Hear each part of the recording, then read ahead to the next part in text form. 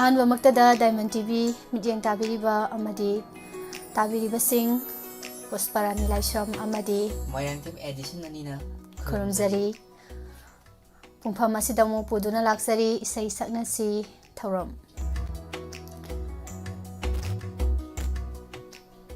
ꯑꯩꯈꯣꯏꯅ ꯁꯨꯝ ꯁꯛꯄꯁꯦ ꯍꯣꯏ ꯏꯆꯦ ꯅꯨꯡꯉꯥꯏꯇꯦ ꯃꯌꯥꯝꯁꯨ ꯑꯃꯨꯛ ꯁꯛꯍꯟꯁꯦꯕꯀꯣ ꯍꯣꯏ ꯍꯣꯏ ꯅꯨꯡꯊꯤꯜꯒꯤ ꯑꯌꯨꯛ ꯅꯨꯡꯊꯤꯜꯒꯤ ꯄ꯭ꯔꯣꯒ꯭ꯔꯥꯝꯗ ꯏꯁꯩ ꯈꯟꯕ ꯑꯗꯨꯒ ꯆꯥꯠꯇ ꯑꯃꯨꯛ ꯏꯁꯩ ꯈꯟꯕ ꯊꯧꯔꯝꯁꯤꯡ ꯇꯧꯈ꯭ꯔꯦ ꯍꯧꯖꯤꯛꯅ ꯑꯃꯨꯛ ꯏꯁꯩ ꯁꯛꯍꯟꯁꯤ ꯃꯌꯥꯝꯁꯦ ꯀꯣꯂꯔꯁꯤꯡ ꯍꯧꯖꯤꯛ ꯈꯨꯄꯤ ꯃꯊꯧ ꯇꯧꯕ ꯍꯧꯔꯝꯃꯅꯤ ꯐꯪꯍꯧꯕꯁꯤꯡꯅ ꯅꯣꯛꯆꯗꯣꯏꯅꯤ ꯏꯁꯩ ꯑꯃ ꯁꯛꯇꯣꯛꯈ꯭ꯔꯦꯅ ꯐꯪꯍꯧꯗꯕꯁꯤꯡꯅ ꯇꯥꯛꯁꯤ ꯁꯣꯟꯗꯅ ꯂꯩꯗꯣꯏꯅꯤ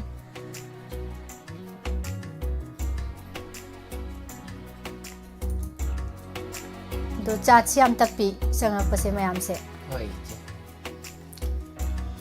ꯅꯤꯡꯊꯧꯖꯝ ꯗꯥꯃꯦꯟ ꯊꯥꯒꯠꯆꯔꯤ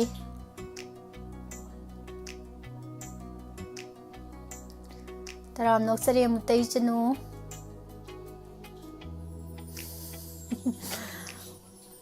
ꯖꯣꯌꯥꯁꯦ ꯉꯁꯥꯏꯗꯩ ꯉꯥꯏꯕꯗꯣ ꯋꯥꯔꯝꯗꯧ ꯃꯥꯜꯂꯦ ꯄꯨꯡꯁꯦ ꯍꯦꯜꯂꯛꯄꯁꯤꯗꯀꯣ ꯑꯁ ꯍꯣꯏ ꯃꯥꯅ ꯉꯥꯡꯉꯝꯗꯣꯏꯁꯦ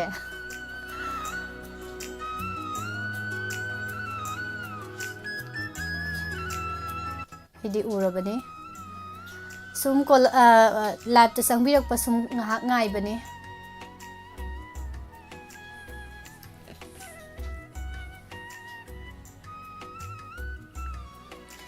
ꯆꯥꯠꯇ ꯇꯞꯄꯤꯁꯦ ꯀꯣꯜꯗ ꯂꯣꯏꯅ ꯄꯥꯏꯁꯤꯜꯂꯛꯑꯅꯤ ꯍꯥꯏꯁꯦ ꯕꯤꯅꯥꯔꯥꯅꯤ ꯍꯩꯀ꯭ꯔꯨꯖꯝ ꯇꯔꯥꯝ ꯅꯣꯛꯆꯔꯤ ꯊꯧꯔꯝ ꯑꯁꯤꯗ ꯑꯩꯈꯣꯏꯅ ꯁꯤꯖꯤꯟꯅꯖꯔꯤꯕ ꯅꯝꯕꯔ 7005707808 ꯅꯝꯕꯔ ꯑꯁꯤꯗ ꯀꯣꯜ ꯇꯧꯕꯤꯔꯛꯇꯨꯅ ꯑꯗꯣꯝ ꯑꯗꯣꯝꯒꯤ ꯍꯩꯖꯕ ꯏꯁꯩ ꯑꯃꯃꯝꯇꯪ ꯁꯛꯄꯤꯗꯨꯅ ꯊꯧꯔꯝ ꯑꯁꯤꯕꯨ ꯃꯄꯨꯡ ꯐꯥꯍꯟꯕꯤꯌꯨ ꯀꯣꯂꯔꯒꯤꯗꯤ ꯉꯁꯥꯏꯗꯒꯤ ꯔꯦꯗꯤꯗ ꯂꯩꯈ꯭ꯔꯕꯅꯦꯕ ꯏꯁꯩ ꯉꯪꯅꯕꯒꯤ ꯑꯗꯣ ꯇꯥꯕꯤꯅꯕ ꯃꯤ ꯚꯥꯕꯣꯛ ꯌꯥꯝꯗ꯭ꯔꯤꯕꯅꯤꯅ ꯂꯤꯂꯥ ꯍꯧꯖꯗꯕꯅꯦꯕ ꯁꯣꯅꯤ ꯇꯔꯥꯝ ꯅꯣꯛꯆꯔꯤ ꯃꯃꯥ ꯁꯈꯤ ꯇꯔꯥꯝ ꯅꯣꯛꯆꯔꯤ ꯃꯃꯥ ꯊꯥꯏꯕꯦꯝꯃ ꯊꯣꯛꯆꯣꯝ ꯔꯥꯀꯦꯁ ꯋꯥꯍꯦꯡꯕꯝ ꯇꯔꯥꯝ ꯅꯣꯛꯆꯔꯤ ꯏꯕꯨꯡ ꯑꯟꯖꯟ ꯇꯔꯥꯝ ꯅꯣꯛꯆꯔꯤ ꯍꯣꯖꯥꯏ ꯉꯥꯛꯄ ꯏꯕꯨꯡꯅꯤ ꯈꯔꯗꯤ ꯌꯥꯝꯁꯤꯜꯂꯛꯑꯦ ꯑꯗꯣ ꯅꯝꯕꯔ ꯁ꯭ꯀ꯭ꯔꯤꯟꯗ ꯊꯣꯛꯍꯟꯖꯗ꯭ꯔꯦ ꯃꯌꯥꯝ ꯗꯥꯏꯃꯟ ꯇꯤꯚꯤꯒꯤ ꯀꯣꯟꯇꯦꯛ ꯅꯝꯕꯔ 7005707808 ꯅꯝꯕꯔꯁꯤꯗ ꯀꯣꯜ ꯇꯧꯁꯤꯟꯕꯤꯌꯨ ꯏꯁꯩ ꯑꯃꯃꯝꯇꯪ ꯈꯨꯗꯣꯜꯕꯤꯔꯝꯃꯨ ꯉꯁꯤꯒꯤ ꯅꯨꯡꯁꯤꯔꯕ ꯅꯨꯡꯉꯥꯏꯔꯕ ꯏꯪꯂꯕ ꯅꯨꯃꯤꯗꯥꯡꯒꯤ ꯃꯇꯝꯁꯤꯗ ꯁꯨꯔꯋꯥꯡ ꯉꯥꯏꯕ ꯋꯥꯏꯗ ꯏꯁꯩ ꯍꯥꯏꯁꯦ ꯁꯛꯄꯤꯔꯛꯀꯗꯧꯅꯤꯀꯣ ꯉꯥꯏꯕꯤꯒꯅꯨ ꯑꯗꯣꯝꯁꯨ ꯑꯗꯨꯝ ꯀꯣꯜ ꯇꯧꯁꯟꯕꯤꯔꯒ ꯍꯦꯛꯇ ꯁꯛꯆꯟꯕꯤꯔꯛꯑꯣ ꯑꯩꯈꯣꯏꯒꯤꯗꯤ ꯀꯣꯕꯤ ꯁꯥꯛ ꯆꯥꯏ ꯑꯦꯗꯤꯁꯟ ꯍꯣꯏꯒꯤꯗꯤ ꯀꯩ ꯆꯥꯏ ꯏꯆꯦ ꯀꯥꯡꯁꯣꯏ ꯑꯣꯏꯅ ꯑꯗꯨꯝ ꯆꯥꯖꯔꯛꯑꯦ ꯄ꯭ꯔꯣꯒꯥꯝ ꯂꯣꯏꯔꯒ ꯊꯔꯣꯏ ꯑꯃꯨꯛ ꯆꯥꯗꯣꯏꯅꯤ ꯏꯆꯦ ꯂꯥꯡꯂꯦꯟꯇꯣꯟ ꯇꯔꯥꯝ ꯅꯣꯛꯆꯔꯤ ꯏꯀꯥꯏꯕꯅ ꯅꯨꯡꯄꯥꯜ ꯑꯣꯜꯂꯤꯗꯣ ꯅꯪꯒꯤ ꯊꯃꯣꯏꯕꯨ ꯀꯜꯂꯛꯆꯔꯨꯕꯤ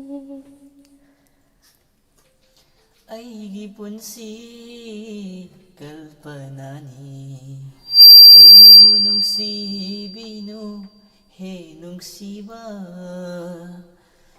ꯑꯩꯒꯤ ꯄꯨꯟꯁꯤ ꯀꯜꯄꯅꯥꯅꯤ ꯑꯩꯕꯨ ꯅꯨꯡꯁꯤꯕꯤꯅꯨ ꯍꯦ ꯅꯨꯡꯁꯤꯕ ꯌꯥꯝ ꯐꯖꯕ ꯏꯁꯩꯅꯤ ꯑꯩ ꯇꯠꯈ꯭ꯔꯒꯦ ꯇꯧꯕꯅꯦꯕꯀꯣ ꯑꯗꯣ ꯏꯄꯥꯅ ꯇꯠꯍꯜꯂꯛꯇꯕꯁꯤꯗꯤ ꯑꯁ ꯈꯨꯅꯨꯡꯉꯥꯏ ꯑꯃꯅꯦ ꯑꯂꯤ ꯑꯁꯠ ꯑꯩꯉꯣꯟꯗ ꯀꯣꯜ ꯑꯝꯇ ꯇꯧꯕꯤꯔꯛꯑꯣ ꯏꯁꯩ ꯁꯛꯅꯤꯡꯕꯅ ꯌꯥꯗ꯭ꯔꯦ ꯑꯗ ꯇꯥꯏꯌꯦ ꯁꯨꯃꯥꯏꯅ ꯇꯧꯕꯁꯨ ꯌꯥꯏꯌꯦ ꯑꯦꯗꯤꯁꯟ ꯗꯥꯏꯂꯣꯛ ꯇꯧꯅꯤꯡꯕ ꯏꯁꯩ ꯁꯛꯅꯤꯡꯕꯁꯤꯡꯁꯦ ꯇꯦꯛꯁ ꯇꯧꯍꯜꯂꯛꯑꯕꯀꯣ ꯍꯣꯏ ꯍꯣꯏ ꯅꯝꯕꯔ ꯏꯁꯩ ꯁꯛꯆꯒꯦ ꯑꯗꯒꯤ ꯗꯥꯏꯂꯣꯛ ꯇꯧꯖꯒꯦ ꯍꯥꯏꯕ ꯂꯤꯁ ꯑꯃ ꯍꯣꯏ ꯍꯣꯏ ꯑꯩꯈꯣꯏꯅ ꯂꯥꯎꯊꯣꯛꯑꯦꯗꯅꯀꯣ ꯍꯣꯏ ꯑꯗꯨꯒ ꯀꯣꯜꯁꯦ ꯇꯧꯁꯟꯕ ꯑꯩꯈꯣꯏꯅ ꯉꯁꯥꯏꯒꯤ ꯅꯝꯕꯔ ꯄꯤꯔꯛꯄ ꯁꯛꯀꯦꯒ ꯍꯥꯏꯕꯁꯤꯡꯗꯣ ꯍꯣꯏ ꯍꯣꯏ ꯃꯗꯨꯁꯨ ꯌꯥꯝ ꯅꯨꯡꯉꯥꯏꯗꯧ ꯃꯥꯜꯂꯦ ꯏꯆꯦ ꯃꯩ ꯇꯥꯅꯤ ꯉꯁꯥꯏꯒꯤ ꯃꯦꯁꯦꯖꯇ ꯏꯊꯣꯛꯎꯔꯒꯅꯦ ꯉꯁꯥꯏ ꯐꯣꯟ ꯇꯧꯁꯜꯂꯛꯄꯗꯨꯗ ꯉꯥꯎꯈꯤꯗꯅꯅꯦ ꯄꯥꯈꯠꯇ꯭ꯔꯛ ꯀꯣꯏꯆꯦꯟ ꯆꯦꯟꯗꯅ ꯑꯃꯨꯛ ꯂꯩꯔꯝꯗꯅ ꯇꯧꯋꯦꯕꯀꯣ ꯈꯪꯍꯧꯗꯅ ꯀꯣꯜꯒ ꯇꯧꯁꯜꯂꯛꯄꯁꯦ ꯑꯩꯈꯣꯏ ꯌꯥꯎꯈ꯭ꯔꯦ ꯔꯦꯗꯤꯑꯣꯗ ꯂꯩꯔꯤꯉꯩꯗ ꯑꯩꯈꯣꯏ ꯁ꯭ꯇꯥꯐꯁꯤꯡꯅ ꯌꯨꯝꯗ ꯂꯩꯈꯤꯕ ꯁ꯭ꯇꯥꯐꯁꯤꯡꯗ ꯅꯨꯃꯤꯗꯥꯡ ꯄꯨꯍꯧꯕꯁꯤꯡꯅ ꯀꯣꯜ ꯇꯧꯁꯜꯂꯒ ꯑꯩꯈꯣꯏ ꯍꯩꯖꯕ ꯑꯁꯨꯝ ꯎꯠꯂꯛꯑꯣ ꯉꯁꯤ ꯃꯌꯥꯝꯅ ꯀꯩꯅꯣ ꯇꯧ ꯀꯩꯀꯩ ꯐꯣꯡꯗꯣꯛꯄꯤꯔꯛꯑꯣ ꯀꯥꯏꯅ ꯀꯣꯜ ꯇꯧꯁꯜꯂꯛꯈꯤꯕꯀꯣ ꯑꯩꯁꯦ ꯀꯩꯅꯣ ꯍꯤꯞꯄꯝꯕꯅꯦꯕ ꯑꯩ ꯐꯨꯛ ꯂꯥꯎ ꯍꯧꯒꯠꯂꯒꯅꯤ ꯍꯥꯏꯅ ꯈꯛ ꯆꯦꯡ ꯈꯞꯄꯗꯧꯅ ꯈꯞꯄ ꯂꯩꯕꯨ ꯇꯧꯋꯦꯕ ꯑꯗꯣ ꯇꯧꯗꯣꯏꯅꯦ ꯃꯌꯥꯝꯁꯨ ꯁꯣꯏꯗꯅ ꯔꯤꯅꯥ ꯊꯥꯡꯖꯝ ꯇꯔꯥꯝ ꯅꯣꯛꯆꯔꯤ ꯅꯦꯅꯦ ꯑꯔꯨꯅꯤ ꯑꯀꯣꯏꯖꯝ ꯁꯤꯇꯣꯝꯖꯤꯠ ꯇꯔꯥꯝ ꯅꯣꯛꯆꯔꯤ ꯉꯁꯥꯏꯒꯤ ꯏꯀꯥꯏꯕꯅ ꯅꯣꯡ ꯄꯥꯜ ꯑꯣꯜꯂꯦꯗꯣ ꯏꯅꯥꯎ ꯑꯃꯨꯠꯇꯩꯅ ꯈꯜꯂꯛꯄꯅꯦ ꯊꯥꯒꯠꯆꯔꯤ ꯔꯤꯅꯥ ꯑꯩꯈꯣꯏꯒꯤꯗꯤ ꯀꯩꯅꯣ ꯆꯥꯏ ꯀꯣꯕꯤ ꯁꯥꯛ ꯆꯥꯏ ꯅꯣꯛꯂꯛꯈꯤꯅꯤ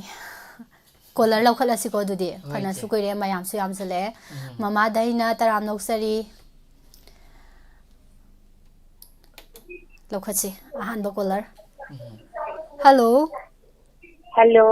ꯑꯩꯈꯣꯏꯒꯤ ꯗꯥꯏꯃꯟꯕꯨ ꯍꯥꯏꯅꯤꯡꯉꯥꯏ ꯂꯩꯇꯅ ꯊꯥꯒꯠꯆꯔꯤ ꯏꯆꯥ ꯑꯅꯤꯕꯨꯁꯨ ꯍꯥꯏꯅꯤꯡꯉꯥꯏ ꯂꯩꯇꯅ ꯊꯥꯒꯠꯆꯔꯤ ꯐꯣꯟ ꯇꯧꯖꯔꯛꯏꯕ ꯑꯩꯒꯤ ꯃꯤꯡ ꯏꯆꯥ ꯑꯅꯤꯒꯤ ꯈꯣꯟꯖꯦꯜꯗꯒꯤ ꯇꯥꯖꯅꯤꯡꯕ ꯍꯥꯏꯇꯥꯔꯦ ꯃꯃꯥ ꯔꯤꯇꯥ ꯊꯣꯛꯅ ꯅꯨꯡꯁꯤꯔꯦꯗ ꯊꯥꯒꯠꯆꯔꯤ ꯃꯃꯥ ꯔꯤꯇꯥ ꯊꯣꯡꯖꯨꯗꯒꯤ ꯌꯥꯎꯕꯤꯔꯛꯄ ꯀꯔꯤ ꯃꯊꯦꯜ ꯆꯥꯕꯤꯔꯒꯦ ꯃꯃꯥꯕꯨ ꯑꯣ ꯉꯥ ꯊꯣꯡꯕ ꯆꯥꯖꯩꯌꯦ ꯑꯩꯁ ꯃꯊꯦꯜꯁꯤꯗꯤ ꯏꯆꯦ ꯃꯊꯦꯜꯗꯤ ꯍꯧꯖꯤꯛ ꯃꯇꯝꯁꯤꯗꯤꯅꯦ ꯃꯊꯦꯜꯁꯦ ꯌꯥꯔꯤꯈꯩ ꯍꯪꯉꯔꯣꯏꯗꯧꯕꯅꯦ ꯍꯣꯏ ꯀꯩꯒꯤꯅꯣ ꯍꯥꯏꯀꯥꯟꯗ ꯀꯩꯅꯣꯝ ꯇꯧꯋꯦꯕ ꯆꯥꯛ ꯇꯣꯛꯈ꯭ꯔꯁꯨ ꯑꯗꯨꯒ ꯆꯥꯗ꯭ꯔꯤꯉꯩꯗꯒ ꯍꯪꯉꯨꯕꯁꯤꯗꯤ ꯑꯁ ꯂꯣꯏꯔꯦ ꯃꯃꯥ ꯏꯁꯩ ꯐꯖꯕ ꯑꯃ ꯃꯃꯥꯗꯒꯤ ꯇꯥꯖꯍꯧꯕ ꯇꯥꯔꯤ ꯃꯃꯥ ꯀꯔꯝꯕ ꯏꯁꯩ ꯉꯪꯕꯤꯗꯣꯔꯤ ꯑꯣ ꯃꯌꯥꯝ ꯄꯨꯝꯅꯃꯛꯄꯨꯁꯨ ꯏꯆꯥ ꯑꯅꯤꯕꯨꯁꯨ ꯇꯥꯍꯟꯖꯒꯦ ꯍꯣꯏ ꯑꯗꯨꯒ ꯉꯔꯥꯡꯗꯒꯤ ꯈ꯭ꯔꯤꯁꯃꯥꯁꯀꯤ ꯑꯣꯏꯅ ꯑꯃꯗꯤ ꯀꯩ ꯍꯥꯏꯇꯥꯔꯦ ꯆꯍꯤ ꯂꯣꯏꯔꯛꯄꯒꯤ ꯕꯥꯏ ꯕꯥꯏꯒꯤ ꯍꯧꯔꯛꯄ ꯃꯥꯜꯂꯦ ꯉꯔꯥꯡꯁꯦ ꯍꯣꯏ ꯑꯗꯨꯝ ꯍꯧꯖꯔꯛꯑꯕꯅꯦ ꯃꯃꯥ ꯉꯔꯥꯡꯗꯒꯤ ꯑꯗꯨꯝ ꯃꯈꯥ ꯇꯥꯅ ꯑꯗꯨꯝ ꯑꯩꯈꯣꯏ ꯅ꯭ꯌꯨ ꯏꯌꯔ ꯕꯕꯥꯏꯕꯨ ꯁꯨꯝ ꯅꯨꯡꯉꯥꯏꯅꯕ ꯑꯗꯨꯝ ꯈꯔ ꯑꯗꯨꯝ ꯍꯣꯠꯅꯖꯔꯛꯑꯗꯧꯅꯤ ꯉꯔꯥꯡꯁꯨ ꯌꯥꯝ ꯅꯣꯛꯅꯈꯤ ꯑꯩꯈꯣꯏꯒꯤ ꯋꯥꯔꯤ ꯅꯨꯡꯉꯥꯏꯕ ꯂꯤꯔꯛꯄ ꯊꯔꯣꯏꯒꯤ ꯋꯥꯔꯤꯗꯣ ꯏꯃꯥ ꯃꯃꯥ ꯁꯈꯤꯅ ꯑꯗꯣ ꯊꯔꯣꯏ ꯄꯜꯂꯛꯄꯗ ꯉꯔꯥꯡꯒꯤ ꯏꯗꯣꯝꯆꯥ ꯇꯥꯃꯨꯕꯤꯒꯤ ꯋꯥꯔꯤꯅ ꯍꯥꯏꯔꯛꯏꯁꯦ ꯉꯔꯥꯡꯒꯤ ꯋꯥꯔꯤꯗꯣ ꯍꯣꯏ ꯊꯔꯣꯏ ꯂꯩꯀꯥꯏ ꯀꯣꯏꯕꯩ ꯋꯥꯔꯤꯗꯣ ꯑꯗꯨꯕꯨꯗꯤ ꯄꯤ ꯀꯥꯏꯗ ꯅꯣꯛꯄꯗ ꯍꯣꯏ ꯍꯣꯏ ꯃꯃꯥ ꯑꯗꯨꯗꯤ ꯏꯁꯩ ꯇꯥꯊꯣꯛꯁꯤꯀꯣ ꯍꯣꯏ ꯑꯗꯨꯒ ꯉꯔꯥꯡ ꯐꯣꯟ ꯐꯪꯖꯗꯕ ꯃꯔꯝꯅ ꯉꯁꯤꯁꯦ ꯑꯍꯥꯟꯕꯗ ꯍꯦꯛꯇ ꯇꯧꯖꯔꯛꯄ ꯍꯥꯏꯇꯥꯔꯦ ꯐꯣꯟꯁꯦ ꯌꯥꯝ ꯅꯨꯡꯉꯥꯏꯖꯔꯦ ꯃꯃꯥ ꯑꯗꯨꯗꯤ ꯏꯁꯩ ꯍꯧꯖꯔꯒꯦ ꯐꯥꯕ ꯐꯥꯗꯕ ꯍꯦꯛꯇ ꯁꯛꯑꯗꯕꯅꯤ ꯍꯣꯏ ꯑꯩꯒꯤ ꯄꯨꯟꯁꯤ ꯅꯪꯒ ꯀꯔꯤ ꯊꯣꯛꯅꯩ ꯑꯩꯒ ꯍꯨꯟꯗꯣꯛꯀꯦ ꯉꯝꯗꯦ ꯄꯨꯕ ꯋꯥꯔꯤ ꯑꯩꯒꯤ ꯄꯨꯟꯁꯤ ꯅꯪꯒ ꯀꯔꯤ ꯊꯣꯛꯅꯩ ꯑꯩꯒ ꯍꯨꯟꯗꯣꯛꯀꯦ ꯉꯝꯗꯦ ꯄꯨꯕ ꯋꯥꯔꯤ ꯃꯪꯂꯥꯟꯗ ꯇꯧꯔꯤ ꯑꯩꯍꯥꯛꯀꯤ ꯊꯋꯥꯏ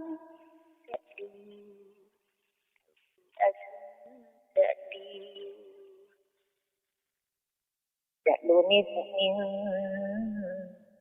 ꯋꯥꯈꯜꯒꯤ ꯇꯝꯌꯥꯗ ꯅꯤꯡꯁꯤꯡ ꯃꯃꯤ ꯇꯥꯗꯕ ꯂꯝꯗ ꯑꯩꯒꯤ ꯅꯪꯒ ꯀꯔꯤ ꯊꯣꯛꯅꯩ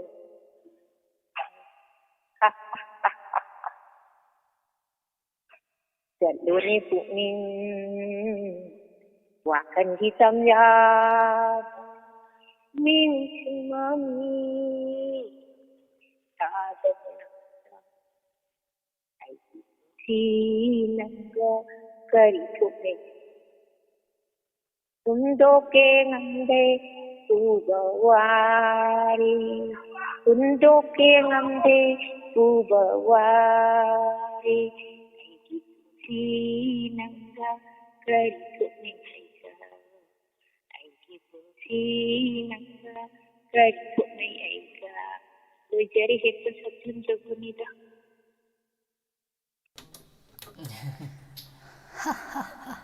ꯑꯩꯅ ꯌꯥꯝ ꯃꯥꯜꯂꯦ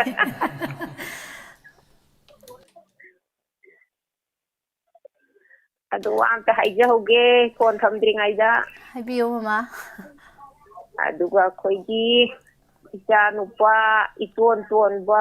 ꯈꯣꯟꯇ꯭ꯔꯥꯛꯄꯝ ꯖꯤꯕꯟꯒ ꯏꯆꯥ ꯅꯨꯄꯤ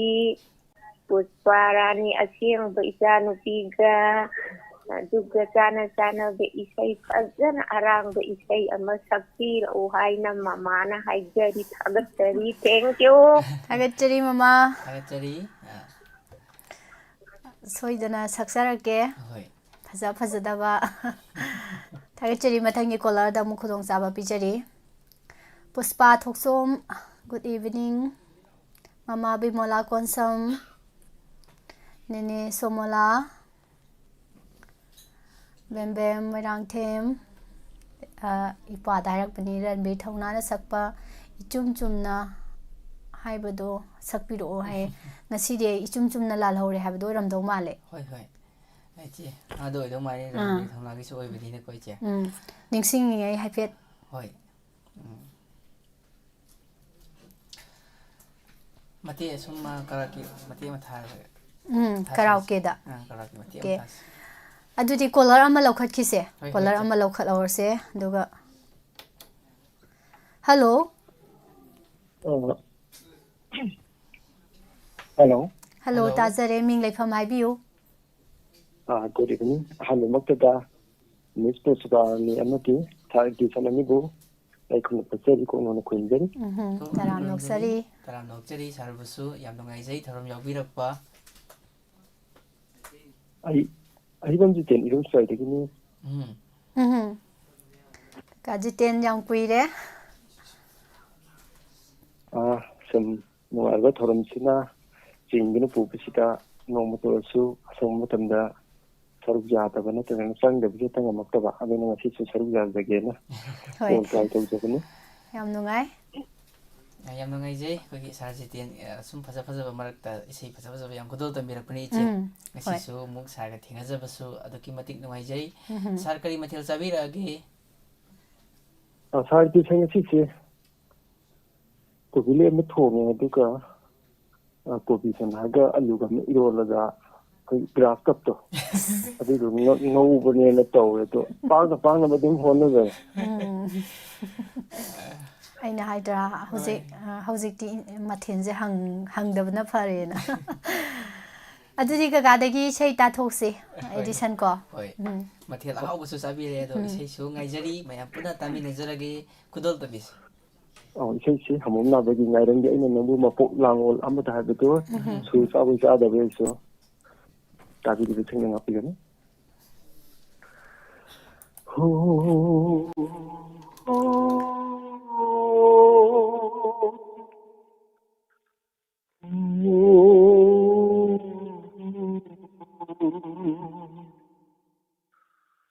ꯉꯥꯏꯔꯝꯒꯦ ꯑꯩꯅ ꯅꯪꯕꯨ ꯃꯄꯣꯛ ꯂꯥꯡꯑꯣꯜ ꯑꯃꯗ ꯃꯄꯣꯛ ꯂꯥꯡꯑꯣꯜ ꯑꯃꯗ ꯂꯩꯔꯥꯡ ꯑꯣꯏꯅ ꯁꯥꯠꯂꯝꯃꯨ ꯈꯣꯏꯃꯨ ꯑꯣꯏꯅ ꯉꯥꯡꯂꯒꯦ ꯈꯥꯗ ꯑꯣꯏꯅ ꯉꯥꯜꯂꯝꯃꯨ ꯅꯉꯥꯜꯗ ꯅꯣꯡꯏꯟ ꯑꯣꯏꯔꯒꯦ ꯉꯥꯏꯔꯝꯒꯦ ꯑꯩꯅ ꯅꯪꯕꯨ ꯃꯄꯣꯛ ꯂꯥꯡꯑꯣꯜ ꯑꯃꯗ ꯄꯨꯜꯂꯕꯅꯤ ꯑꯩꯗꯤ ꯇꯥꯏꯕꯪꯒꯤ ꯊꯧꯔꯤꯅ ꯄꯨꯜꯂꯕꯅꯤ ꯑꯩꯗꯤ ꯇꯥꯏꯕꯪꯒꯤ ꯊꯧꯔꯤꯅ ꯅꯪꯒꯤ ꯃꯤꯅꯣꯛ ꯑꯃꯗ ꯑꯩꯒꯤ ꯋꯥꯈꯜ ꯁꯔꯒ ꯌꯧꯏ ꯅꯪꯒꯤ ꯋꯥꯉꯥꯡ ꯑꯃꯗ ꯑꯩꯒꯤ ꯋꯥꯈꯜ ꯄꯥꯇꯥꯜ ꯌꯧꯏ ꯉꯥꯏꯔꯝꯒꯦ ꯑꯩꯅ ꯅꯪꯕꯨ ꯃꯄꯣꯛ ꯂꯥꯡꯉꯣꯜ ꯑꯃꯗ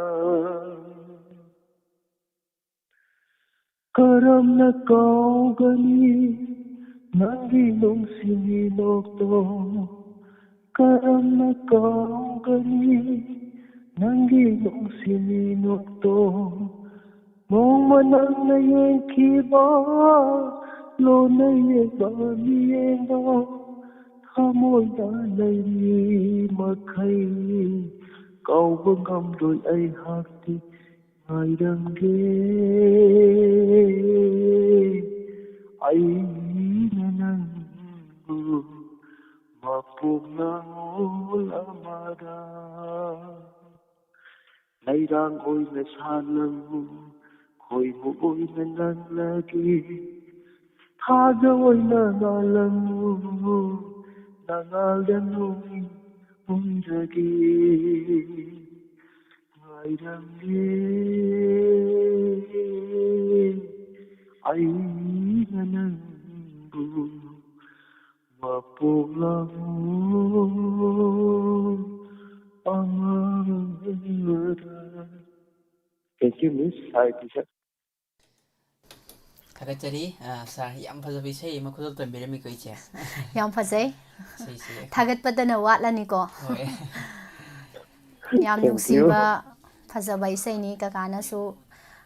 ꯑꯗꯨꯃꯛ ꯐꯖꯅ ꯈꯨꯗꯣꯜ ꯇꯝꯕꯤꯔꯝꯃꯤ ꯍꯟꯅ ꯍꯟꯅ ꯊꯥꯒꯠꯆꯔꯤ ꯀꯀꯥ Miss ꯑꯩꯗꯤ ꯏꯁꯩꯁꯦ ꯑꯏꯪꯕ ꯑꯇꯞꯄꯁꯤꯗ ꯈꯔ ꯍꯦꯟꯅ ꯈꯣꯏꯗꯥꯖꯩ ꯍꯣꯏ ꯑꯗꯨꯅ ꯆꯥꯗ ꯁꯨꯝ ꯂꯝꯗꯝ ꯇꯤꯚꯤꯒꯤ ꯆꯦꯅꯦꯜꯁꯤꯗ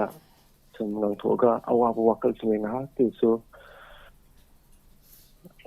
ꯂꯥꯞꯊꯣꯛꯄ ꯌꯥꯒꯗ꯭ꯔꯅ ꯁꯨꯝ ꯍꯣꯏ ꯆꯨꯖꯥꯛꯁꯨ ꯉꯥꯡꯖꯔꯛꯄꯅꯤ ꯀꯩꯁꯨ ꯀꯥꯏꯗꯦ ꯑꯗꯨꯝ ꯃꯔꯛ ꯃꯔꯛ ꯑꯗꯨꯝ ꯏꯁꯩ ꯑꯃꯃꯝ ꯑꯗꯨꯝ ꯁꯛꯁꯦ ꯅꯍꯥ ꯑꯣꯏꯊꯣꯛꯅꯕꯀꯣ ꯀꯀꯥ ꯍꯣꯏ ꯍꯣꯏ ꯊꯥꯒꯠꯆꯔꯤ ꯃꯊꯪꯒꯤ ꯀꯣꯂꯔꯗ ꯑꯃꯨꯛ ꯈꯨꯗꯣꯡꯆꯥꯕ ꯄꯤꯖꯒꯦ ꯊꯦꯡꯛ ꯌꯨ ꯂꯤꯟꯊꯣꯏ ꯇꯔꯥꯝ ꯅꯣꯛꯆꯔꯤ ꯏꯕꯨꯡ ꯁꯣꯃꯥꯅꯟꯗ ꯅꯦꯅꯦ ꯁꯥꯟꯇꯤ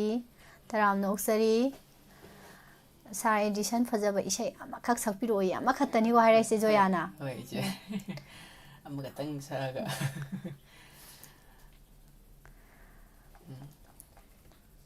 ꯏꯁꯩ ꯉꯁꯥꯏꯒꯤ ꯉꯁꯤꯗꯤ ꯏꯆꯨꯝ ꯆꯨꯝꯅ ꯂꯥꯜꯍꯧꯔꯦꯗꯣ ꯏꯄ꯭ꯋꯥꯗꯒꯤ ꯂꯥꯟꯊꯣꯛꯆꯍꯜꯂꯛꯀꯦ ꯒꯥꯏꯇ꯭ꯔꯤ ꯌꯦꯡꯈꯣꯝ ꯇꯔꯥꯝ ꯅꯣꯛꯆꯔꯤ ꯇꯣꯡꯕ꯭ꯔꯝ ꯁꯨꯔꯖꯤꯠ ꯆꯦ ꯁꯥꯔꯥꯅꯤꯒꯤ ꯏꯁꯩ ꯑꯃ ꯇꯣꯜꯂꯦ ꯑꯗꯣ ꯏꯆꯦꯒꯤ ꯏꯁꯩꯗꯣ ꯇꯥꯝꯅꯔꯁꯨ ꯀꯥꯎꯅꯒꯨꯝꯁꯤꯀꯣ ꯍꯥꯏꯕꯗꯨꯔ ꯏꯆꯦ ꯑꯝꯇꯒ ꯍꯥꯏꯕꯤꯔꯛꯑꯣ ꯀꯀꯥ ꯗꯣꯕꯥ ꯈꯨꯔꯥꯏꯖꯝ ꯑꯁ ꯑꯦꯗꯤꯁꯟ ꯉꯁꯥꯏ ꯀꯃꯥꯏꯅ ꯇꯧꯒꯦꯗꯅꯦ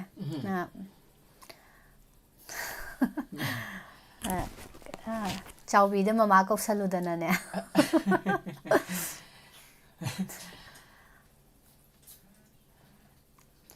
ꯊꯥꯒꯠꯆꯔꯤ ꯄꯨꯔꯅꯤꯃꯥ ꯁꯦꯔꯥꯝ ꯗꯤꯅꯤ ꯂꯥꯏꯁ꯭ꯔꯝ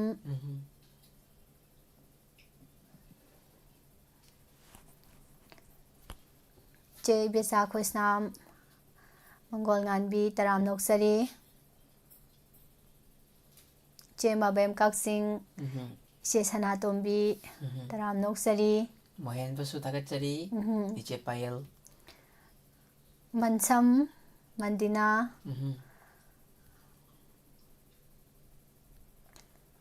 ꯇꯔꯥꯝ ꯅꯣꯛꯆꯔꯤ ꯃꯌꯥꯝꯁꯨ ꯏꯁꯩ ꯁꯨꯝ ꯇꯥꯔꯒ ꯂꯩꯔꯣꯏꯁꯤ ꯃꯌꯥꯝꯁꯨ ꯁꯛꯄ ꯌꯥꯏꯀꯣ ꯃꯌꯥꯝꯗ ꯁꯛꯍꯟꯒꯦꯅ ꯊꯑꯣꯏꯅꯃꯛꯀꯤ ꯊꯧꯔꯝꯁꯤ ꯇꯧꯖꯔꯤꯅꯤ ꯏꯁꯩꯁꯦ ꯍꯧꯔꯛꯄꯗ ꯉꯥꯏ ꯁꯛꯑꯣꯅ ꯍꯥꯏꯖꯟꯕꯤꯔꯦ ꯑꯩꯈꯣꯏꯅꯗꯤ ꯃꯌꯥꯝꯒꯤ ꯑꯣꯏꯅ ꯇꯥꯒꯦꯅ ꯈꯜꯂꯤꯕ ꯍꯣꯏ ꯏꯆꯦ ꯑꯗꯨꯒ ꯁꯛꯑꯣꯅ ꯍꯥꯏꯖꯜꯂꯒ ꯁꯛꯇꯕꯁꯤꯁꯨ ꯑꯃꯨꯛ ꯆꯥꯎꯊꯣꯛꯑꯦ ꯍꯥꯏꯈꯤꯗ꯭ꯔꯅ ꯑꯗꯨꯁꯨ ꯑꯃꯨꯛ ꯈꯟꯕ ꯑꯗꯨ ꯃꯔꯛ ꯃꯔꯛꯇꯁꯨ ꯇꯧꯔꯒ ꯑꯗꯨꯃꯥꯏꯅ ꯇꯧꯔꯁꯤ ꯏꯆꯦ ꯕꯦꯝꯕꯦꯝꯅ ꯈꯟꯕꯤꯔꯛꯄ ꯏꯁꯩꯅꯤ ꯑꯗꯨꯒ ꯏꯆꯦꯕꯨꯁꯨ ꯊꯥꯒꯠꯄꯤꯔꯤ ꯃꯤꯁ ꯉꯁꯤꯗꯤ ꯍꯥꯏꯅꯤꯡꯉꯥꯏ ꯂꯩꯇꯅ ꯐꯖꯩꯀꯣ ꯑꯅ ꯍꯥꯏꯕꯤꯔꯛꯄ ꯉꯁꯤꯗꯤ ꯍꯥꯏꯕ ꯋꯥꯍꯩꯁꯤꯗꯅ ꯃꯍꯦꯜꯂꯦꯁꯦ ꯑꯩꯅ ꯄ꯭ꯔꯣꯛ ꯄ꯭ꯔꯣꯛ ꯆꯥꯏꯁꯦ ꯉꯁꯤꯗꯤ ꯑꯗꯨꯝꯇꯪꯒ ꯂꯧꯊꯣꯛꯄꯤꯌꯨꯗ ꯆꯥꯟꯕꯤꯗꯨꯅ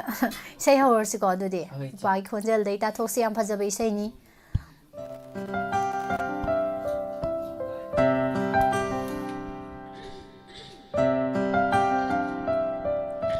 ꯏꯁꯩꯁꯤ ꯌꯥꯝ ꯂꯨꯕ ꯏꯁꯩꯅꯤ ꯑꯗꯣ ꯁꯣꯏꯈꯤꯕ ꯂꯥꯟꯈꯤꯕ ꯌꯥꯎꯔꯁꯨ ꯃꯌꯥꯝꯅ ꯉꯥꯛꯄꯤꯒꯅꯤ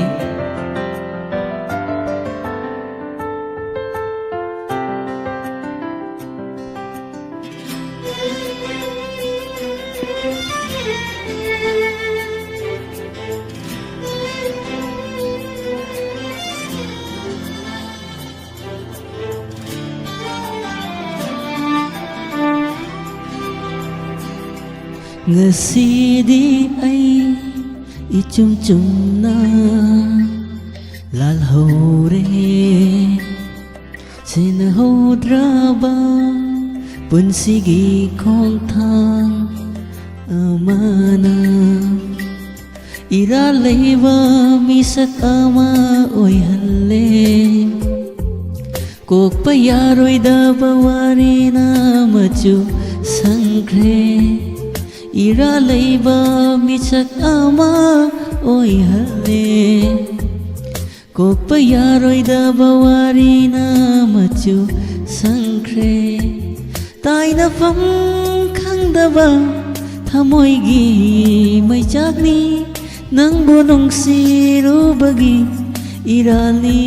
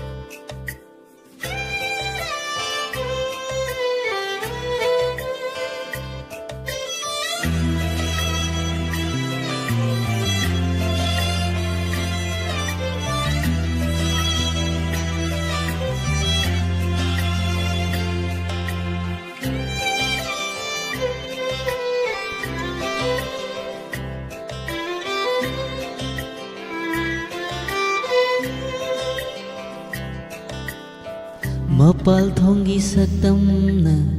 awaba mandraba Aigi mai thong ni aigi mai thong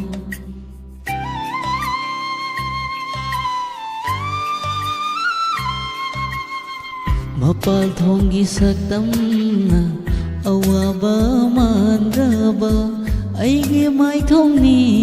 aigi mai thong Thamoy nung sidadi Thamoy chak pawari tana Kaplibani nung tinumit kuding Hanggat pa yadraba Punsigi kong thangse Ningsing ningsing ido Kapchahore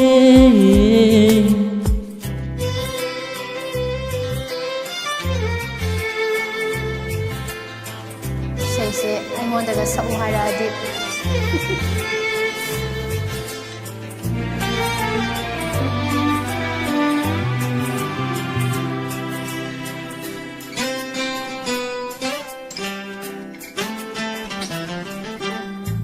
Kautthoknaba hotnariba aigi wakhalsina Ningsingbadi asum hengatlaki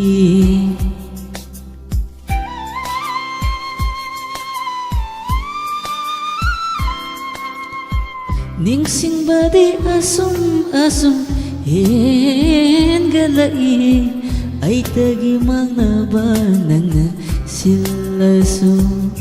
Zaifam naina nangna aibu Sok halasu nang butadi aina Pati hairaroy Ngasidi ay ichum-chum na lalhore Sinahodra ba punsigi kong thang amana Iralang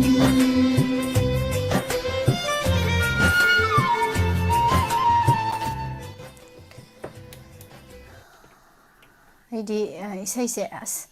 ꯑꯩꯁꯨ ꯉꯪꯕ ꯑꯝꯇ ꯇꯝꯍꯧꯒꯦ ꯀꯥꯏꯅ ꯈꯟꯕꯅꯤ ꯃꯥꯏ ꯑꯩꯗꯤ ꯉꯝꯖꯔꯣꯏ ꯑꯩ ꯊꯥꯒꯠꯆꯔꯤ Johnson ꯊꯣꯛꯁꯣꯝ ꯀꯅꯥꯅ delete ꯇꯧꯕꯤꯈ꯭ꯔꯒꯦ ꯀꯔꯤ ꯍꯥꯏꯔꯨꯔꯒꯦ ꯅꯣꯛꯐꯦꯠ ꯌꯥꯝꯅ ꯐꯖꯩ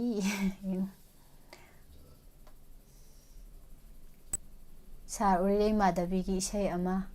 ꯈꯜꯂꯛꯄꯗꯣ ꯑꯃꯨꯛꯇ ꯁꯛꯄꯤꯔꯛꯑꯣ ꯉꯔꯥꯡꯒꯤ ꯑꯣꯏꯅ ꯍꯥꯏꯕ ꯏꯁꯩ ꯑꯃꯈꯛ ꯍꯥꯏꯈꯤꯕꯅꯤ ꯉꯁꯥꯏ ꯑꯃꯗꯩ ꯍꯦꯟꯕ ꯌꯥꯗꯦ ꯍꯣꯏ ꯃꯦꯝꯆꯥ ꯇꯣꯝ ꯇꯔꯥꯝ ꯅꯣꯛꯆꯔꯤ ꯊꯧꯗꯥꯝ ꯑꯁꯥ ꯀꯨꯃꯥꯔ ꯒꯣꯔꯣꯡ ꯒꯣꯔꯣꯡ ꯆꯦꯜꯂꯤ ꯆꯪꯕꯤꯔꯛꯂꯤꯕ ꯃꯌꯥꯝ ꯔꯇꯟ ꯑꯆꯣꯝ ꯏꯆꯦ ꯕꯦꯝꯆꯥ ꯃꯃꯥ ꯕꯤꯃꯣꯂꯇꯥ ꯒꯝꯚꯤꯔ ꯅꯣꯡ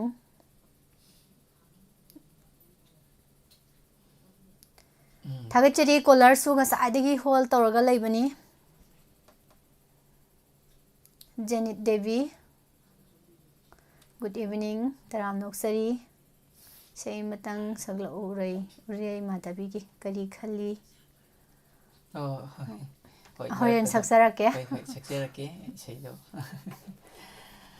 ꯊꯥꯒꯠꯆꯔꯤ ꯀꯣꯂꯔ ꯑꯃꯨꯛ ꯂꯧꯈꯠꯁꯤꯀꯣ ꯑꯗꯨꯗꯤ ꯍꯣꯏ ꯏꯆꯦ ꯍꯜꯂꯣ ꯍꯜꯂꯣ ꯇꯔꯥꯝ ꯏꯆꯥ ꯅꯣꯛꯆꯔꯤ ꯏꯕꯨꯡꯉꯣ ꯐꯣꯟ ꯇꯧꯖꯔꯛꯂꯤꯕ ꯃꯃꯥ ꯏꯕꯦꯝꯃ ꯋꯥꯡꯈꯩ ꯊꯦꯝꯄꯣꯛꯀꯤ ꯃꯄꯥꯟ ꯌꯥꯝ ꯐꯖꯩ ꯏꯁꯩ ꯏꯆꯥꯅ ꯁꯛꯄ ꯏꯆꯥ ꯏꯗꯤꯁꯟꯒꯤ ꯏꯁꯩꯁꯨ ꯐꯖꯩ ꯏꯆꯥ ꯄꯨꯁꯄꯥꯅꯤꯅ ꯁꯛꯄꯁꯨ ꯐꯖꯩ ꯍꯣꯏ ꯃꯃꯥ ꯇꯠꯈꯤꯒꯗ꯭ꯔꯥ ꯍꯥꯏꯅ ꯑꯗꯨꯝ ꯈꯟꯅ ꯁꯛꯆꯕꯅꯤ ꯏꯁꯩꯗꯣ ꯁꯨꯝ ꯈꯔ ꯏꯁꯀꯦꯜꯁꯨ ꯈꯔ ꯁꯨꯝ ꯋꯥꯡꯉꯤ ꯍꯣꯏ ꯑꯣꯖꯥ ꯔꯟꯕꯤꯔꯒꯤ ꯏꯁꯩꯁꯤꯃꯛꯇꯕꯨ ꯃꯍꯧꯁꯥꯅ ꯃꯥꯅꯤ ꯃꯥꯅꯤ ꯑꯗꯨ ꯑꯗꯨꯁꯨ ꯈꯟꯕꯤꯔꯛꯄꯗꯒꯤ ꯐꯖꯩ ꯊꯥꯒꯠꯆꯔꯤ ꯃꯃꯥꯕꯨꯁꯨ ꯃꯃꯥꯗꯤ ꯀꯔꯝꯕ ꯏꯁꯩ ꯉꯪꯕꯤꯗꯣꯔꯤꯒꯦ ꯑꯩ ꯄꯥꯕꯨꯡ ꯍꯥꯃꯣꯝꯅꯕꯅ ꯁꯛꯈꯤꯕ ꯏꯁꯩ ꯑꯃꯇꯪ ꯁꯛꯆꯒꯦ ꯍꯣꯏ ꯁꯣꯏꯈꯤꯕ ꯂꯥꯟꯈꯤꯕ ꯌꯥꯎꯔꯁꯨ ꯇꯥꯕꯤꯔꯤꯕ ꯃꯌꯥꯝ ꯑꯃꯗꯤ ꯏꯆꯥ ꯑꯅꯤꯅ ꯉꯥꯛꯄꯤꯒꯅꯤ ꯁꯣꯏꯔꯣꯏꯗ ꯃꯃꯥ ꯍꯧꯖꯔꯒꯦꯀꯣ ꯍꯣꯏ ꯃꯌꯥꯝ ꯄꯨꯟꯅ ꯇꯥꯃꯤꯟꯅꯖꯒꯦ ꯃꯃꯥ ꯍꯧꯕꯤꯔꯛꯑꯣ ꯇꯥꯏꯕꯪ ꯋꯥꯈꯜꯅ ꯁꯣꯔꯤ ꯁꯤ ꯅꯠꯇꯦ ꯅꯨꯡꯁꯤꯔꯕ ꯊꯋꯥꯏ ꯃꯉꯥ ꯉꯥꯏꯔꯝ ꯅꯠꯇꯦ ꯉꯥꯏꯔꯝꯒꯦ ꯑꯩꯅ ꯅꯪꯕꯨ ꯃꯄꯣꯛꯂꯥꯡꯂꯣꯜ ꯑꯃꯗ ꯃꯄꯣꯛꯂꯥꯡꯂꯣꯜ ꯑꯃꯗ ꯂꯩꯔꯥꯡ ꯑꯣꯏꯅ ꯁꯥꯠꯂꯝꯒꯦ ꯑꯣꯏꯃꯨ ꯑꯣꯏꯅ ꯉꯥꯡꯂꯛꯎ ꯊꯥꯖ ꯑꯣꯏꯅ ꯉꯥꯜꯂꯝꯒꯦ ꯅꯉꯥꯟꯅ ꯅꯣꯡꯏꯟ ꯑꯣꯏꯔꯒꯦ ꯉꯥꯏꯔꯝꯒꯦ ꯑꯩꯅ ꯅꯪꯕꯨ ꯃꯄꯣꯛꯂꯥꯡꯂꯣꯜ ꯑꯃꯗ ꯃꯄꯣꯛꯂꯥꯡꯂꯣꯜ ꯑꯃꯗ ꯀꯔꯝꯅ ꯀꯥꯎꯒꯅꯤ ꯅꯪꯒꯤ ꯅꯨꯡꯁꯤ ꯃꯤꯅꯣꯛꯇꯣ ꯅꯪꯒꯤ ꯃꯤꯅꯣꯛ ꯑꯃꯗ ꯑꯩꯒꯤ ꯋꯥꯈꯜ ꯁꯔꯒ ꯌꯧꯏ ꯅꯪꯒꯤ ꯋꯥꯉꯥꯡ ꯑꯃꯗ ꯑꯩꯒꯤ ꯋꯥꯈꯜ ꯄꯥꯇꯥꯟ ꯌꯧꯏ ꯉꯥꯏꯔꯝꯒꯦ ꯑꯩꯅ ꯅꯪꯕꯨ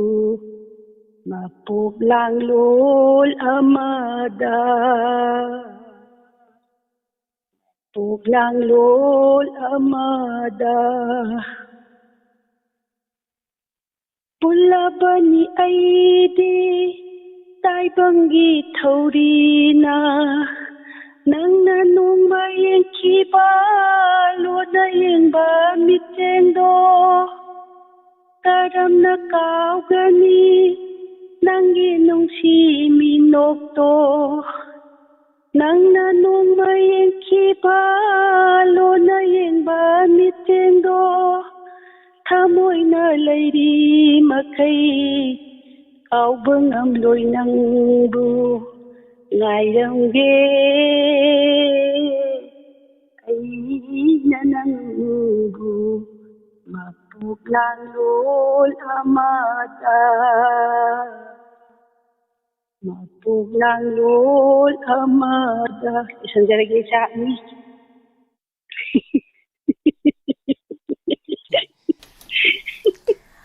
ꯃꯃꯥ ꯇꯠꯀꯦ ꯇꯧꯋꯦ ꯏꯁꯩ ꯁꯛꯄ꯭ꯔꯕꯨ ꯀꯩ ꯍꯥꯏꯗꯣꯏꯅꯣ ꯈꯪꯗꯦ ꯁꯨꯛ ꯌꯥꯝ ꯐꯖꯅꯕꯨ ꯁꯛꯑꯗꯤ ꯍꯣꯏꯗ ꯏꯆꯥꯅꯤ ꯊꯥꯒꯠꯄꯤꯔ ꯂꯣꯏꯔꯦ ꯃꯃꯥꯁꯤ ꯏꯁꯩ ꯌꯥꯝ ꯍꯩꯕꯅꯤ ꯆꯦꯆꯦ ꯁꯨꯝ ꯅꯨꯃꯤꯗꯥꯡꯒꯤ ꯊꯧꯔꯝꯗꯗꯤ ꯁꯨꯝ ꯑꯌꯥꯝꯕꯗ ꯃꯃꯥ ꯍꯣꯏ ꯌꯥꯝ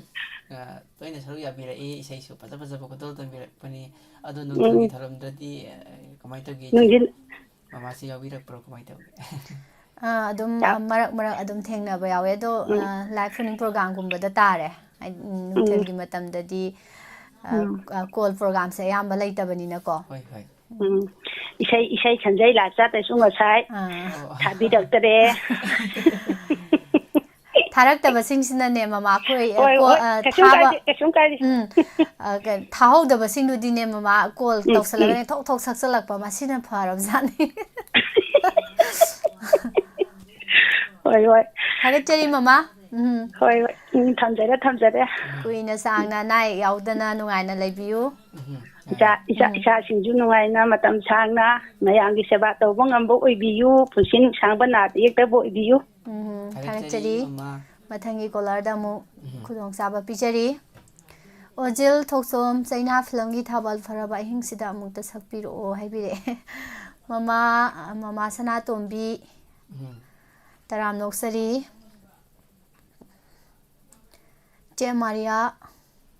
ꯇꯔꯥꯝ ꯅꯣꯛꯆꯔꯤ ꯊꯥꯒꯠꯆꯔꯤ ꯊꯧꯔꯝ ꯌꯥꯎꯕꯤꯔꯛꯄ ꯏꯆꯦ ꯁꯣꯅꯤꯕꯨꯁꯨ ꯃꯃꯥ ꯑꯅꯟꯗꯤ ꯑꯣꯀ꯭ꯔꯝ ꯇꯔꯥꯝ ꯅꯣꯛꯆꯔꯤ ꯀꯃꯦꯟꯁꯤꯗꯤ ꯃꯌꯥꯝꯅ ꯏꯁꯩ ꯁꯛꯏꯉꯩꯗ ꯃꯌꯥꯝ ꯂꯦꯞꯄ ꯂꯩꯇꯅ ꯏꯁꯜꯂꯛꯄꯅꯤꯅꯀꯣ ꯍꯣꯏ ꯀꯩꯅꯣꯝꯃ ꯍꯪꯉꯛꯑꯁꯨ ꯍꯥꯏꯔꯛꯑꯁꯨ ꯑꯗꯨꯝ ꯆꯦꯟꯈꯠꯈꯤꯕ ꯑꯗꯣ ꯊꯥꯒꯠꯆꯔꯤ ꯊꯦꯡꯅꯕ ꯑꯗꯨꯝ ꯄꯥꯖꯒꯦ ꯑꯗꯨꯝ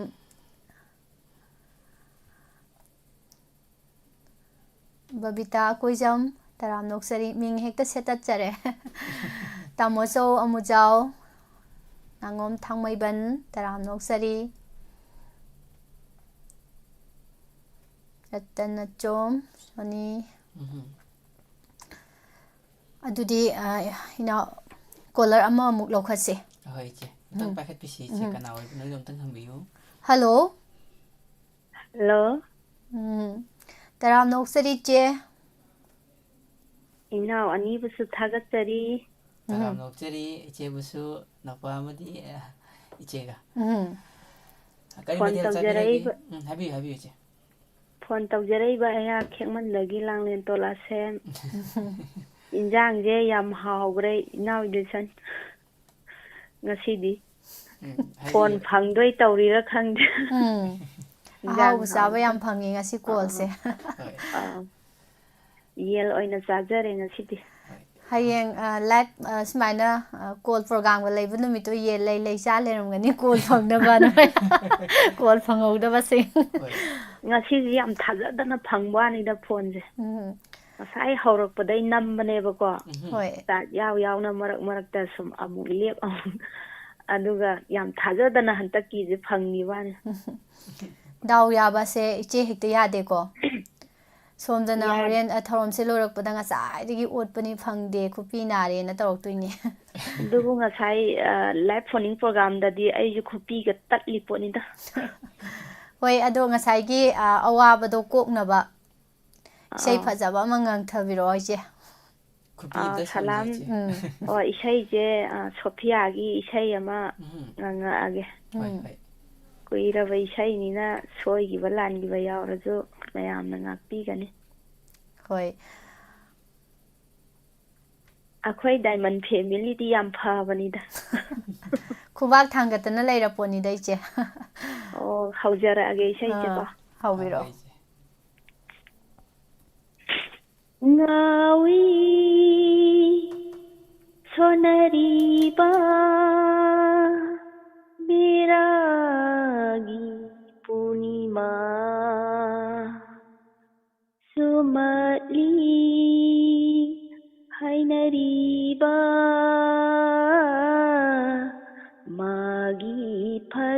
ꯐꯖꯕ ꯀꯜꯂꯛꯎꯗꯤ ꯑꯩꯅ ꯐꯥꯎꯔꯨꯗꯤꯅꯤ ꯌꯦꯡꯅꯤꯡꯕ ꯊꯃꯣꯏꯕꯨ ꯁꯨꯝꯂꯤꯕ ꯅꯪꯒꯤ ꯅꯥꯎꯁꯨꯝ ꯏꯁꯩꯅ ꯊꯃꯣꯏꯕꯨ ꯁꯨꯝꯂꯤꯕ ꯊꯃꯣꯏꯕꯨ ꯁꯨꯝꯂꯤꯕ ꯅꯪꯒꯤ ꯅꯥꯎꯁꯨꯝ ꯏꯁꯩꯅ ꯉꯥꯎꯏ ꯁꯣꯟꯅꯔꯤꯕ ꯕꯦꯔꯥꯒꯤ ꯄꯨꯔꯅꯤꯃꯥ ꯁꯨꯝꯃꯠꯂꯤ ꯍꯥꯏꯅꯔꯤꯕ 마기 파자바 땀나기 눈시럽 콘젠 뿌민 흐르 이세기술 땀나기 눈시럽 콘젠 뿌민 흐르 이세기술 뿌닝 후라바 이세기술생 kalauди aina faurudi ni taningba kalaudi aina faurudi ni taningba nangna imangda nomi nangna imangda nomi leplarabada ngawi sonariba beragi punima sumali hainariba magi phazaba ahing mamaigi taramdai thazse khanglamloi kanasu magi awaba ahing mamaigi taramdai thazse khanglamloi kanasu magi awaba khanglamloi kanasu magi awaba se kalaudi aina faurudi ni ningba nangna imangda nomi nangna imangda nomi leplarabada ngawi sonariba beragi punima sumali hainariba magi phazaba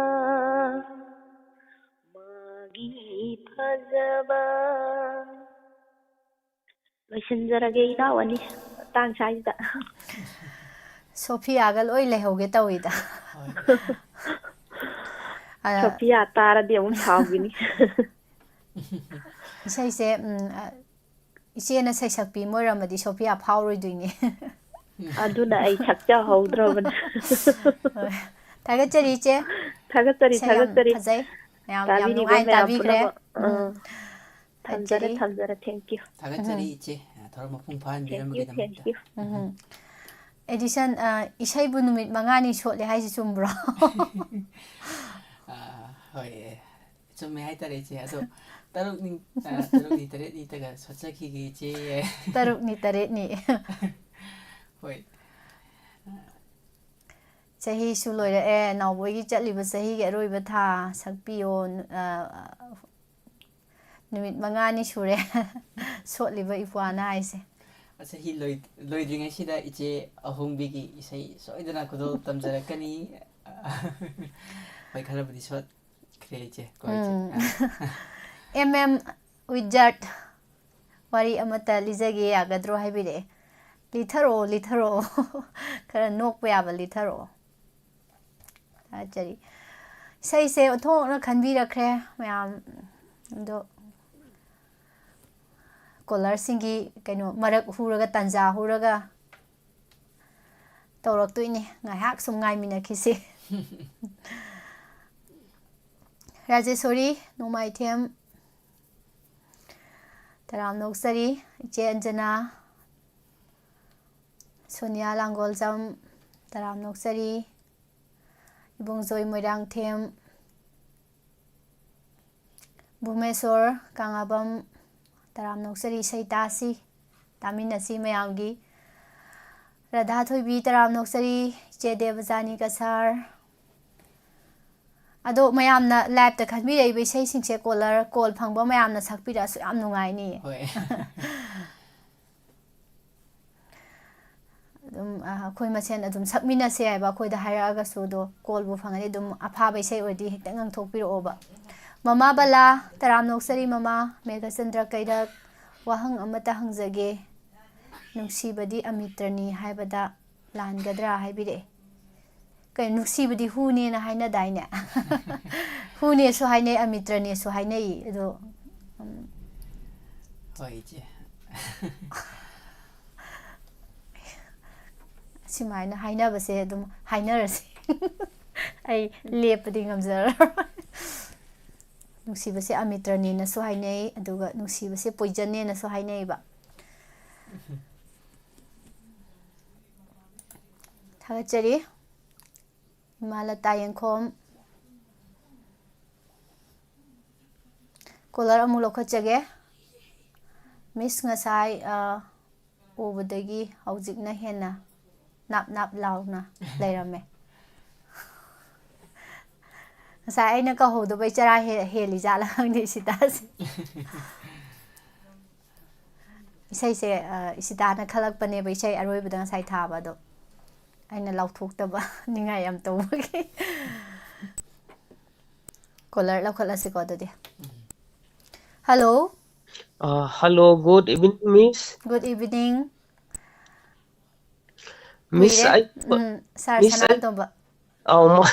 sir. ꯁꯅꯥꯖꯥꯎꯕ ꯀꯨꯏꯔꯦ ꯃꯔꯛ ꯑꯃ ꯇꯥꯔꯨꯗ꯭ꯔꯦ Oh, ꯑꯗꯣ ꯃꯤꯁ ꯑꯩ ꯏꯁꯩ ꯑꯃꯇꯪ ꯈꯨꯗꯣꯜ ꯇꯝꯖꯔꯛꯀꯦ ꯍꯣꯏ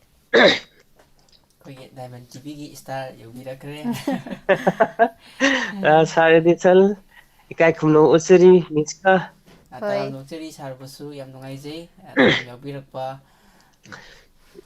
ꯑꯗꯨꯗꯤ ꯁꯥꯔ ꯑꯃꯁꯨꯡ ꯃꯤꯁ ꯑꯩ ꯏꯁꯩꯁꯦ ꯍꯧꯖꯔꯛꯑꯒꯦꯀꯣ ꯍꯦꯛꯇ ꯍꯧꯖꯤꯜꯂꯛꯑꯁꯤ ꯇꯥꯗꯧꯒꯤ ꯑꯩꯈꯣꯏꯗꯤ ꯉꯥꯏꯔꯕꯅꯤ ꯁꯥꯔ ꯊꯝꯕꯥꯜꯒꯤ ꯂꯩꯅꯥꯒꯨꯝ ꯊꯣꯠꯂꯕꯤ ꯃꯥꯏꯊꯣꯡꯅ ꯍꯨꯝꯗꯨꯅ ꯄꯨꯕꯤꯈꯤ ꯑꯩꯒꯤ ꯊꯃꯣꯏꯕꯨ ꯊꯝꯕꯥꯜꯒꯤ ꯂꯩꯅꯥꯒꯨꯝ ꯊꯣꯠꯂꯕꯤ ꯃꯥꯏꯊꯣꯡꯅ ꯍꯨꯝꯗꯨꯅ ꯄꯨꯕꯤꯈꯤ ꯑꯩꯒꯤ ꯊꯃꯣꯏꯕꯨ ꯁꯅꯥꯒꯤ ꯂꯩꯍꯥꯎꯕꯨ ꯉꯝꯖꯕꯤ ꯃꯤꯇꯥꯅꯐꯝ ꯑꯣꯏꯔꯤꯕꯤ ꯃꯥꯏꯊꯣꯡꯅ ꯀꯔꯤꯒꯤ ꯇꯠꯇꯅ ꯀꯥꯏꯍꯧꯕꯤꯈꯤ ꯀꯔꯤꯒꯤ ꯄꯤꯊꯛꯈꯤ ꯅꯨꯡꯁꯤ ꯂꯥꯏꯖ ꯊꯛꯂꯤ ꯃꯈꯩ ꯄꯦꯅꯥꯏꯗꯕ ꯅꯨꯡꯁꯤ ꯂꯥꯏꯖ ꯊꯛꯂꯤ ꯃꯈꯩ ꯄꯦꯅꯥꯏꯗꯕ ꯅꯨꯡꯁꯤ ꯂꯥꯏꯖ ꯊꯝꯕꯥꯜꯒꯤ ꯂꯩꯅꯥꯒꯨꯝ ꯊꯣꯠꯂꯕꯤ ꯃꯥꯏꯊꯣꯡꯗ ꯍꯨꯝꯗꯨꯅ ꯄꯨꯕꯤꯈꯤ ꯑꯩꯒꯤ ꯊꯃꯣꯏꯕꯨ ꯑꯩꯒꯤ ꯊꯃꯣꯏꯕꯨ ꯅꯣꯛꯄꯦꯠꯇ ꯇꯧꯒꯟꯕꯤ ꯇꯧꯗꯨꯅ ꯆꯤꯡꯁꯤꯟꯕꯤꯔꯝꯂꯤ ꯂꯩ ꯀꯪꯂꯥꯒꯤ ꯂꯝꯕꯤꯁꯤꯗ ꯃꯤꯀꯨ ꯈꯨꯗꯤꯡ ꯁꯛꯂꯣꯜ ꯍꯣꯡꯕꯤ ꯅꯔꯝꯆꯠ mirai biram ki haukiba pumba kauki karigi se lagli nungshi ma pao karigi se lagli nungshi na pao maduna karamba nungshi sanging no maduna karamba nungshi sanging no thambal gi lei nagum tolabi mai thongna humduna pubiki aigi thamoibu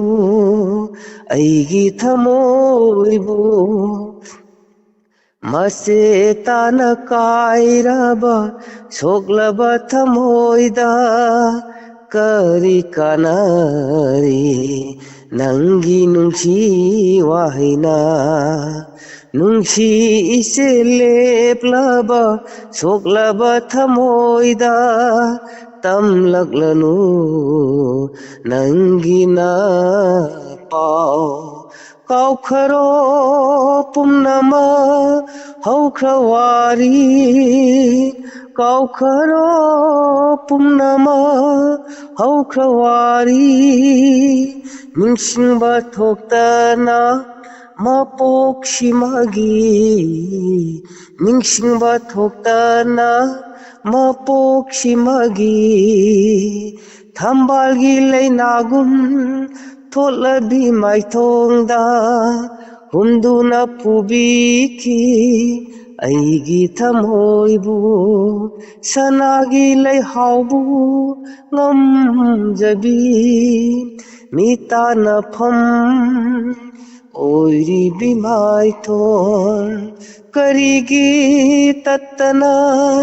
kai hobiki karigi tattana kai hobiki thagli makhai penai daba nungshi laija thagli makhai penai daba nungshi laija thambal gi leinagum tholabi maithongna humduna pubiki aigi thamoibu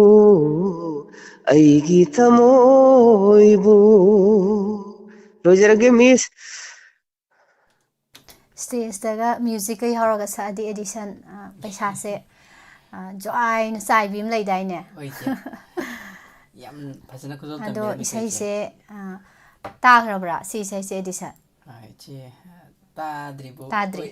ni ado khanje sar sana jawbna semjan ba isai oidoira aduga isai sigi original sesakpa leiba jala hoi haijage miss aina hujik saiba seijigi sesakpana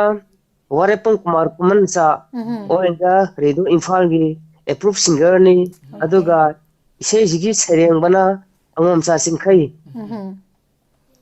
harba aina ojajingi matok tamjaraga sakjabani madam hoi tabe yam nungai thagachari yamna nungai jakre akoigi sar senamachung miss ki koina koigi diamond tv gi thambak ta lengkat pidna nokpe tawraga babu mayamgi sumatli ba vedam masung sar go aina ikono no khurumjari sa vedam sarbasu thagachari khurumjari thorom mapung phal biramba haina litna thagachari matung taba thorom da su ngasigumna fajaba isai masu puduna lapiu haina su haijari thagachari caller amu mathangda khudong saba pijage ibung Shakespeare isai taba lengbirakre yosalae kaya isai sa ingai da yam uibane ba Malalita Yankom doi chong saklo hai su yam yauri do doi chong ma saksira oi che dil jale na toksalakano Johnson yamba joy moirang thembusu taram no okchari Bubbly Nong su Bubbly Nong gi album thengnarabra edition thengnajadri che thengnadribuko laibak thibani yam phajai thagachari hana Bubbly ꯍꯣꯔꯦꯟ ꯏꯁꯩ ꯌꯥꯝ ꯐꯖꯩ ꯑꯦꯛꯇꯤꯡꯁꯨ ꯌꯥꯝ ꯅꯨꯡꯁꯤ ꯌꯦꯡꯖꯔꯒꯦ ꯍꯥꯏꯇꯥꯔꯦ ꯏꯆꯜꯒꯤ ꯎꯝ ꯍꯣꯔꯦꯟ ꯊꯧꯔꯝ ꯂꯣꯏꯕꯒ ꯏꯆꯦ ꯄꯨꯁꯄꯥ ꯇꯧꯔꯒ ꯌꯦꯡꯖꯔꯒꯦ ꯁꯨꯁꯤꯝꯇꯤ ꯑꯣꯏꯅꯥꯝ ꯇꯔꯥꯝꯅ ꯑꯣꯛꯆꯔꯤ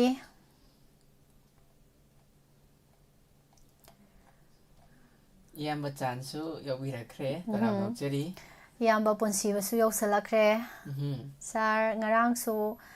ꯁꯛꯄꯤꯔꯛꯇꯦ ꯉꯁꯤꯗꯤ ꯁꯛꯄꯤꯗꯕ ꯌꯥꯔꯣꯏꯀꯣ ꯊꯃꯣꯏ ꯄꯥꯜꯂꯤ ꯈꯟꯅ ꯇꯧꯕꯗꯣ ꯍꯣꯏ ꯃꯇꯦꯛ ꯑꯃ ꯑꯗꯨꯝ ꯉꯪꯖꯒꯦ ꯏꯆꯦ ꯉꯥꯡꯁꯜꯂꯛꯑꯣ ꯑꯗꯨꯗꯤ ꯃꯇꯝ ꯃꯥꯡꯍꯟꯗꯕꯤꯗ थमोय थमोय पालिखन्ना नुंसिरुरे माबो थमोयसिना ओइरमले नंदी नुंदा हकपा मूर्ति नुंदा हकपा मूर्ति ꯃꯇꯦꯛ ꯑꯃ ꯈꯨꯗꯝ ꯊꯝꯖꯔꯦ ꯁꯥꯡꯗꯤ ꯁꯥꯡꯗ꯭ꯔꯦ ꯂꯣꯏꯅꯗꯤ ꯐꯖꯗꯕꯅꯤ ꯐꯅꯤ ꯃꯇꯦꯛ ꯁ꯭ꯇꯣꯔꯤ ꯏꯁꯩ ꯑꯃꯠꯇ ꯁꯛꯄꯤꯔꯛꯑꯣ ꯃꯌꯥꯝꯒꯤ ꯇꯥꯁꯦꯅ ꯍꯥꯏꯔꯒ ꯏꯁꯩ ꯁꯛꯄꯤꯔꯛꯑꯣ ꯉꯥꯛꯇ ꯉꯥꯏꯈ꯭ꯔꯦ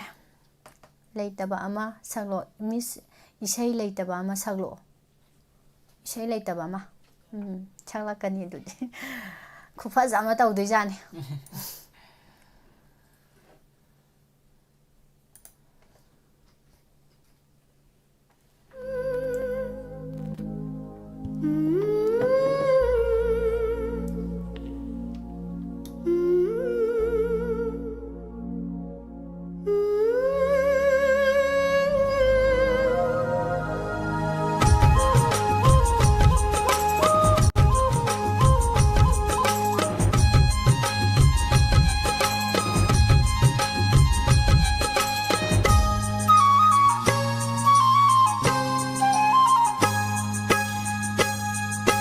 ꯑꯩꯒꯤ ꯊꯃꯣꯏꯁꯦ ꯕꯁꯟꯇ ꯍꯥꯏꯗꯣ ꯂꯥꯛꯂ ꯃꯥꯜꯂꯦ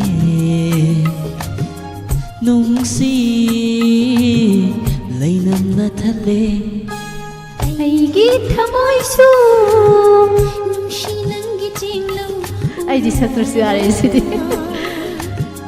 ꯃꯍꯧꯁꯥ ꯑꯃꯨꯛ ꯁꯤꯜꯂꯛꯀꯦ ꯀꯔꯥꯎꯀꯦꯁꯦ ꯑꯃ ꯁꯤꯜꯂꯛꯀꯦ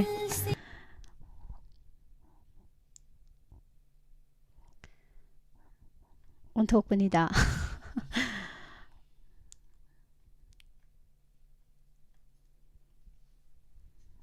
ꯏꯁꯩꯁꯦ ꯉꯥꯏꯍꯥꯛ ꯃꯇꯝꯁꯦ ꯂꯧꯗꯣꯔꯦ ꯑꯗꯨꯅ ꯀꯣꯂꯔꯁꯦ ꯃꯔꯛ ꯊꯠꯅ ꯂꯧꯈꯠꯍꯧꯔꯒꯦ ꯑꯗꯨꯒ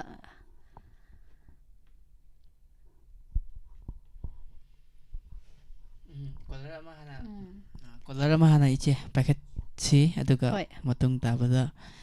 ꯀꯔꯥꯎꯀꯦꯗ ꯑꯃꯨꯛ ꯌꯦꯡꯃꯤꯟꯅꯁꯤ ꯍꯜꯂꯣ ꯍꯜꯂꯣ ꯃꯤꯁ ꯇꯔꯥꯝꯅ ꯑꯣꯛꯆꯔꯤ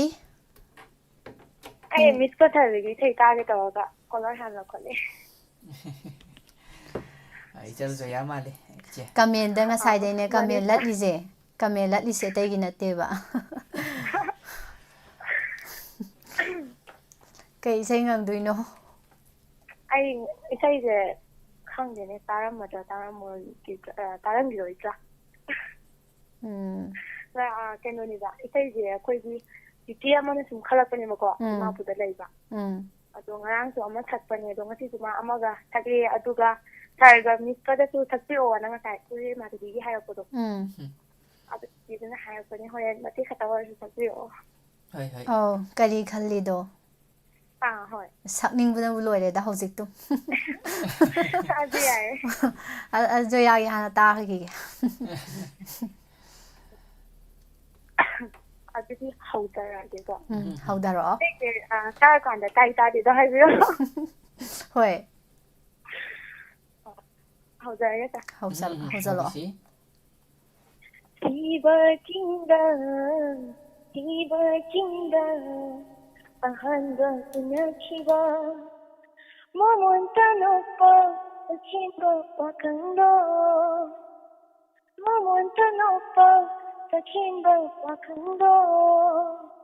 ꯈꯨꯏꯔꯥꯛꯄ 이래ꯜꯗꯁꯨ ꯊꯥꯖꯗꯅ ꯊꯦꯡꯅꯈꯤ ꯈꯨꯏꯔꯥꯛꯄ 이래ꯜꯗꯁꯨ Thajadana Trinaki Siva Chinda Ahanda Nakiva Mumunta Nuknaki Wadi Ngankide Non Tokta Tamoina Wadi Sanaki Mumunta Nuknaki Wadi Ngankide Non Tokta Tamoina Wadi Sanaki Tamoy ki paukum mitinga pinaki Tamoy ki paukum mitinga pinaki Mitingi warit na ibani Tamoy sinaki Mitingi warit na ibani Tamoy sinaki Siva Chinda Ahanda Nakiva Kumona Purapa Mahadeva Koramba Kumona Purapa Mahadeva Koramba Aigi Asing Malay Nina Panjabani Aigi Kitigilante Punsigi Lindana Siva Panjanava Siva Chinda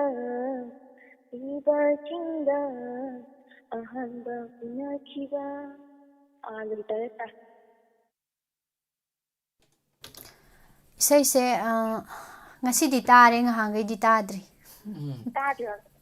Ngahangay di tadri buko ngasi bu di taraba. Hoi. Adune ai hai da tadra ya ati da koi ka ta ki ahanda zom puto ko di ni ba Oh.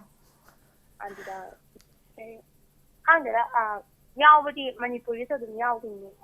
ta hoi ta Hoi. Yam fazaye. Yang fazal. Thara mapung phan biramba ichal musu hainga litna thagachari. Nathanda muk tumin nok leramni ko mayam marakta noksi. lo ja thinking ado saram ni ka isai do am tak mate na thakyo Mapu moina salake. ado ja Marak tadum khadal tamjarake yang fazabi sai ni. hoi sa thanda Thagachari. Iche Robita Taram Noksari ABC Iche Devzani Ngasai say karaoke lairamina saksan garjiko. Hoi che. Sai haujil doraga nupi khonjal do tholakpaduda lepkibani. Indom Zaratana Taram Noksari Gurdip Singh Prem Sagol Sem Nini Aruni Thagachari say mo hanzarage.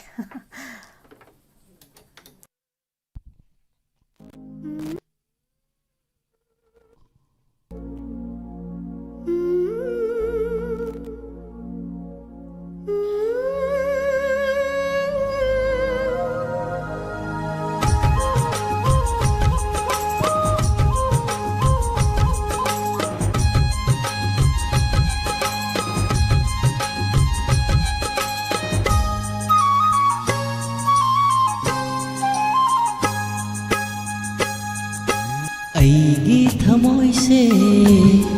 Basanta ꯍꯥꯏꯗꯣ ꯂꯥꯛꯂ ꯃꯥꯜꯂꯦ ꯅꯨꯡꯁꯤ ꯂꯩꯅꯝꯅ ꯊꯜꯂꯦ ꯑꯩꯒꯤ ꯊꯃꯣꯏꯁꯨ ꯅꯨꯡꯁꯤ ꯅꯪꯒꯤ ꯆꯦꯡꯂꯧ ꯎꯔꯨꯕꯗ ꯃꯍꯧꯁꯥ ꯑꯣꯏꯗꯔꯤ ꯋꯥꯈꯜꯁꯤ ꯃꯤꯀꯨꯞ ꯈꯨꯗꯤꯡ ꯅꯪꯇꯅꯤ ꯎꯔꯤꯕ ꯊꯃꯣꯏ ꯃꯥꯅ ꯈꯣꯏꯗꯕ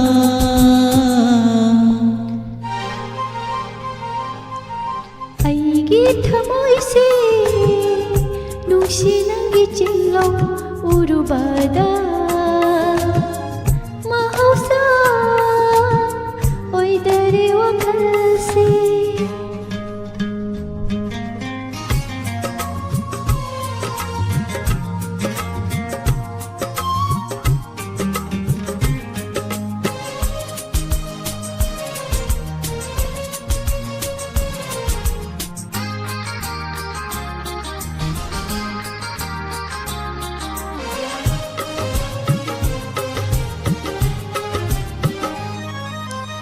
ꯀꯔꯤꯒ ꯆꯥꯡꯗꯝꯅꯒꯅꯤ ꯑꯩꯉꯣꯟꯗ ꯐꯥꯎꯔꯤꯕ ꯅꯪꯕꯨ ꯅꯨꯡꯁꯤꯕꯒꯤ 이hul세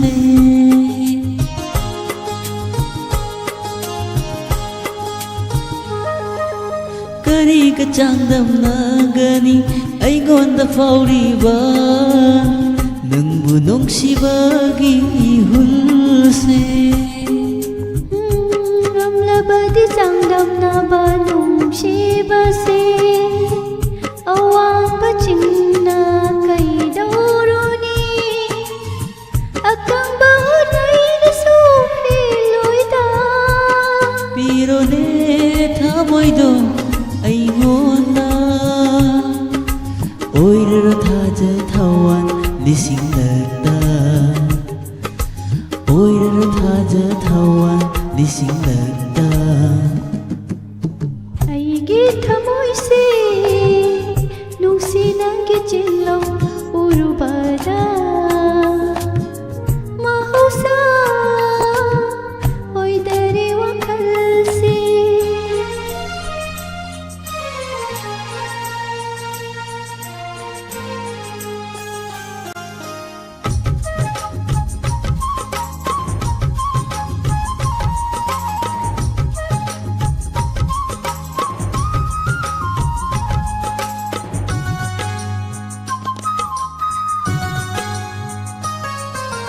करीग चिन्नरी तनिक्लब थमोइदुना लेप्लबद ऐना पुन्सिगी Naune kanai slai.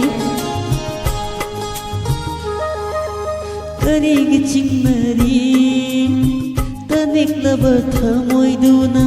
लेप्लबद ऐना पुन्सिगी पोक्लुबना नुजागी मापोक्ता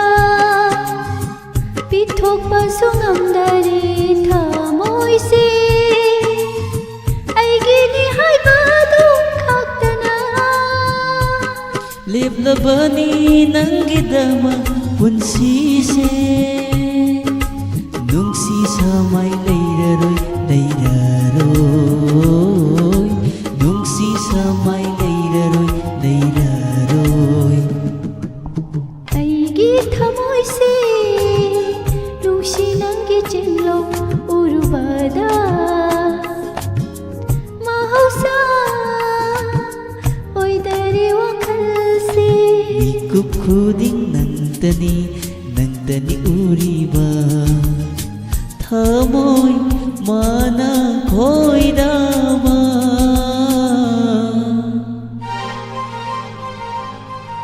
aigi thamoise basanta haido laglamane nungsi lainamna thale aigi thamoysu nungsi nanggi chinglo urubada mahausa oidare wakalse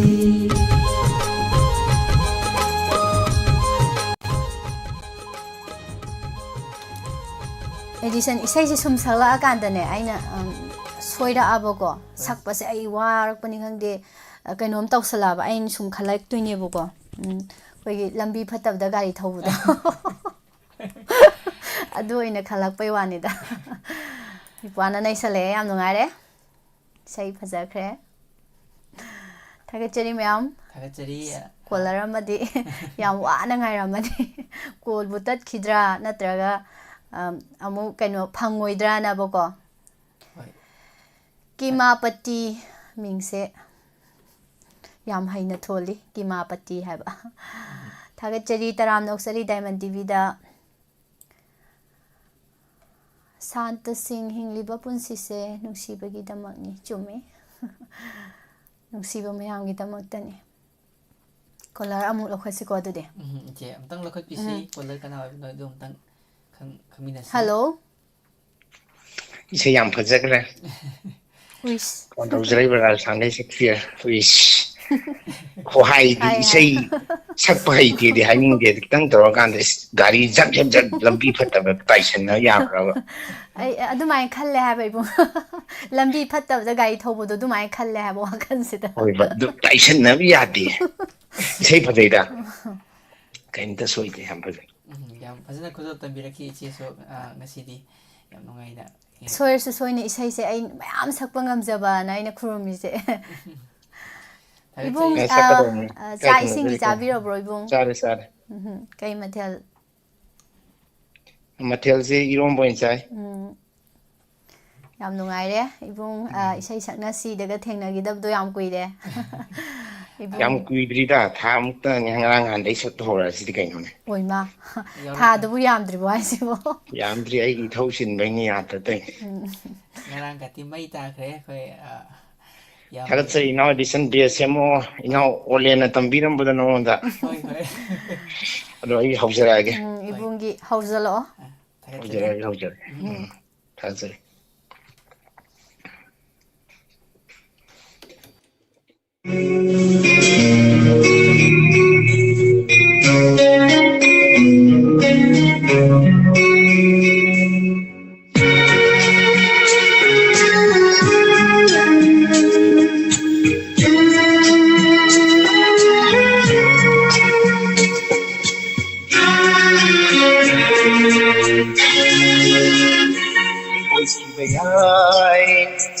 ꯅꯪꯁꯦ ꯃꯤꯒꯤ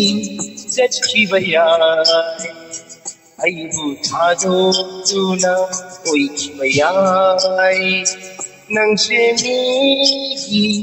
ꯆꯠꯈꯤꯕ ꯌꯥꯏ ꯑꯩꯕꯨ ꯊꯥꯗꯣꯛꯇꯨꯅ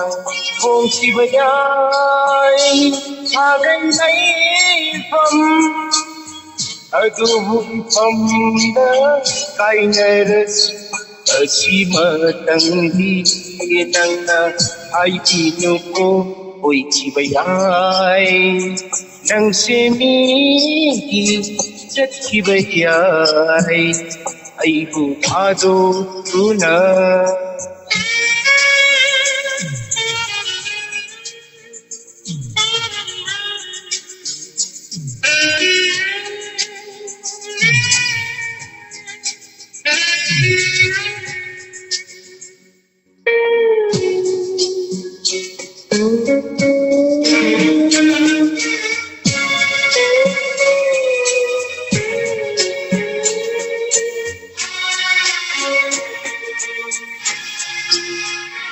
ꯆꯠꯈꯣꯅꯪꯒꯤ ꯄꯨꯟꯁꯤ ꯂꯝꯕꯤꯗꯣ ꯅꯪꯒꯤ ꯅꯨꯡꯁꯤꯕ ꯇꯊꯤꯗꯨꯅ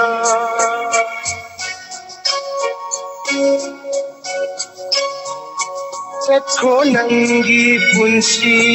ꯂꯝꯕꯤꯗꯣ ꯅꯪꯒꯤ ꯅꯨꯡꯁꯤꯕ ꯇꯊꯤꯗꯨꯅ ꯋꯥꯔꯧꯔꯣꯏ ꯅꯣꯡꯃꯇ ꯊꯃꯣꯏꯁꯤꯅ ꯑꯩꯒꯤꯅꯤ ꯇꯝꯂꯝꯗ꯭ꯔꯕꯤ ꯅꯪꯕꯨ ꯀꯔꯝꯅ ꯊꯤꯡꯂꯨꯒꯅꯤ ꯅꯣꯡꯗꯝꯕꯒꯤ ꯈꯨꯗꯣꯜꯕꯨ ꯑꯣꯏꯈꯤꯕ ꯌꯥꯏ ꯅꯪꯁꯦ ꯃꯤꯒꯤ ꯆꯠꯈꯤꯕ ꯌꯥꯏ ꯑꯩꯕꯨ ꯊꯥꯗꯣꯛꯇꯨꯅ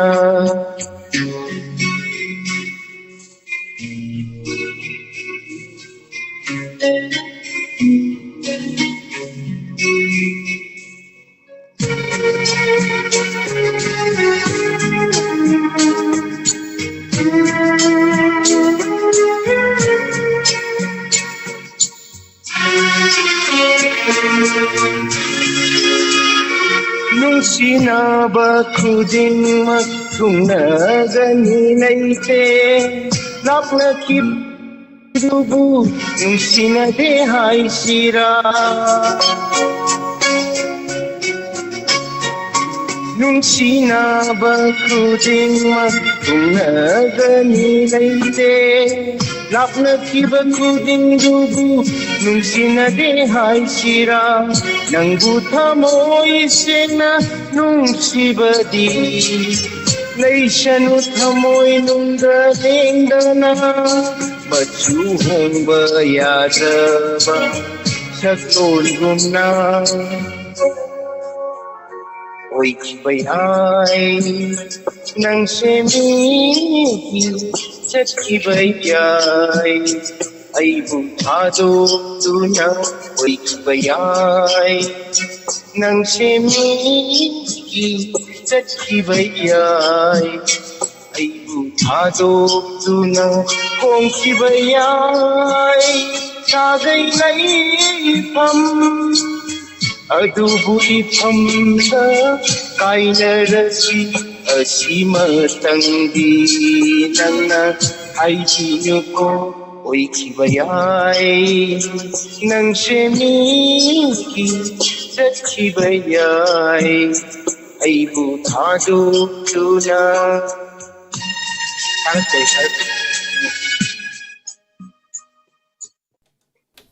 ꯁꯦꯠ ꯁꯣꯡꯒ ꯇꯧꯔꯛꯄꯩ ꯋꯥꯅꯤꯗ ꯏꯕꯨꯡꯁꯦ ꯀꯥꯏꯗꯩ ꯅꯪ ꯉꯁꯥꯏ ꯅꯨꯡꯁꯤꯕ ꯍꯥꯏꯔꯛꯄꯗ ꯑꯗꯨ ꯏꯁꯩ ꯈꯟꯗ꯭ꯔꯤꯅꯤ ꯅꯨꯡꯁꯤꯅꯕꯁꯤꯗꯤ ꯃꯥꯂꯪꯒꯨꯝꯕꯅꯦ ꯃꯥꯂꯪꯗ ꯇꯦꯟ ꯀꯥꯞꯄ ꯍꯥꯏꯅꯔꯤꯅꯤ ꯀꯩꯅꯣ ꯍꯣꯏ ꯉꯥꯏꯍꯥꯛ ꯂꯩꯔꯒ ꯌꯥꯝ ꯈꯠꯄ ꯏꯁꯩ ꯑꯃ ꯁꯛꯂꯛꯀꯦ ꯑꯗꯨꯗꯤ ꯏꯕꯨꯡ ꯅꯩꯊꯔꯛꯑꯣ ꯅꯩꯊꯔꯛꯑꯣ ꯊꯥꯒꯠꯆꯔꯤ ꯃꯌꯥꯝ ꯄꯨꯝꯅꯃꯛꯁꯨ ꯊꯥꯒꯠꯆꯔꯤ ꯐꯖꯅ ꯈꯨꯗꯣꯜ ꯌꯥꯝ ꯐꯖꯩ ꯇꯝꯕꯤꯔꯝꯕꯒꯤꯗꯃꯛꯇꯁꯨ ꯃ꯭ꯌꯨꯖꯤꯛꯀ ꯍꯥꯞꯇꯅ ꯏꯕꯨꯡꯇꯅꯤ ꯃ꯭ꯌꯨꯖꯤꯛꯀ ꯍꯥꯞꯄꯒ ꯅꯩꯊꯔꯛꯏꯁꯦ ꯍꯣꯏ ꯏꯕꯨꯡ ꯍꯦꯝꯕ ꯒꯨꯔꯨꯃꯌꯨꯝ ꯇꯔꯥꯝꯅꯣꯛꯆꯔꯤ इचे सुशीला उक्रमना हाइसे ताब्रा एडिशन आप जिस व्यक्ति से बात कर रहे हैं उन्होंने आप हौजिकी बसंतगी नोंगालमदाई इसेदो होय the person you are मया चौधरी दो मित उरे हाइसे मा मतमदो द फावगिबदो होय इसेसु फजरे दो वारीसु फजब नुसिबो ओइरमनिनाने आइगी साला नहीं बने hello hello ID good afternoon ma'am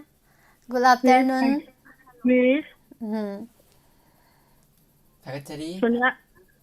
thank you था सोनिया लांगोजन ने था सुनब एक पनबीदा ꯌꯥꯝ ꯅꯨꯡꯉꯥꯏꯖꯩ ꯃꯦꯗꯥꯝ ꯑꯩꯈꯣꯏꯒꯤ ꯁꯟꯗꯣꯛꯆꯔꯤꯕ ꯗꯥꯏꯃꯟ ꯇꯤꯚꯤꯒꯤ ꯏꯁꯩ ꯁꯛꯅꯁꯤ ꯊꯧꯔꯝꯗ ꯌꯥꯎꯕꯤꯔꯛꯄ ꯂꯥꯏꯚ ꯆꯥꯠꯇꯁꯨ ꯉꯁꯥꯏ ꯋꯥꯏ ꯎꯖꯈ꯭ꯔꯦ ꯃꯦꯗꯥꯝꯁꯦ ꯑꯁꯨꯝ ꯌꯥꯎꯕꯤꯕꯅꯤ ꯐꯣꯟ ꯑꯣꯠꯄ ꯌꯥꯕ ꯑꯣꯏꯃꯟꯅ ꯐꯪꯃꯟꯗꯅ ꯀꯣꯛ ꯉꯥꯎꯅ ꯐꯝꯕꯅꯦ ꯑꯗꯣ ꯑꯃꯨꯛ ꯑꯣꯠꯀꯥꯟꯗꯕꯨꯗꯤ ꯀꯣꯜ ꯐꯪꯕꯁꯦ ꯏꯪꯕꯒ ꯂꯣꯏ ꯐꯔꯝꯗꯧ ꯃꯥꯜꯂꯦ ꯐꯔꯦ ꯑꯗꯨꯅꯤ ꯏꯁꯩꯒ ꯂꯣꯏ ꯀꯥꯎꯊꯣꯛꯏꯅꯤ ꯃꯤ ꯏꯁꯩ ꯀꯥꯎꯈꯤꯕꯗꯤ ꯌꯥꯗꯦ ꯁꯣꯝꯗ ꯇꯥꯗꯧꯒꯤ ꯉꯥꯏꯔꯀꯥꯟꯗ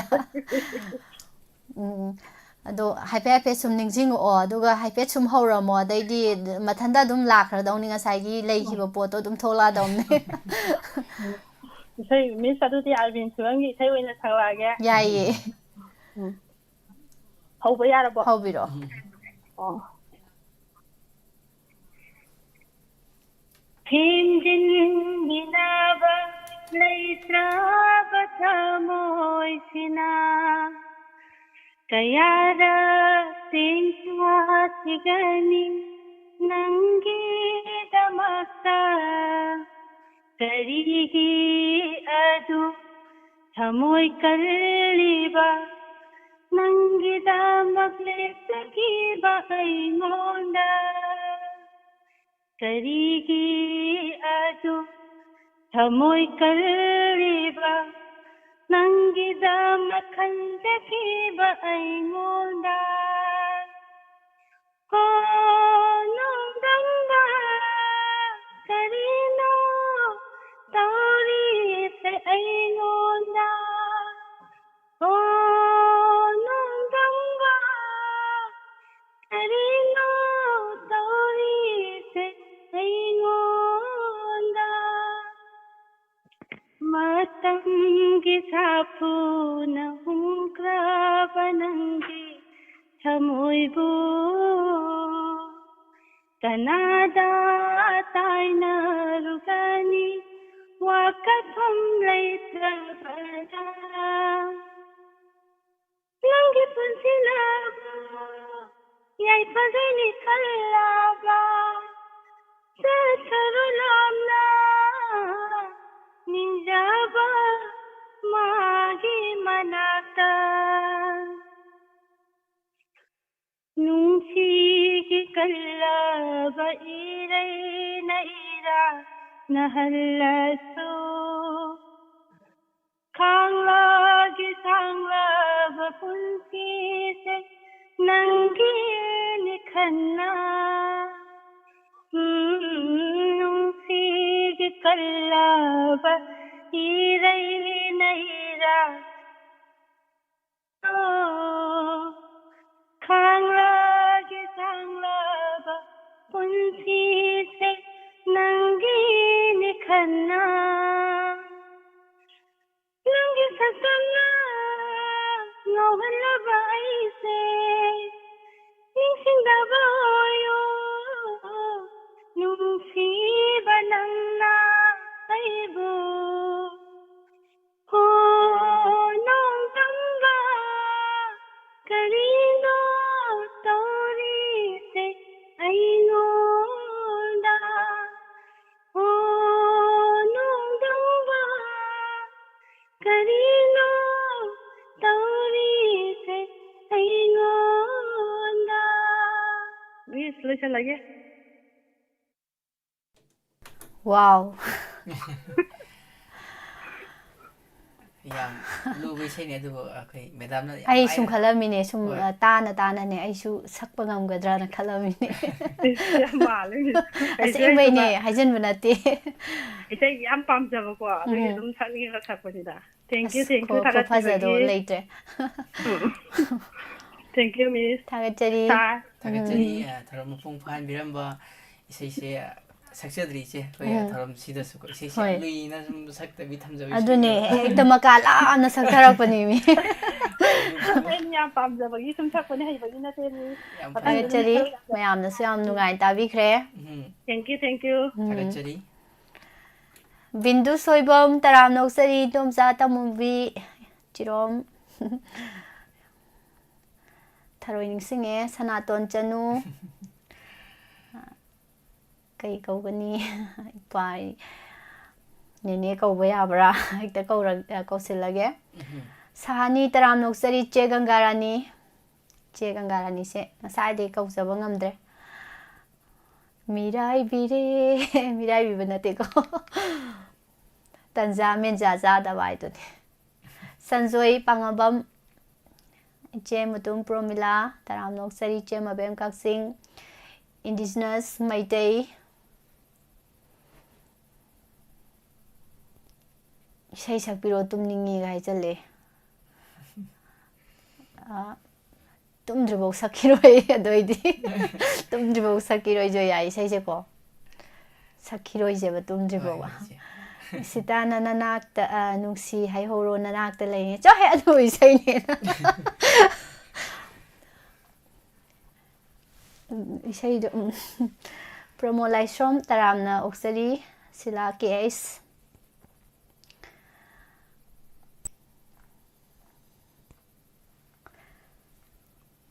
Atai yengbiu sum marakta si thauwa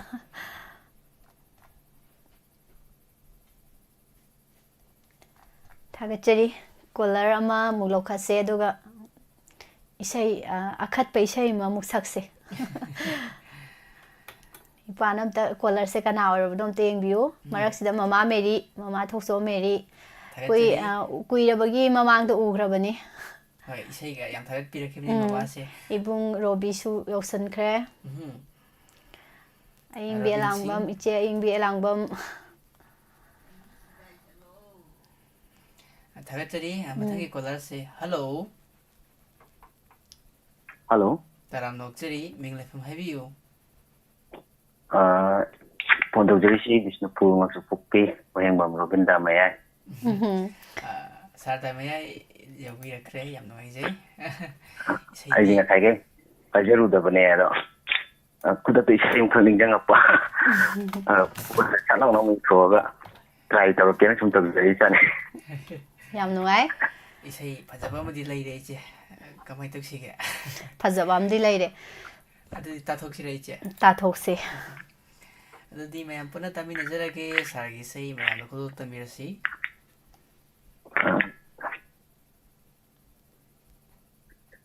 Say ting China khang ngay da China amagi Chay theng amu Hap tilak patara badanang Asira nangga Khangnaru bagi nungayba Chay theng amagi China khang ngay da China amagi Chay theng amu Hap tilak patara badanang Asira nangga Khangnaru bagi nungayba Ho ho ho ho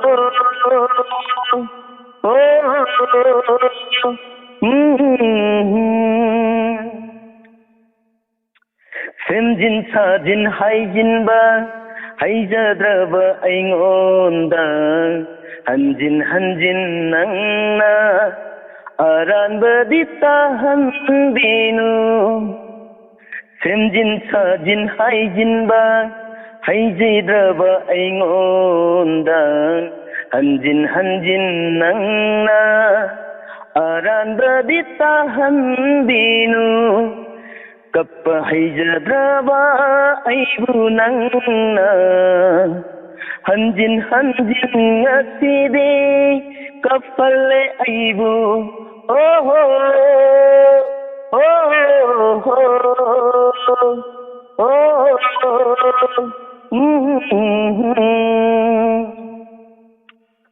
Thamoy nang sutuminna Amukta dilay ko ni Mahaktabu tatana Karigining singlakli Thamoy nang sutuminna Amukta dilay ko ni Mahaktabu tatana Karigining singlakli Lepadaware Punsigi mamal Atik pasida Pothachige Ngay hatang di Tay theng amagi Tay na khang li ngay da Tay na amagi Tay theng amu Hap chilak patara badanang na Asira nangga Khangnaru bagi nungayba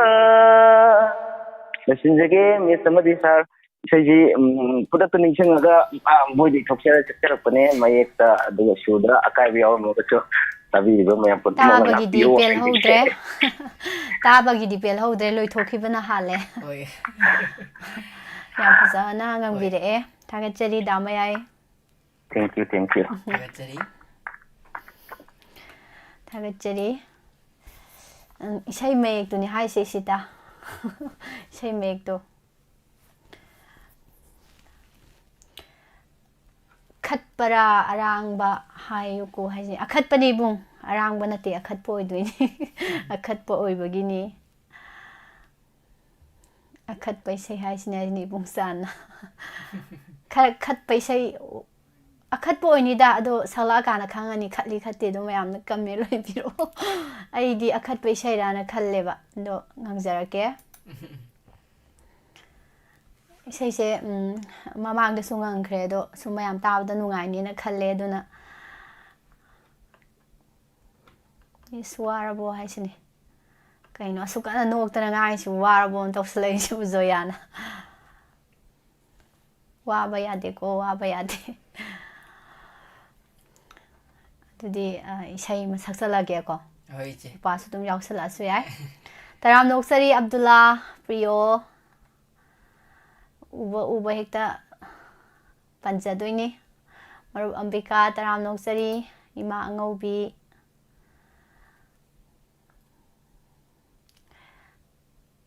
Ilu Puyam Ibung Anjan Nene Helen Jemabem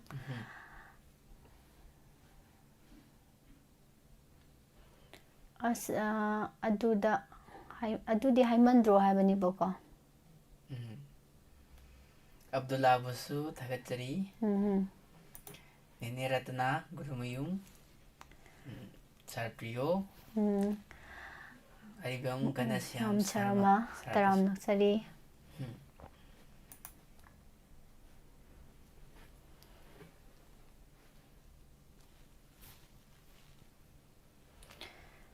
ꯑꯗꯨꯗꯤ ꯈꯠꯂꯤ ꯈꯠꯇꯦꯗꯣ ꯌꯦꯡꯃꯤꯟꯅꯔꯁꯤ colour ꯉꯥꯏꯍꯥꯛꯇꯪ hall ꯇꯧꯕꯤꯌꯨ.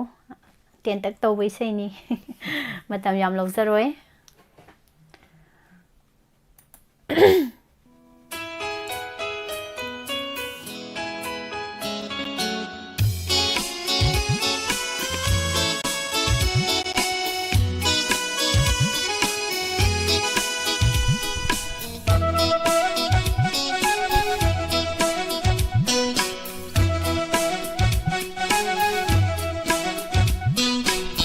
Nusakanagi chenglauno chenglauno pai mapuging nungole nungole singekanagi lainamno lainamno thamoy aigi khoidari khoidari Nusakanagi chenglauno chenglauno pai mapuging nungole nungole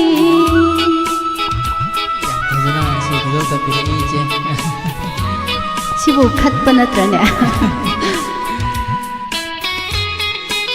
Thagatsari iche isi sibu phat pirko ya puno upusu makata-kata jagi. Koloi magi pau hang haude aina khoi daru bana haluri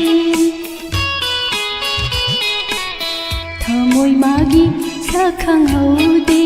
aina nungsiru bana haluri khoi khoi misi mijinglanda khoi misi mijinglanda yaro shaji oiruri oiruri nujakanagi chenglauno chenglauno pai mapuging nungole nungole Yang khazana betul gembira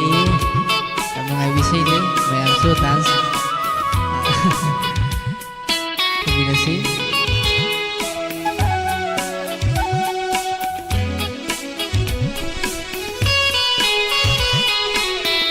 Lagi ciklara kanjadi nambu Yungi pombira kanjadi nambu Lagi ciklara kanjadi nambu Yungi pombira kanjadi nambu Kari lai kogi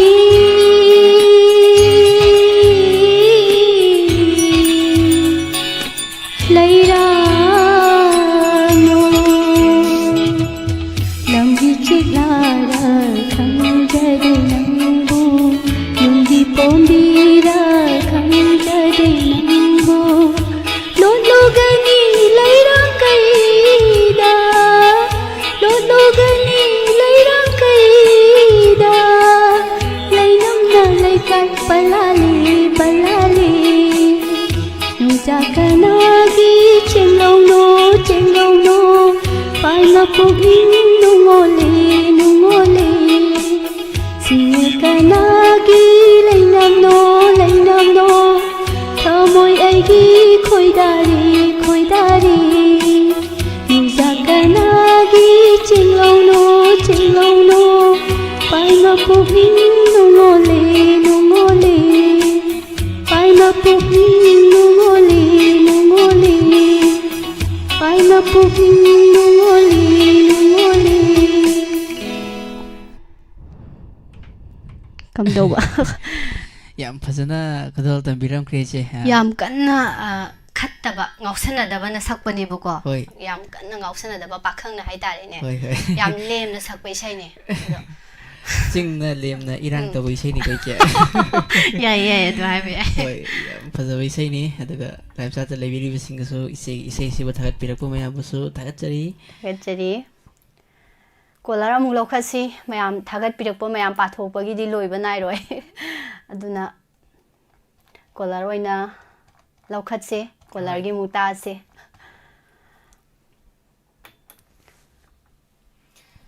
hello hello ꯇꯔꯥꯝ ꯅꯣꯛꯆꯔꯤ ꯃꯤꯡ ꯂꯩꯐꯝ ꯍꯥꯏꯕꯤꯌꯨ ꯁꯥꯔ ꯑꯃꯗꯤ ꯃꯤꯁ ꯄꯣꯏ ꯈꯣꯏꯔꯝꯖꯔꯤ ꯁꯥꯔ ꯑꯩ ꯀꯤꯌꯥꯝꯒꯩꯗꯒꯤ ꯒꯨꯔꯨꯃꯌꯨꯝ ꯍꯦꯝꯕ ꯁꯥꯔꯕꯨꯁꯨ ꯈꯨꯔꯨꯝꯖꯔꯤ ꯊꯧꯔꯝ ꯌꯥꯎꯕꯤꯔꯛꯄ ꯌꯥꯝ ꯅꯨꯡꯉꯥꯏꯖꯩ ꯁꯥꯔ ꯀꯔꯤ ꯃꯊꯦꯜ ꯆꯥꯕꯤꯔꯒꯦ ꯉꯁꯤꯁꯦ ꯍꯤꯟꯖꯥꯡꯁꯦ ꯑꯩ ꯃꯃꯤꯡ ꯑꯣꯏꯅ ꯄꯜꯂꯔꯣꯏꯒꯦ ꯖꯦꯁꯤꯄꯤ ꯊꯣꯡꯕ ꯆꯥꯏ ꯑꯃꯨꯛꯇ ꯇꯥꯖꯗ꯭ꯔꯤ ꯁꯥꯔ ꯉꯁꯤꯒꯤ ꯇꯥꯟꯖꯥꯁꯤ ꯍꯧꯔꯝꯗꯧ ꯂꯧꯖꯔꯒ ꯃꯥꯜꯂꯦ ꯍꯣꯏ ꯑꯩꯁꯦ ꯉꯁꯤꯁꯦ ꯗꯣꯁꯥꯅꯦ ꯍꯥꯏꯕ ꯇꯥꯔꯦ ꯏꯁꯩ ꯁꯛꯇꯣꯏꯁꯦ ꯑꯣ ꯉꯔꯥꯡꯁꯦ ꯀꯗꯥꯏꯋꯥꯏꯗ ꯑꯩꯁꯦ ꯇꯥꯈꯤꯕ ꯗꯣꯁꯥꯅꯣ ꯏꯕꯨꯡ ꯉꯔꯥꯡꯁꯦ ꯑꯩꯒꯤ ꯂꯩꯃꯤꯟꯅꯕ ꯃꯔꯨꯞꯁꯤꯡꯁꯤꯅ ꯏꯁꯩ ꯑꯃ ꯈꯟꯕ ꯍꯥꯏꯇꯥꯔꯦ ꯁꯥꯔ ꯏꯗꯤꯁꯪꯒ ꯃꯤꯁ ꯅꯤꯔꯃꯂꯥꯒꯗ ꯂꯩꯕꯥꯛ ꯅꯤꯡꯕ ꯏꯁꯩ ꯑꯝꯇ ꯁꯛꯄꯤꯔꯝꯃꯣꯅ ꯁꯛꯀꯅꯦꯗꯤ ꯇꯦꯂꯔꯗ ꯍꯥꯏꯐꯦꯠ ꯇꯧꯔꯝꯕ ꯑꯗꯨ ꯏꯁꯩ ꯂꯣꯏꯁꯟꯈꯤꯕꯅ ꯍꯥꯟꯕ ꯍꯥꯏꯇꯥꯔꯦ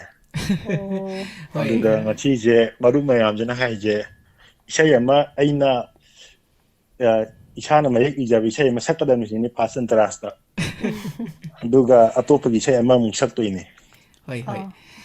ꯑꯗꯨ ꯈꯨꯗꯣꯜ ꯇꯝꯕꯤꯁꯤ ꯑꯩꯁꯦ ꯉꯁꯥꯏꯗꯒꯤ ꯃꯣꯏꯅ ꯍꯥꯏꯕꯁꯤꯗ ꯏꯁꯩ ꯁꯨꯝ ꯈꯜꯂꯦ ꯑꯗꯨ ꯑꯩꯒꯤ ꯋꯥꯈꯜꯗ ꯐꯥꯎꯖꯕ ꯍꯥꯏꯇꯥꯔꯦ ꯍꯣꯏ ꯍꯣꯏ ꯏꯁꯩ ꯃꯇꯦꯛ ꯐꯥꯁ ꯑꯟꯇꯔꯥ ꯍꯥꯏꯇꯥꯔꯦ ꯏꯁꯩꯁꯦ ꯐꯥꯁ ꯑꯟꯇꯔꯥꯕꯨ ꯁꯨꯕ ꯌꯥꯏ ꯁꯨꯗꯕ ꯌꯥꯏ ꯃꯇꯦꯛ ꯑꯃ ꯁꯛꯑꯒꯦ ꯑꯗꯨꯒ ꯏꯁꯩ ꯑꯇꯣꯞꯄ ꯃꯇꯦꯛ ꯑꯃꯇꯪꯒ ꯁꯛꯆꯒꯦ ꯌꯥꯏꯌꯦ ꯏꯕꯨꯡ ꯁꯥꯔꯅ ꯁꯣꯏꯈ꯭ꯔꯁꯨ ꯉꯥꯛꯄꯤꯅꯤ ꯏꯕꯨꯡ ꯄꯦꯟꯅꯕ ꯑꯗꯨꯝ ꯇꯧꯕꯤꯔꯛꯑꯣ ꯑꯩꯈꯣꯏꯗꯤ ꯇꯥꯕꯗ ꯑꯗꯨꯝ ꯂꯩꯖꯗꯣꯏꯅꯤ ꯁꯥꯔꯒꯤ ꯅꯥꯛꯇ ꯀꯅꯥ ꯀꯅꯥꯗꯤ ꯂꯩꯕꯤꯔꯤꯒꯦ ꯏꯌꯥꯝꯕ ꯃꯈꯣꯏ ꯂꯩꯕꯤꯔꯤꯕ꯭ꯔꯥ ꯑꯩ ꯍꯧꯖꯤꯛ ꯑꯩꯒ ꯂꯩꯃꯤꯟꯅꯕ ꯃꯔꯨꯞ ꯑꯗꯨꯝ ꯈꯔ ꯂꯩꯃꯤꯟꯅꯖꯩ ꯍꯥꯏꯇꯥꯔꯦ ꯃꯤꯡ ꯑꯝꯇꯪ ꯍꯥꯏꯕꯤꯔꯝꯃꯒꯗꯤ ꯌꯥꯝ ꯅꯨꯡꯉꯥꯏꯖꯗꯣꯏꯕ ꯃꯤꯡ ꯑꯣꯏꯅꯗꯤ ꯍꯥꯏꯖꯔꯔꯣꯏꯒꯦ ꯁꯨꯝ ꯐꯔꯛ ꯇꯥꯕ ꯈꯔ ꯌꯥꯎꯔꯗꯕꯅꯤ ꯃꯐꯝꯁꯦ ꯑꯗꯨꯅꯁꯨꯅꯦ ꯍꯣꯏ ꯍꯣꯏ ꯖꯦꯁꯤꯕꯤ ꯏꯁꯩꯁꯦ ꯊꯣꯡꯕꯁꯨ ꯅꯠꯇꯦ ꯆꯥꯕꯤꯔꯛꯑꯦ ꯑꯗꯨꯒ ꯏꯁꯩꯁꯨ ꯈꯨꯗꯣꯜ ꯇꯝꯕꯤꯗꯧꯔꯦ ꯌꯥꯝ ꯅꯨꯡꯉꯥꯏꯖꯩ ꯑꯗꯣ ꯈꯨꯗꯣꯜ ꯇꯝꯕꯤꯔꯁꯤ ꯃꯌꯥꯝ ꯄꯨꯟꯅ ꯑꯗꯣ ꯇꯥꯃꯤꯟꯅꯖꯔꯒꯦ ꯖꯦꯁꯤꯄꯤꯁꯦ ꯃꯈꯣꯡ ꯀꯌꯥ ꯄꯥꯜꯂꯤ ꯃꯈꯨꯠ ꯀꯌꯥ ꯄꯥꯜꯂꯤꯗꯣ ꯍꯣꯔꯦꯟ ꯍꯪꯍꯧꯁꯤ ꯏꯁꯩ ꯂꯣꯏꯔꯛꯄꯗ ꯍꯣꯏ ꯍꯣꯏ ꯏꯆꯦ ꯍꯣꯏ ꯏꯁꯩꯁꯦ ꯑꯍꯥꯟꯕꯒꯤ ꯑꯩꯒꯤ ꯏꯁꯥꯅ ꯍꯥꯏꯐꯦꯠ ꯁꯨꯝ ꯋꯥꯈꯜꯅ ꯁꯥꯒꯠꯆꯕ ꯏꯁꯩ ꯃꯇꯦꯛ ꯑꯃꯇꯪ ꯑꯩ ꯍꯥꯟꯅ ꯁꯛꯆꯒꯦ ꯍꯧꯖꯜꯂꯛꯑꯣ ꯏꯕꯨꯡ ꯑꯗꯨꯒ ꯍꯧꯖꯜꯂꯛꯑꯣ ꯅꯔꯛ ꯃꯣꯡꯁꯣꯡ ꯆꯤꯡꯌꯥ ꯇꯝꯌꯥ ꯆꯨꯞꯂꯃꯪꯂꯕ ꯎꯃꯪ ꯋꯥꯃꯪ ꯆꯤꯡꯄꯥꯠ ꯇꯨꯔꯦꯟ ꯀꯌꯥ ꯂꯥꯟꯗꯨꯅ ꯀꯣꯏꯅ ꯆꯠꯇꯨꯅ ꯏꯃꯥꯒꯤ ꯉꯥꯡꯊꯩ ꯉꯥꯛꯂꯤꯌꯦ ꯅꯆꯥꯁꯤꯡ ꯁꯤ ꯑꯍꯥꯟꯕ ꯁꯤꯗꯤ ꯂꯣꯏꯁꯟꯖꯒꯦ ꯏꯁꯩꯁꯦ ꯑꯩ ꯋꯥꯈꯜꯗ ꯍꯥꯏꯐꯦꯠ ꯐꯥꯎꯔꯛꯄ ꯁꯛꯆꯕꯅꯦ ꯑꯗꯨꯒ ꯑꯇꯣꯞꯄ ꯏꯁꯩ ꯑꯃ ꯍꯥꯏꯇꯥꯔꯦ ꯏꯁꯩ ꯁꯛꯆꯒꯦ ꯃꯈꯥ ꯇꯥꯕꯤꯁꯤ ꯁꯤꯒꯗꯕ ꯂꯩꯔꯕ ꯇꯥꯏꯕꯪ ꯃꯄꯣꯛꯅꯤ ꯁꯤꯒꯗꯕ ꯂꯩꯔꯕ ꯇꯥꯏꯕꯪ ꯃꯄꯣꯛꯅꯤ ꯀꯔꯤꯒꯤ ꯅꯤꯡꯍꯟꯅꯔꯤ ꯏꯃꯥꯒꯤ ꯄꯥꯔꯤ ꯏꯃꯥꯒꯤ ꯄꯥꯔꯤ ꯆꯥꯎꯔ ꯁꯔꯤꯛ ꯄꯥꯗꯨꯅ ꯆꯠꯂꯣꯅꯦ ꯂꯥꯟꯐꯝ ꯃꯌꯥꯏꯗ ꯆꯥꯎꯔ ꯁꯔꯤꯛ ꯄꯥꯗꯨꯅ ꯆꯠꯂꯣꯅꯦ ꯂꯥꯟꯐꯝ ꯃꯌꯥꯏꯗ ꯈꯨꯠꯇ ꯈꯨꯠꯂꯥꯏ ꯄꯥꯏꯗꯨꯅ ꯌꯦꯛꯅꯕ ꯂꯥꯟꯃꯤꯁꯤꯡꯒ ꯂꯥꯟꯊꯦꯡꯅꯧ ꯁꯤꯒꯗꯕ ꯂꯩꯔꯕ ꯇꯥꯏꯕꯪ ꯃꯄꯣꯛꯅꯤ ꯀꯔꯤꯒꯤ ꯅꯤꯡꯍꯟꯅꯔꯤ ꯏꯃꯥꯒꯤ ꯄꯥꯔꯤ 이마기 파리 랑기 띠존 세뚜나 짤로네 람파마야이다 미스 이사이들 로션자기 이게 가끔도 그냥 파락 따바 하여튼 안 까는 주사기 하더바 ꯑꯩꯅ ꯀꯔꯤꯒꯤ ꯂꯣꯏꯁꯟꯗꯣꯏꯅꯣ ꯏꯕꯨꯡꯅ ꯍꯪꯒꯦ ꯇꯧꯔꯒ ꯃꯐꯝ ꯐꯔꯛ ꯇꯥꯕꯩꯅꯦꯅ ꯍꯟꯖꯟꯈ꯭ꯔꯦ ꯑꯗꯨꯝ ꯌꯥꯔꯒꯦ ꯏꯕꯨꯡ ꯃꯊꯪ ꯀꯩꯅꯣ ꯇꯧꯕ ꯌꯨꯝ ꯁꯛꯆꯒꯦ ꯍꯣꯏ ꯃꯇꯦꯛꯇꯨꯃ ꯇꯥꯕꯗ ꯈꯔꯗꯤ ꯄꯦꯜꯍꯧꯔꯦ ꯑꯗꯣ ꯌꯥꯝꯗꯤ ꯄꯦꯜꯍꯧꯗ꯭ꯔꯦ ꯖꯦꯁꯤꯄꯤꯗꯣ ꯃꯈꯣꯡ ꯃꯔꯤ ꯄꯥꯜꯂꯤꯀꯣ ꯃꯈꯣꯡ ꯃꯔꯤ ꯃꯤꯁ ꯑꯣꯏꯅ ꯍꯪꯗ꯭ꯔꯤꯉꯩꯗ ꯍꯥꯟꯅ ꯍꯥꯏꯗꯣꯛꯑꯝꯃꯒꯦ ꯃꯈꯨꯠꯇꯤ ꯃꯈꯨꯠ ꯑꯃꯈꯛꯇꯪ ꯍꯥꯏꯗꯤ ꯃꯈꯨꯠ ꯃꯁꯤꯡꯗꯤ ꯀꯌꯥ ꯄꯥꯟꯕꯤꯒꯦ ꯏꯌꯥꯝꯕ ꯁꯥꯔ ꯃꯊꯪꯗ ꯑꯩ ꯍꯥꯏꯖꯔꯒꯦ ꯑꯗꯨꯒꯤ ꯄꯥꯈꯨꯝꯗꯣ ꯍꯣꯏ ꯍꯣꯏ ꯌꯥꯝ ꯅꯨꯡꯉꯥꯏꯖꯩ ꯁꯥꯔ ꯉꯁꯤꯒꯤ ꯃꯊꯪ ꯍꯥꯏꯔꯒꯦ ꯍꯥꯏꯕꯅꯤꯅ ꯃꯊꯪ ꯂꯥꯛꯈꯤꯅꯤ ꯍꯥꯏꯔꯝꯕꯅꯦꯕꯀꯣ ꯍꯣꯏ ꯍꯣꯏ ꯌꯥꯝ ꯅꯨꯡꯉꯥꯏꯔꯦ ꯏꯕꯨꯡ ꯃꯊꯪꯒꯤ ꯕꯥꯇꯣꯟ ꯇꯧꯔꯝꯃꯤꯅꯤ ꯍꯣꯏ ꯍꯣꯏ ꯌꯥꯝ ꯅꯨꯡꯉꯥꯏꯖꯩ ꯉꯁꯤꯒꯤ ꯊꯧꯔꯝ ꯑꯁꯤꯗ ꯂꯩꯕꯥꯛ ꯅꯤꯡꯕ ꯏꯁꯩ ꯑꯩꯈꯣꯏ ꯈꯨꯜ ꯉꯥꯛꯄꯁꯤꯡꯗꯁꯨ ꯗꯦꯗꯤꯀꯦꯠ ꯇꯧꯖꯔꯤ ꯌꯥꯝ ꯅꯨꯡꯉꯥꯏꯖꯩ ꯉꯁꯤꯒꯤ ꯊꯧꯔꯝ ꯑꯁꯤꯗ ꯂꯩꯕꯥꯛ ꯅꯤꯡꯕ ꯏꯁꯩ ꯑꯃ ꯈꯨꯗꯣꯜ ꯇꯝꯕꯤꯔꯝꯗꯨꯅ ꯃꯄꯨꯡ ꯐꯥꯍꯟꯕꯤꯔꯝꯕꯒꯤꯗꯃꯛꯇ ꯁꯥꯔꯕꯨꯁꯨ Thank you, thank you. ꯊꯥꯒꯠꯆꯔꯤ. ꯊꯥꯒꯠꯆꯔꯤ. ꯃꯊꯪꯒꯤ ꯀꯣꯂꯔꯗ ꯑꯃꯨꯛ ꯈꯨꯗꯣꯡꯆꯥꯕ ꯄꯤꯖꯒꯦ.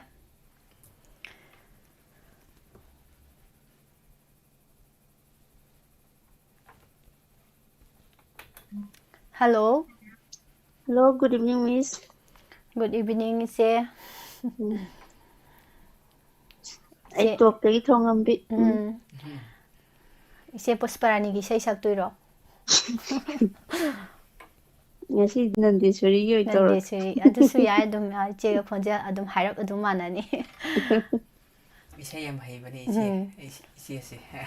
Hai. Adai khara yaurakre matam kuina lepuraba tungda khoi thorom dim yengbiena haibiki iche na su aduga thorom mu yaubirakpado adugi tamakta su thagatsari na kwana su. Nandeswari gi isai iche na wairaga ngahak saktoraktuini mayam taminasiko. Soidrasu mayamda ngakpino haijari. Haujalage. Haujalo iche. Laknage khanduna laknabani aina nangi nungsi natauda ngaujaribi aini nangbu aina nathairamnaga oi halloi lamlanba kanagi aise nangi mine nangtagi oi halloi lamlanba kanagi laknage khanduna laknabani aina nangi nungsi natauda ngaujaribi aini nangbu aina nathairamlaga oi halloi lamlanba kanagi aise nangi mine nangtagi oi halloi lamlanba kanagi la la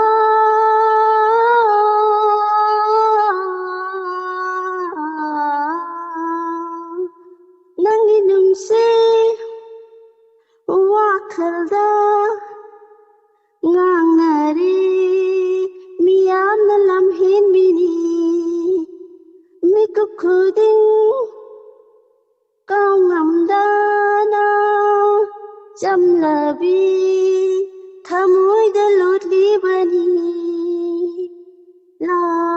la la la nangi nungsi wakhalda ngangnare miyamna lamhenbini mikup khudingi kau ngamdana jamlabi thamoida lotlibani nangi nungsi saktam dutabu lakanungda chetna tumina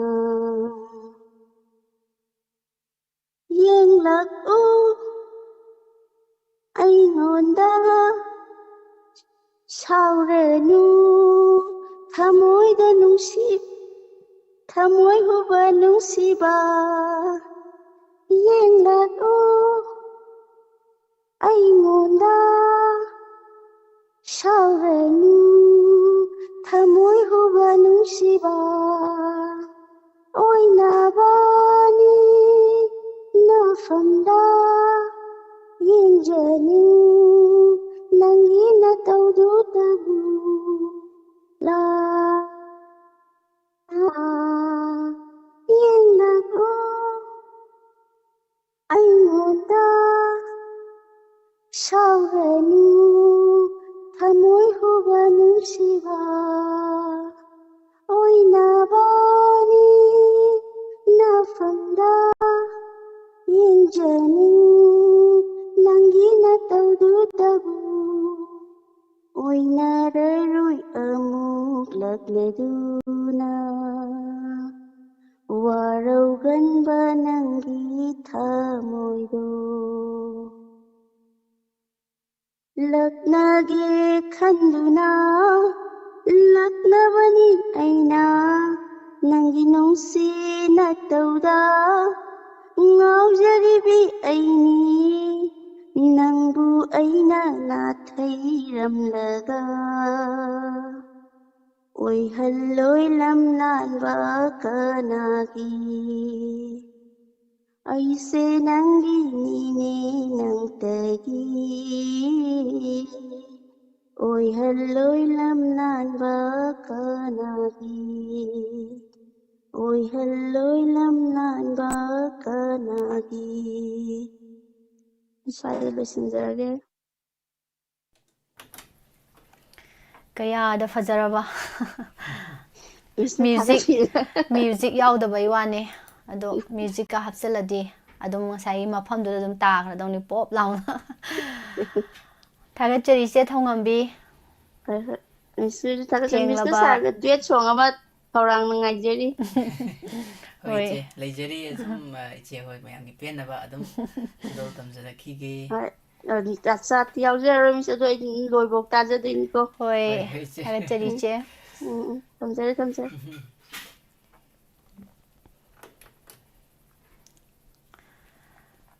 addition सिताना हाइबा इसाई से खंगब्रा इचे खंगे idea इसाई से अमफोक ताद्रिबुको नुसी हाइहोरो ननाक्ता लेरिङै हाइबा इसाई से मते अमता सक्सनरौने नुंसी हाइहोरो ननाक्ता लेरिङै पामी हाइहोरो ननाक्ता लेरिङै थमोइदो पीथोक्लो वखलदो लेपथोक्लो नंग ऐ थमोइ अनै नुंसीना हौरसी मते सिगदा ngजरगे फजगे तौय इचे देवजानीना ahoy ma edition ko kauze kaino toy sidi edition kamai korom dau male edition ahoy live oire na khala sebo ko ahoy nakna leibani na sum lawra seba ado kamai na ahoy ma chawbi le korom do mong se che khala di jom sina korom ga da sauna korom ga doira mawong se iche gi mawong se सावो हाइबम sorry बा सावो मक्सना तबा दगी नुंसी Burgman ससम तौबा अदुगा खरादी तान सावगेदी तरो सावो ngमदबा होय होय अदगी खरा मैं कबीर पमो माले इचे की सै निखारबा मूर्ति नि होय मते मतंग ngजरके निखारबा मूर्ति ट्रेक लेते ट्रेक सी लेत्रबा माले चे निखारबा मूर्तिनी मचित मचित तारबा लेपचरमीन नाक्ता मिकुप खरा तंबिगनो अरोन बसे ताइबंग कनादा खंगहनबिगनो ऐगी वरीसे मसीना अरोइबनी ama amu hairoi hai khiba wahai singdo irani aigi lan khiba na wahalle ningam handre punsi khara hapsal laga nan brain ge tawne nan thu ge tawi nan brain ge tawda yam phajana khudol tambira iche thagachari इचे मतेक स्वाइसदा दुम पेंथोक मिनरसी collar अमा मुक लौकचगे होय कना नम तंग हबियो इचे hello hello good evening madam तमदी साथ सारी दिशा नमदी साथ मैडम निर्मला अनि तारा नोकचरी मिस मैडम पुष्परानी थगचरी सर मयाम द मिंग लेफम तंग हबियो सारमदी मैडम फोन तौजरे दै खोय अनिसी तो अवांग इकाय दगी लाइसै बोन गेमदी लाइसम लेबल बिबिने सारमदी बुंगा यम सानै ये सागा मैडम गसे होय इसै दुएट संग म लै रे चे सागा मैडम गसे फजा फजा कोइ नि सक्तर सु यार ने 이세이시 랑도디 말리고 랑딱도 양 삭분이 얌농아이제 사라카리 마티엘 자비라키 사가 시세 그게 감초에 마가 저기 영작 친구 뭐가 짜저래 아좀 야이 그 이제 마티엘세 야이 얌농아이제 아도 사르가 베담가 이세이 호비라시 마얌 뻔나 따미나나바 nga이저리 사 거의 세시기 말합니다 갈당 와혹도 거의 갈당 때 탐사람겠고 야예 얌농아이제 탐비요 필름시 마tam기 마니푸르 필름이 1972기 에핀기 땅따 머리디 연적기버니 자본기 폰시기 아한바마디 아로이바 이바이니기 아로이바 필름니 하이바 필름시가 자본기 오이나 하이바 무드선 라마디 아람은 조무나니 성인다바 제오바나 짜리 마팡 쿠딩아이나 쿠라이점 푸멘로기 메ек타 아리범 삼사르마나 세반디በ니 하이비세시 matamdugi 1972 pingi tang tara mari ju niksing jaraga ibaini khitang khudon tamjaram ge ko sahaba dineda sir madi madam yam nungai jai isai details loina suna haibire 이세이시기 마름다 와리 거의 무슨 파자마 무슨 부터 담비람하기 때문에서 다같이 이세이 호비라시 마양 보내 담비는 저래 파니 호비라게 참입니다 짜리 마팡 쿠딩아이야 짜리 마팡 쿠딩아이야 라이라미 아이기 타모이다 랭다나 라이라미 아이기 타모이다 랭다나 그나부노 공랑부니 에이부 타자다가항 타모이다 아이기 낭세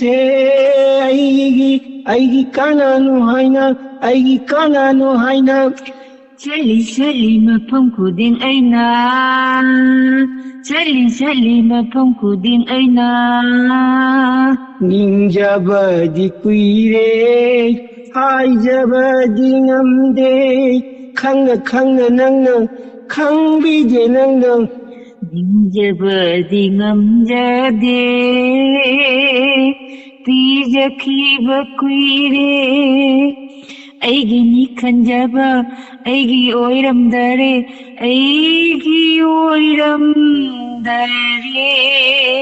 까리부노 아이기 폰시 오이바로 타자드라가노 타모이다 아이기 낭시 아이기 까나노 하이나 짜리 마팡 쿠딩아이나 짜리 마팡 쿠딩아이나 부비로이부 민기 왕마다 라히나 탈라바 라이카데 능기 라히나 탈라바 라이카데 능기 남제로이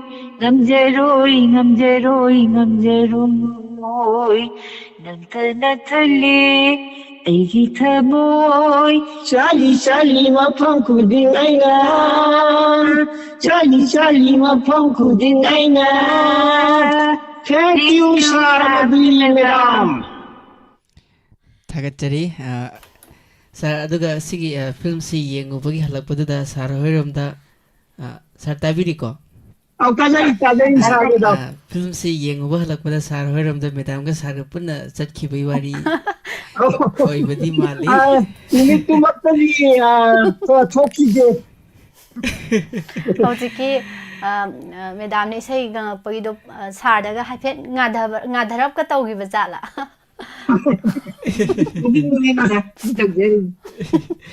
yam nusi hoi sumainaga mama pabung kausage 좀 빠봉 거기요. pabung kausage mama kausage yam nusi ngasina hanba thengnabane mani medam di hanba thengnabane sai di sandi thengnabare ko hana akhoi yam toiba scholar singi marukta sarga medam ga di ꯑꯗꯨꯝ ꯈꯪꯖꯔꯦ call ꯁꯨꯝ ꯄꯥꯏꯔꯛꯄꯗ hello ꯍꯥꯏꯔꯛꯄꯗ ꯁꯤꯅ ꯁꯥꯔꯅꯤ ꯁꯤꯅ ꯃꯦꯗꯥꯝꯅꯤ ꯍꯥꯏꯕꯁꯨ ꯑꯗꯨꯝ ꯈꯪꯖꯔꯕꯅꯤ ꯁꯨꯝ ꯃꯈꯣꯏ ꯌꯥꯝ ꯇꯣꯏꯅ ꯊꯦꯡꯅꯖꯕ ꯅꯨꯃꯤꯗꯥꯡꯒꯤ ꯊꯧꯔꯝꯗꯗꯤ ꯏꯆꯦ ꯑꯗꯣ ꯉꯁꯥꯏꯒꯤ ꯆꯥꯔꯛꯄ ꯃꯊꯦꯜꯁꯤꯡꯒꯤ ꯃꯍꯥꯎꯅ ꯑꯃꯅꯤ ꯑꯗꯨꯒ ꯄꯥꯕꯨꯡꯒ ꯃꯃꯥꯒꯅ ꯁꯛꯄꯤꯔꯛꯄ ꯏꯁꯩꯁꯤꯒꯤ ꯃꯍꯥꯎꯅ ꯃꯈꯜ ꯑꯃꯅꯤ ꯅꯨꯡꯉꯥꯏꯕ ꯑꯃ ꯍꯦꯟꯅ ꯍꯥꯞꯀꯠꯄꯤꯔꯝꯃꯦ ꯍꯥꯏꯇꯥꯔꯦ ꯊꯥꯒꯠꯆꯔꯤ ꯃꯇꯨꯡꯗꯁꯨ ꯊꯦꯡꯅꯕ ꯑꯣꯏꯁꯤ ꯃꯃꯥꯒ ꯄꯥꯕꯨꯡꯒ ꯅꯨꯡꯇꯤꯒꯤ ꯊꯦꯡꯅꯕ ꯑꯣꯏꯁꯦ ꯃꯦꯗꯥꯝ ꯍꯣꯏ ꯊꯥꯒꯠꯆꯔꯤ ꯏꯁꯩ ꯌꯥꯝ ꯅꯨꯡꯉꯥꯏ ꯍꯣꯏ ꯌꯥꯝ ꯅꯨꯡꯉꯥꯏꯖꯩ ꯉꯁꯤꯒꯤ ꯗꯥꯏꯃꯟ ꯇꯤꯚꯤꯒꯤ ꯁꯟꯗꯣꯛꯆꯕ ꯏꯁꯩ ꯉꯁꯤ ꯊꯧꯔꯝ ꯑꯁꯤꯗ ꯌꯥꯝ ꯐꯖꯕ ꯏꯁꯩ ꯑꯃ ꯈꯨꯗꯣꯜ ꯇꯝꯕꯤꯔꯝꯗꯨꯅ ꯃꯄꯨꯡ ꯐꯥꯍꯟꯕꯤꯔꯝꯕꯒꯤꯗꯃꯛꯇꯁꯨ ꯍꯥꯏꯅꯤꯡꯉꯥꯏ ꯂꯩꯇꯅ ꯊꯥꯒꯠꯆꯔꯤꯊꯥꯒꯠꯆꯔꯤ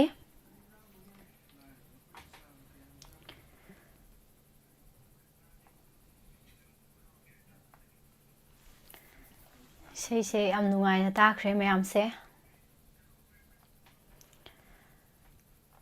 ꯃꯇꯝꯁꯨ ꯑꯗꯨꯝ ꯈꯔ ꯂꯩꯔꯤꯀꯣ ꯑꯗꯣ ꯀꯣꯂꯔ ꯈꯔ ꯂꯧꯈꯠꯁꯤ ꯁꯨꯝ ꯏꯆꯦ ꯖꯤꯕꯂꯇꯥ ꯇꯔꯥꯝ ꯅꯣꯛꯆꯔꯤ ꯂꯨꯝꯃꯒ ꯂꯩꯕꯤꯔꯤꯕ ꯄ꯭ꯔꯣꯒꯥꯝꯁꯦ ꯌꯦꯡꯉꯒ ꯍꯣꯏ ꯃꯥꯏꯗꯤ ꯀꯔꯤꯝ ꯍꯥꯏꯗꯅ ꯅꯣꯛꯐꯦꯠꯀ ꯇꯧꯕꯤꯔꯤꯕ ꯃꯣꯃꯣꯟꯀ ꯇꯧꯕꯤꯔꯤꯕ ꯃꯌꯥꯝꯁꯨ ꯊꯥꯒꯠꯆꯔꯤ ꯁꯛ ꯎꯗꯕꯈꯩꯗꯤ ꯈꯪꯗ꯭ꯔꯦ ꯑꯗꯣ ꯑꯎꯕꯈꯩꯗꯤ ꯇꯧꯔꯝꯒꯗꯕꯗꯣ ꯑꯩ ꯂꯣꯏ ꯎꯖꯔꯦ ꯊꯥꯒꯠꯆꯔꯤ ꯀꯣꯂꯔꯁꯤ ꯑꯃꯨꯛ ꯂꯧꯈꯠꯁꯤꯀꯣ ꯑꯗꯨꯗꯤ ꯍꯜꯂꯣ ꯍꯜꯂꯣ ꯃꯤꯁ ꯁꯥꯔ ꯑꯅꯤꯃꯛꯄꯨ ꯏꯀꯥꯏ ꯈꯨꯝꯅꯖꯔꯤ ꯏꯆꯦ ꯒꯪꯒꯥꯔꯥꯅꯤ ꯌꯧꯔꯛꯑꯦ ꯍꯣꯏ ꯌꯥꯝ ꯅꯨꯡꯉꯥꯏꯖꯩ ꯏꯆꯦ ꯊꯧꯔꯝ ꯌꯥꯎꯕꯤꯔꯛꯄ ꯍꯧꯖꯤꯛꯀꯥꯟꯗꯤ ꯇꯥꯈꯤꯗ꯭ꯔꯕꯅꯤꯅ ꯈꯪꯗ꯭ꯔꯦ ꯑꯗꯣ ꯑꯁ ꯏꯆꯦꯒꯤ ꯏꯁꯩ ꯈꯨꯁꯛꯇꯨꯗ ꯑꯩꯅ ꯅꯨꯡꯉꯥꯏꯕꯁꯤꯗꯤ ꯂꯣꯏꯔꯦ ꯑꯩꯁꯦ ꯀꯔꯤ ꯏꯁꯩꯁꯦ ꯑꯃ ꯁꯛꯀꯦꯅ ꯇꯧꯔꯝꯕꯅꯦ ꯑꯗꯣ ꯑꯩꯈꯣꯏꯒꯤ ꯏꯆꯤꯇꯥ ꯏꯅꯥꯎꯄꯤꯅ ꯍꯥꯞꯄꯦꯟ ꯁꯦꯠꯀꯦ ꯁꯦꯠꯂꯛꯑꯣ ꯀꯔꯤ ꯁꯦꯠꯂꯛꯑꯣ ꯍꯥꯏꯗꯧꯅꯤ ꯑꯗꯨ ꯏꯁꯩꯗꯣ ꯁꯛꯂꯛꯑꯣꯌꯦ ꯏꯆꯦ ꯁꯛꯇꯣꯛꯄꯤꯈ꯭ꯔꯣ ꯉꯍꯥꯟꯈꯩ ꯁꯦꯠ ꯁꯣꯡꯗ ꯈꯟꯖꯕꯅꯦ ꯑꯗꯣ ꯉꯁꯤꯗꯣ ꯈꯔ ꯃꯁꯥ ꯈꯔ ꯈꯤꯡꯒꯠꯂꯛꯄ ꯃꯥꯜꯂꯦ ꯑꯩꯈꯣꯏ ꯏꯁꯤꯇꯥꯁꯦ ꯑꯗꯨꯅ ꯁꯛꯇꯣꯛꯄꯤꯈ꯭ꯔꯣ ꯉꯁꯤꯒꯤꯗꯤ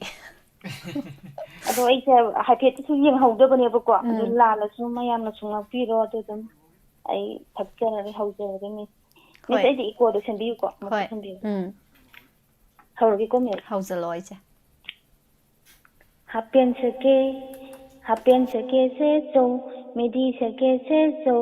ꯁꯜꯋꯥꯔ ꯁꯦꯠꯀꯦ ꯁꯦꯠꯆꯧ ꯇꯞ ꯇꯞꯅ ꯄꯤ ꯇꯞ ꯇꯞꯅ ꯄꯤ ꯇꯞ ꯇꯞꯅ ꯄꯤ ꯇꯞ ꯇꯞꯅ ꯄꯤ ꯍꯥꯞꯆꯜꯂꯛꯀꯦ ꯂꯤꯠꯆꯧ ꯑꯇꯣꯞꯄ ꯄꯥꯈꯪꯒꯗꯤ ꯅꯨꯡꯁꯤꯅꯕꯗꯤ ꯌꯥꯔꯣꯏꯀꯣ ꯑꯇꯣꯞꯄ ꯅꯨꯄꯥꯒꯗꯤ ꯆꯠꯃꯤꯟꯅꯕꯗꯤ ꯌꯥꯔꯣꯏꯀꯣ ꯀꯣ ꯅꯪꯅ ꯅꯁꯛ ꯐꯖꯕꯁꯦ ꯑꯩꯒꯤꯗꯤ ꯏꯃꯥꯏꯅꯤ ꯅꯪꯅ ꯅꯁꯛ ꯐꯖꯕꯁꯦ ꯑꯩꯒꯤꯗꯤ ꯏꯃꯥꯏꯅꯤ ꯐꯣꯔꯦꯟꯒꯤ ꯃꯇꯧ ꯇꯝꯕꯗꯣ ꯇꯀꯄꯩ ꯃꯇꯧ ꯇꯝꯕꯗꯣ ꯐꯣꯔꯦꯟꯒꯤ ꯃꯇꯧ ꯇꯝꯕꯗꯣ ꯇꯀꯄꯩ ꯃꯇꯧ ꯇꯝꯕꯗꯣ ꯑꯩꯁꯨ ꯌꯥꯝꯅ ꯄꯥꯝꯖꯩꯌꯦ ꯅꯃꯤꯠꯇ ꯌꯥꯝꯒꯅꯨ ꯅꯃꯤꯠꯇ ꯌꯥꯝꯒꯅꯨ ꯅꯃꯤꯠꯇ ꯌꯥꯝꯒꯅꯨ ꯅꯃꯤꯠꯇ ꯌꯥꯝꯒꯅꯨ ꯐꯣꯔꯦꯟꯒꯤ ꯀꯥꯔ ꯇꯣꯡꯍꯟꯒꯦ ꯁꯤꯇꯅ ꯁꯈꯤ ꯁꯤꯇꯅ ꯁꯈꯤ ꯁꯤꯇꯅ ꯁꯈꯤ ꯍꯥꯞꯄꯦꯟ ꯁꯦꯠꯀꯦ ꯁꯦꯠꯆꯧ ꯍꯥꯞꯄꯦꯟ ꯁꯦꯠꯀꯦ ꯁꯦꯠꯆꯧ ꯃꯤꯗꯤ ꯁꯦꯠꯀꯦ ꯁꯦꯠꯆꯧ ꯍꯥꯞꯆꯜꯂꯛꯀꯦ ꯂꯤꯠꯆꯧ ꯁꯦꯠꯀꯦ ꯁꯦꯠꯆꯧ ꯇꯞ ꯇꯞꯅ ꯄꯤ ꯇꯞ ꯇꯞꯅ ꯄꯤ ꯇꯞ ꯇꯞꯅ ꯄꯤ 1 2 കണ്ണാന ലൈസാബീനോ കണ്ണാന പഖങ്ങോ കണ്ണാന ചെലുരബിനോ കണ്ണാന മൗനോ കണ്ണാന പഖങ്ങോ കണ്ണാന ചെലുരബിനോ കണ്ണാന ലൈസാബീനോ കണ്ണാന മൗനോ കണ്ണാന മമാനോ കണ്ണാന മപാനോ ചപ്ചമനൈ ചപ്ചമനൈ ചപ്ചമനൈ കണ്ണാന ലൈസാബീനോ കണ്ണാന പഖങ്ങോ കണ്ണാന ചെലുരബിനോ കണ്ണാന മൗനോ കണ്ണാന മമാനോ കണ്ണാന മപാനോ ചപ്ചമനൈ ചപ്ചമനൈ ചപ്ചമനൈ ചഹീന മസിഞ്ചാംലവ പാഖംനിക ꯊꯥꯖꯗ꯭ꯔꯦ ചഹീന മസിഞ്ചാംലവ ലൈസാബിനി ꯊꯥꯖꯗ꯭ꯔꯦ യുക്തി യുക്താമ തൗരിദ കരിനോ കൈദാമ തൗരിദ യുക്തി യുക്താമ തൗരിദ ꯀꯔꯤꯅꯣ ꯀꯩꯗꯥꯃ ꯇꯧꯔꯤꯗ ꯃꯁꯥ ꯃꯁꯥꯒꯤ ꯈꯟꯕꯗ ꯑꯍꯤꯡ ꯅꯣꯡꯁꯣꯏꯕ ꯇꯨꯝꯅꯗꯔꯦ ꯃꯁꯥ ꯃꯁꯥꯒꯤ ꯈꯟꯕꯗ ꯑꯍꯤꯡ ꯅꯣꯡꯁꯣꯏꯕ ꯇꯨꯝꯅꯗꯔꯦ ꯅꯨꯄꯥ ꯄꯥꯀꯤꯁꯇꯥꯟ ꯄꯥꯟꯕꯤ ꯅꯪꯕꯨ ꯐꯠꯇꯕ ꯆꯤꯡꯒ ꯆꯠꯂꯗꯔꯣ ꯄꯥꯈꯪꯒꯤ ꯊꯃꯣꯏꯁꯤ ꯂꯥꯡꯇꯛꯅꯔꯦ ꯐꯖꯕꯤ ꯅꯪꯒꯤ ꯗ꯭ꯔꯦꯁꯇꯨꯗ Sejana Saki, Sejana Saki, Sejana Saki. Happen Seke se so, Midi Seke se so, Salwar Seke se so, Askin Seke se so, Taptam Napi, Taptam Napi, Taptam Napi. Happen Keli so, Attu Papa Kangadi, Minavadi Yaruko, Attu Panupagadi, Nunsinavadi Yaruko. Nupana nupi sanimba, nupina nupa sanimba, nupana nupi sanimba, nupina nupa sanimba. Urenga sidi imanda, homona saki, nupa pam, nupana nupi sanimba, nupina nupa sanimba, nupana nupi sanimba, nupina nupa sanimba. Urenga sidi imanda, homona saki.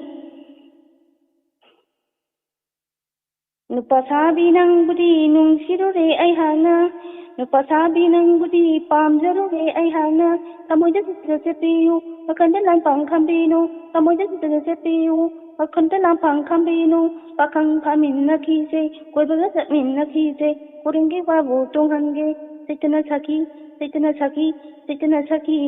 Happen Seke se so, Midi Seke se so, Salwar Seke se so, Happen Seke se so, Midi Seke se so, Taptam Napi, Taptam Napi. Hap Thalit Kele so, Atto Papa Kangadi, Tapminavadi Yarako, Atto Papa Kangadi, Nunsinavadi Yarako. Takatun Kalam Tare. Miss Nojere.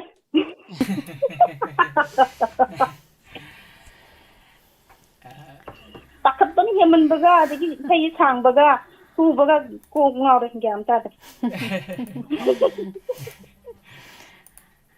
ꯑꯩꯗꯤ ꯏꯁꯩꯗꯣ ꯃꯔꯛꯇ ꯆꯞꯈꯤꯗ꯭ꯔꯥꯅ ꯈꯜꯂꯨꯔꯕꯅꯤ ꯑꯗꯣ ꯆꯞꯇꯤ ꯆꯞꯈꯤꯗ꯭ꯔꯦ ꯌꯥꯝ ꯅꯨꯡꯉꯥꯏꯕ ꯏꯁꯩꯅꯤ ꯏꯆꯦꯅ ꯈꯨꯗꯣꯜ ꯇꯝꯕꯤꯔꯝꯃꯤꯕ ꯑꯩꯈꯣꯏꯒꯤ ꯂꯥꯏꯞ ꯆꯥꯠꯇ ꯂꯩꯕꯤꯔꯤꯕꯁꯤꯡꯁꯨ ꯅꯣꯛꯄꯗ ꯁꯤꯔꯦ ꯍꯥꯏꯕ ꯌꯥꯝ ꯌꯥꯎꯈꯤꯕ ꯃꯥꯜꯂꯤ Thank you. ꯊꯥꯒꯠꯆꯔꯤ ꯏꯆꯦ ꯒꯪꯒꯥꯔꯥꯅꯤ ꯊꯥꯒꯠꯆꯔꯤ ꯏꯆꯦ ꯊꯥꯒꯠꯆꯔꯤ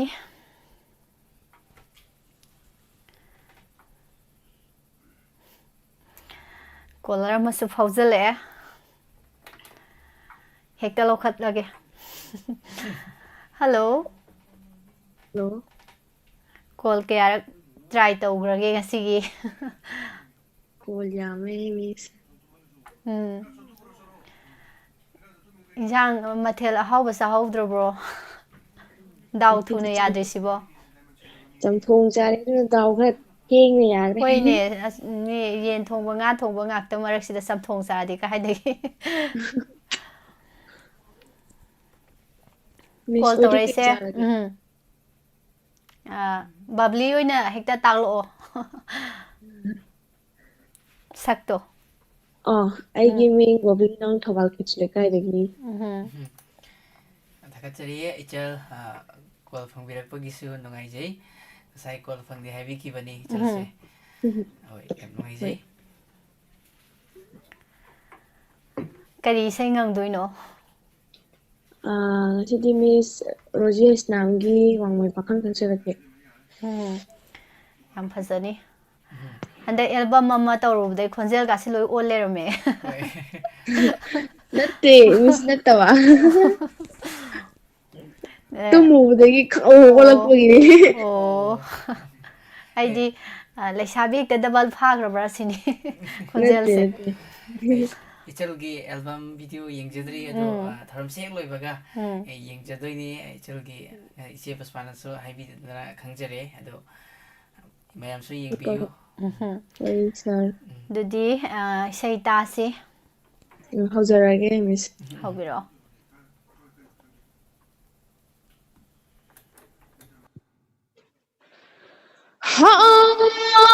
Wangagi pakhangni sakhinba Wangmagi pakhangdi sakhinba Nangi nungsigi tintado Wangmagi pakhang di sakhinba Nangi nungsigi tintado Thamoy pauna tharakhinu Thamoy pauna tharakhinu Ningol thamoy leirang si Hayrang haymun phajadri Mai mai ngam jaroi Mai mai ngam jaroi Ai di ngam jaroi Nung silang dai na ba Nung silang dai na ba Ai di ngam kiroi Ha ai di ngam kiroi Ban thâu in khuôn trai gội nung Pali magi yawa kha Ban thâu in khuôn trai gội nung Pali magi yawa kha Lay jakhi gi Kumja kharaga Yumban kang lon sunat tam jakhi gi Kumja kharatani tangai bikho Kumja kharatani tangai bikho Mai mai ngam jaroi Mai mai ngam jaroi Ai di ngam jaroi Nung silang dai na ba Nung silang dai na ba Ai di ngam kiroi Wang magi khui mu đi Khoáng riêng mơ Wang mơ ghi khui mu đi Khoáng nâu bơ Ningon na kang don phada kan Leirang na leika phan bakan Ningon na kang don phada kan Leirang na leika phan bakan Pa khương ghi Mong mơ na ra yai da bu Lấy sát tâm giấc khi ghi pa mô bơ Lấy sát tâm giấc khi ghi pa mô bơ Mai mai ngâm giờ rồi Mai mai ngâm giờ rồi Ai đi ngâm giờ rồi Nung silang dai na ba Nung silang dai na ba Ai di ngam ki rồi Ai di ngam ki rồi Sajagi please Rosigi isai mata kre babli dagi Hoi yam nungai jai yam phajana sakudul tambira ikoi che Hoi nauzari bini ado mayam gi thogal sisu thogal makhalabni ko Hoi che tungda hena mai pak po ibiro isel aduga isel gi isai se youtube ta pajeng phiral haina thoko mali koi che mayam so yeng bidri ko ragadi yeng biyo ibung Shakespeare di thengna driba male babli nong se album kumla boy chen pusparani album se babli na sak pa isai da dum masa su dum kum bahai dar pajeng phiral haiba album lan ga mari leina na hoji thoi birang si ga mari leina na puthok pani yam phajai mayam su yeng biyo thagachari ichal asigi thormasi bu mapung phan biramba isai phajaba ma ngang biramduna thagachai mayam panam na su thagat pira ichal se devjani na su details haibiro on hairam me pajeng phiral hairaga dum thibiro adum thogla ani thoglak tasu babli yauba thiraga dum nammo babli long thomban maina pajeng phiral dum thobani mayam yengbiro Hoi thagachari yam pura upasu thagachari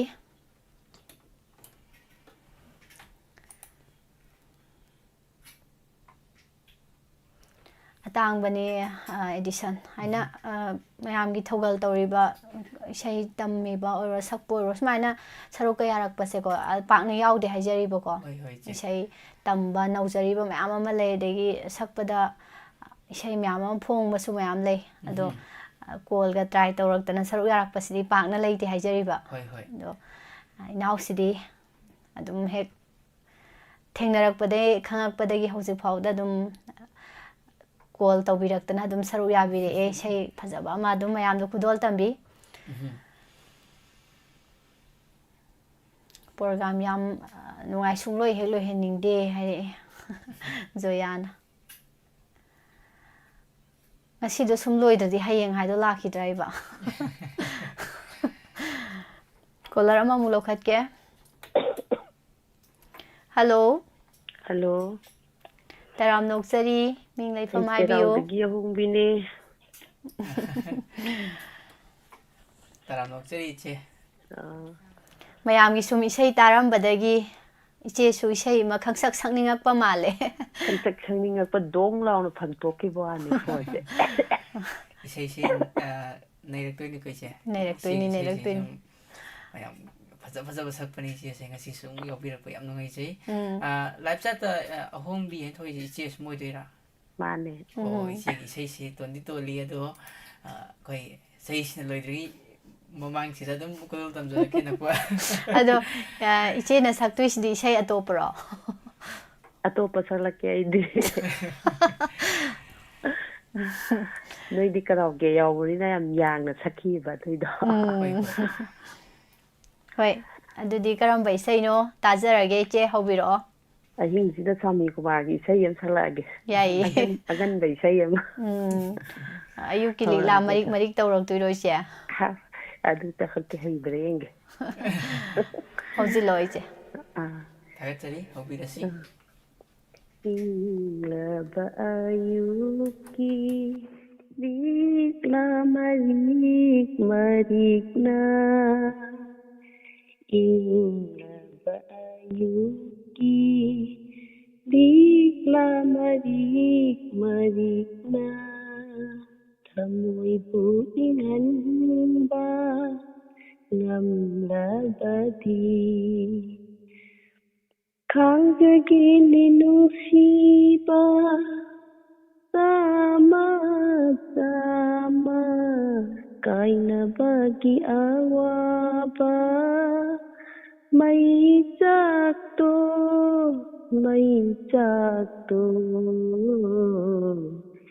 ꯏꯪꯂꯕ ꯑꯌꯨꯛꯀꯤ ꯂꯤꯛꯂꯥ ꯃꯔꯤꯛ ꯃꯔꯤꯛꯅ ꯃꯍꯧꯁꯥꯅꯤ ꯅꯣꯡꯗꯣꯟꯒꯤ ꯑꯄꯥꯏꯕ ꯂꯩꯆꯤꯜꯅ ꯉꯉꯥꯟꯅꯕꯤ ꯅꯣꯡꯖꯥꯕꯤꯒꯤ ꯁꯛꯇꯝ ꯑꯣꯟꯈꯤꯕ ꯃꯍꯧꯁꯥꯅꯤ ꯅꯣꯡꯗꯣꯟꯒꯤ ꯑꯄꯥꯏꯕ ꯂꯩꯆꯤꯜꯅ ꯉꯉꯥꯟꯅꯕꯤ ꯅꯣꯡꯖꯥꯕꯤꯒꯤ ꯁꯛꯇꯝ ꯑꯣꯟꯈꯤꯕ ꯍꯧꯅ ꯁꯥꯅꯤ ꯂꯩꯒꯤ ꯆꯥꯅ ꯂꯩꯃꯟ ꯆꯟꯈꯤꯕ ꯍꯧꯅ ꯁꯥꯅꯤ ꯂꯩꯒꯤ ꯆꯥꯅ ꯂꯩꯃꯟ ꯆꯟꯈꯤꯕ ꯑꯗꯨꯕꯨ ꯊꯃꯣꯏꯒꯤ ꯑꯁꯦꯡꯕ ꯅꯨꯡꯁꯤꯕꯗꯤ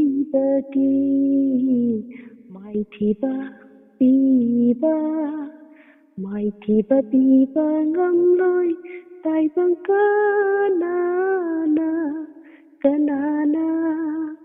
ꯀꯅꯥꯅ ꯏꯪꯂꯕ ꯑꯌꯨꯛꯀꯤ ꯂꯤꯛꯂꯥ ꯃꯔꯤꯛ ꯃꯔꯤꯛꯅ ꯃꯔꯤ ꯂꯩꯅꯩ ꯍꯥꯏꯅꯩ ꯃꯔꯤ ꯂꯩꯅꯩ ꯍꯥꯏꯅꯩ ꯅꯨꯡꯁꯤꯕ ꯑꯄꯥꯝꯕ ꯀꯜꯂꯛꯄ ꯊꯃꯣꯏ ꯑꯃꯠꯇꯒꯤ ꯍꯧꯔꯛꯐꯝꯅꯤ ꯄꯨꯝꯅꯃꯛ ꯃꯔꯤ ꯂꯩꯅꯩ ꯍꯥꯏꯅꯩ ꯃꯔꯤ ꯂꯩꯅꯩ ꯍꯥꯏꯅꯩ ꯅꯨꯡꯁꯤꯕ ꯑꯄꯥꯝꯕ ꯀꯜꯂꯛꯄ ꯊꯃꯣꯏ ꯑꯃꯠꯇꯒꯤ ꯍꯧꯔꯛꯐꯝꯅꯤ ꯄꯨꯝꯅꯃꯛ ꯀꯅꯥꯅ ꯋꯥꯔꯧꯔꯤ ꯄꯟꯊꯨꯡꯒꯤ ꯑꯁꯥ ꯀꯥꯏꯕꯒꯤ ꯀꯅꯥꯅ ꯅꯣꯛꯂꯤ ꯈꯪꯖꯕ ꯄꯟꯈꯩ ꯐꯪꯕꯒꯤ ꯍꯨꯝꯗꯨꯅ ꯄꯨꯔꯤ ꯄ꯭ꯔꯦꯃꯤ ꯄ꯭ꯔꯦꯃꯤꯀꯥ ꯀꯌꯥ ꯆꯠꯅꯕꯤꯒꯤ ꯅꯣꯡꯂꯩꯅ ꯆꯠꯅꯕꯤꯒꯤ ꯅꯣꯡꯂꯩꯅ ꯅꯣꯡꯂꯩꯅ ꯏꯪꯂꯕ ꯑꯌꯨꯛꯀꯤ ꯂꯤꯛꯂꯥ ꯃꯔꯤꯛ ꯃꯔꯤꯛꯅ ꯊꯃꯣꯏꯕꯨ ꯏꯪꯍꯟꯕ ꯉꯝꯂꯕꯗꯤ ꯈꯥꯡꯖꯒꯦꯅꯦ ꯅꯨꯡꯁꯤꯕ ꯆꯥꯝꯃ ꯆꯥꯝꯃ ꯀꯥꯏꯅꯕꯒꯤ ꯑꯋꯥꯕ ꯃꯩ ꯆꯥꯛꯇꯣ ꯏꯪꯂꯕ ꯑꯌꯨꯛꯀꯤ ꯂꯤꯛꯂꯥ ꯃꯔꯤꯛ ꯃꯔꯤꯛꯅ ꯂꯣꯏꯁꯟꯖꯔꯦ. ꯍꯜꯂꯣ. ꯀꯃꯦꯟ ꯑꯝꯇ ꯄꯤꯁꯜꯂꯨꯗꯅ. 이제 ꯌꯥꯝ ꯐꯖꯩ 이제 이세이세 ꯑꯩꯈꯣꯏ ꯅꯪꯄꯥꯅꯁꯨ ꯁꯨꯝ 이제 ꯍꯥꯟꯅ ꯍꯥꯏꯖꯈꯤꯕꯗꯣ 이제 ꯑꯍꯨꯝꯒꯤ ꯌꯥꯎꯔꯒꯗꯤ ꯑꯗꯨꯝ 이세 ꯁꯨꯝ ꯃꯩ ꯇꯥꯕꯝꯗꯤ ꯁꯨꯝ ꯈꯨꯗꯣꯜ ꯇꯝꯃꯅꯤ ꯍꯥꯏꯗꯣ. ꯅꯣꯏꯅ ꯑꯃꯨꯛ ꯊꯥꯒꯠ ꯑꯩꯈꯣꯏꯅ ꯑꯃꯨꯛ ꯊꯥꯒꯠ ꯇꯧꯔ ꯂꯣꯏꯔꯦ. ꯃꯌꯥꯝꯁꯨ ꯌꯥꯝ ꯊꯥꯒꯠꯄꯤꯔꯛꯑꯦ ꯈꯨꯕꯥꯛꯀ ꯄꯣꯗ꯭ꯔꯣꯛ ꯄꯣꯗ꯭ꯔꯣꯛꯅ ꯈꯨꯔꯛꯑꯦ. Thank you. ꯊꯥꯒꯠꯆꯔꯤ ꯏꯆꯦ. ꯏꯁꯩ ꯌꯥꯝ ꯐꯖꯩꯀꯣ ꯏꯆꯦ.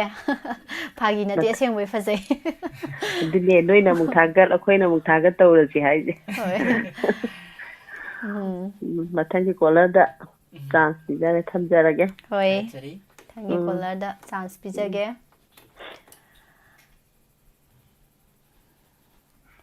ꯉꯁꯥꯏ ꯄꯨꯡ 2:13 ꯆꯠꯂꯦꯀꯣ. ꯁꯤ ꯃꯊꯦꯜ ꯍꯪꯉꯛꯇ꯭ꯔꯒ ꯍꯧꯖꯤꯛꯇ ꯏꯁꯤꯇꯥꯅ ꯉꯁꯤ ꯀꯔꯤ ꯃꯊꯦꯜ ꯆꯥꯒꯦ ꯍꯥꯏꯕꯤꯗ꯭ꯔꯤ. ꯍꯪꯗꯤ ꯍꯪꯗ꯭ꯔꯒ ꯀꯃꯥꯏꯅ ꯍꯥꯏꯗꯣꯏꯅꯣ. ꯑꯗꯣ ꯉꯁꯥꯏ ꯍꯪꯉꯛꯄꯒꯩꯗꯤ ꯈꯨꯝꯈ꯭ꯔꯦꯀꯣ. ꯍꯣꯏ. ꯃꯔꯛꯇ ꯌꯥꯔꯝꯗꯧꯗꯤ ꯃꯥꯜꯂꯤ ꯏꯁꯤꯇꯥꯒꯤ ꯋꯥꯍꯪꯁꯤ ꯍꯪꯈ꯭ꯔꯒ ꯈꯨꯝꯃꯛꯇꯕꯒꯤ ꯃꯑꯣꯡꯗꯤ ꯃꯥꯜꯂꯤꯀꯣ ꯏꯆꯦ. ꯈꯪꯗꯦ ꯑꯩ ꯎꯍꯧꯗꯦ ꯑꯗꯣ ꯎꯗꯕꯅꯤꯅ ꯑꯩꯅ ꯆꯨꯝꯃꯦ. ꯍꯣꯏ.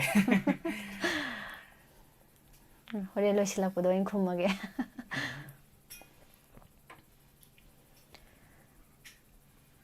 ꯀꯣꯂꯔ ꯂꯧꯈꯠꯆꯒꯦ. ꯑꯗꯣ ꯏꯁꯩꯁꯨ ꯑꯣꯔꯣ ꯑꯣꯔꯣ ꯂꯣꯏꯁꯤꯜꯂꯛꯄꯗ ꯑꯣꯔꯣ ꯑꯣꯔꯣ ꯑꯣꯏꯅ ꯇꯧꯔꯛꯀꯦ. ꯀꯣꯂꯔ ꯃꯌꯥꯝꯒꯤ ꯏꯁꯩꯁꯦ ꯌꯥꯝ ꯅꯨꯡꯉꯥꯏꯔꯤ ꯑꯗꯨꯝ ꯇꯥꯈꯤꯁꯤ ꯃꯌꯥꯝ. ꯍꯜꯂꯣ. ꯍꯜꯂꯣ. ꯇꯔꯥꯝ ꯅꯣꯛꯆꯔꯤ ꯃꯤꯡ ꯂꯩꯐꯝ ꯍꯥꯏꯕꯤꯌꯨ. ꯃꯤꯁ ꯂꯥꯡꯃꯩꯗꯣꯟꯒꯤ ꯌꯥꯏꯐꯕ. ꯌꯥꯏꯐꯕ ꯉꯁꯤ ꯑꯃꯨꯛ ꯊꯦꯡꯅꯔꯦ. ꯑꯩꯈꯣꯏꯒꯤ ꯗꯥꯏꯃꯟ ꯇꯤꯚꯤꯒꯤ ꯁ꯭ꯇꯥꯔ ꯌꯧꯕꯤꯔꯛꯈ꯭ꯔꯦ. ꯉꯁꯤꯗꯤ ꯀꯔꯤ ꯅꯝꯕꯔ ꯄꯨꯕꯤꯔꯛꯀꯦ. ꯃꯤꯁ ꯑꯦꯖꯦꯒꯤ ꯏꯁꯩ ꯑꯝꯇ ꯇꯧꯒꯦ. ꯅꯪꯅ ꯆꯠꯈꯤꯕ ꯇꯧꯕꯗꯣ. ꯌꯥꯝ ꯅꯨꯡꯉꯥꯏꯖꯩ ꯑꯩꯈꯣꯏꯒꯤ ꯏꯅꯥꯎꯁꯦ ꯌꯥꯝ ꯐꯖ ꯐꯖꯕ ꯏꯁꯩ ꯈꯨꯗꯣꯜ ꯇꯝꯕꯤꯕꯅꯦ. ꯉꯁꯤꯁꯨ ꯊꯦꯡꯅꯖꯕ ꯑꯗꯣ ꯏꯅꯥꯎ ꯀꯔꯤ ꯃꯊꯦꯜ ꯆꯥꯕꯤꯔꯛꯀꯦ ꯉꯁꯤꯁꯤꯕꯨ. ꯉꯁꯤ ꯏꯔꯣꯟꯕ ꯆꯥꯖꯩ. ꯍꯣꯏ. ꯅꯨꯡꯉꯥꯏꯖꯩ. ꯏꯔꯣꯝꯕ ꯆꯥꯕ ꯆꯝꯊꯣꯡ ꯆꯥꯕ ꯀꯥꯡꯁꯣꯏ ꯆꯥꯕꯁꯤꯡꯁꯦ ꯂꯥꯁꯇ ꯂꯣꯏ ꯐꯪꯗ꯭ꯔ ꯀꯣꯜꯁꯦ. ꯉꯁꯥꯏ ꯑꯍꯥꯎꯕ ꯆꯥꯕꯒꯤ ꯃꯀꯣꯛꯇ ꯂꯣꯏ ꯐꯪꯈ꯭ꯔꯦꯕ. ꯑꯗꯣ ꯃꯊꯪꯗꯗꯤ ꯑꯍꯥꯎꯕ ꯈꯔ ꯆꯥꯁꯦ ꯀꯣꯜ ꯇꯧꯗꯧ ꯅꯨꯃꯤꯠꯇꯣ. ꯂꯣꯏꯅꯃꯛꯇꯅꯤ ꯀꯣꯂꯔ ꯑꯇꯩꯗꯁꯨꯅꯤꯀꯣ. ꯌꯥꯏꯐꯕ ꯌꯥꯝ ꯅꯨꯡꯉꯥꯏꯔꯦ. ꯑꯗꯨꯗꯤ ꯏꯁꯩ ꯑꯣꯏꯅ ꯃꯌꯥꯝꯒ ꯇꯥꯃꯤꯟꯅꯔꯒꯦ. ꯍꯧꯖꯜꯂꯛꯑꯣ ꯏꯅꯥꯎꯅ. ꯍꯣꯏ.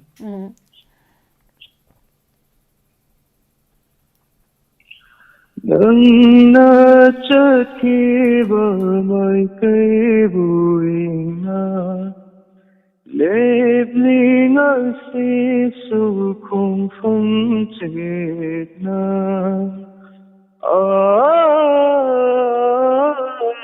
ꯅꯪꯅ ꯆꯠꯈꯤꯕ ꯃꯥꯏꯀꯩꯕꯨ ꯌꯦꯡꯅ ꯂꯦꯞꯂꯤ ꯉꯁꯤꯁꯨ ꯈꯣꯡꯐꯝ ꯆꯦꯠꯅ. ꯂꯧꯅꯪꯒꯤ ꯋꯥꯔꯤꯅ ꯅꯥꯎꯁꯨꯝ ꯑꯣꯏꯗꯨꯅ. ꯂꯧꯅꯪꯒꯤ ꯋꯥꯔꯤꯅ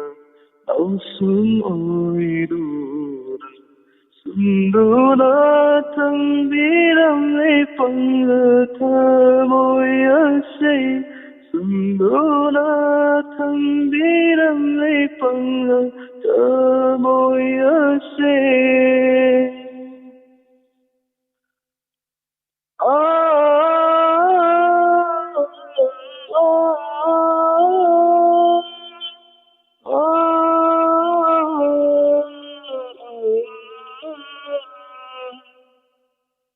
Nangi kaban sirena kausing oina kalthari aina pantham kandana jali punsi se Nangi kaban sirena kausing oina kalthari aina pantham kandana jali punsi se Ireno na puva mai kaina tomi Ireno na puva mai kaina tomi Nangi tantira bawai amana Mairi oina thamara chagari Nanna chakhi bani Nani tamna Nangi tantira bawai amana Mairi oina chakre tamu Nanna chakhi bani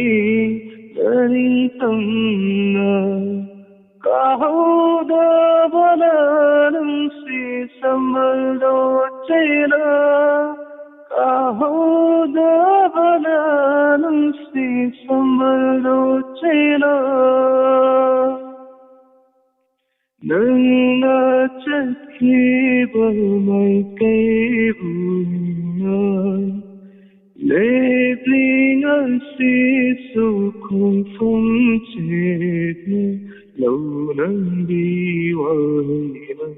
Nào sương ôi đu nắng Lâu nắng đi hoài nắng Nào sương ôi đu nắng Sương đu na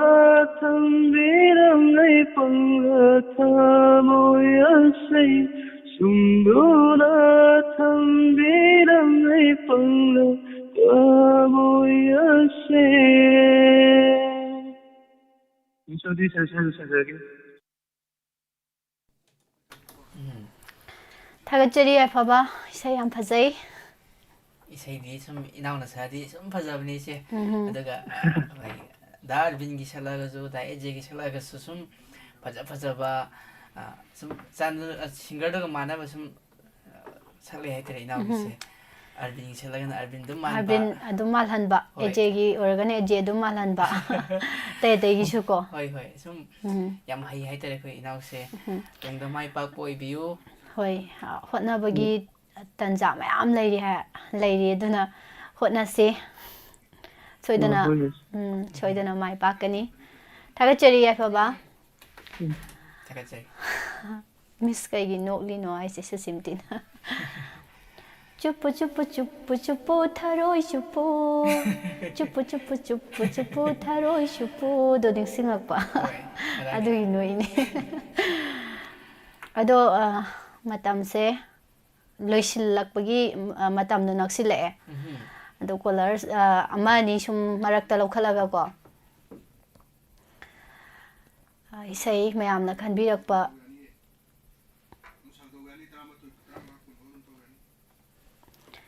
isai kharasu dum mayamna khanbirakpa dum ngangjarake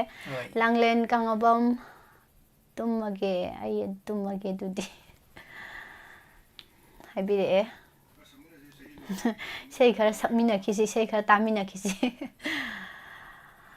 2023 loi ki dore aduna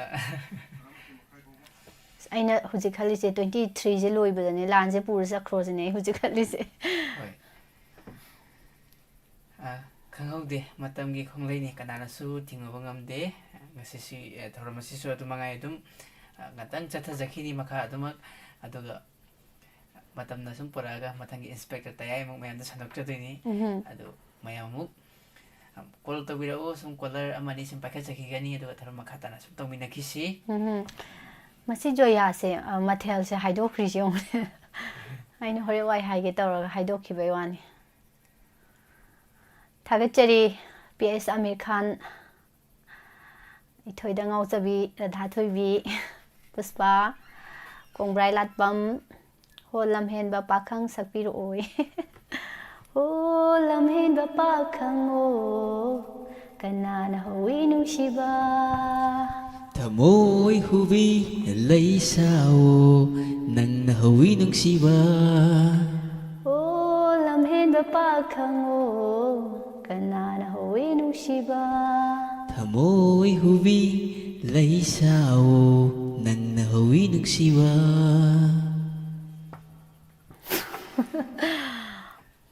Thagachari isai se kari isai saksige ipagi mayamda tahanbada nungai da bai sai Kundrakpam Jivan ki sei ma je kudal tamjake doi karaoke tharaga oidoira thadabi oidoira karaoke thajaraga saksage ado kolara maso holda de bibadi male hak adum leibai leiba dum hak leibirasano hoi sambal khabidraba haiba ta wai sei do yam phajaba sei ni hoi che adum tang Sitana hawi haise oidabadi ngangdi sita se sengbai ne sitana horokpane nusibase karaoke da ko kam sambal sei lantok sabada swaki balang ki bayar basu mayam tanga pigani mayam ki pen ba adum mate kadal tamjarake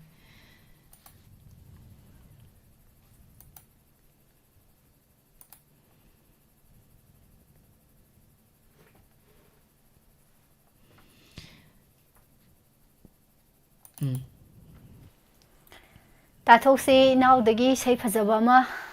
amuk mayamna ngasaidagi sei saklo haibado sakningbana loirabani mayamgi asi tagina lakpani na khangimni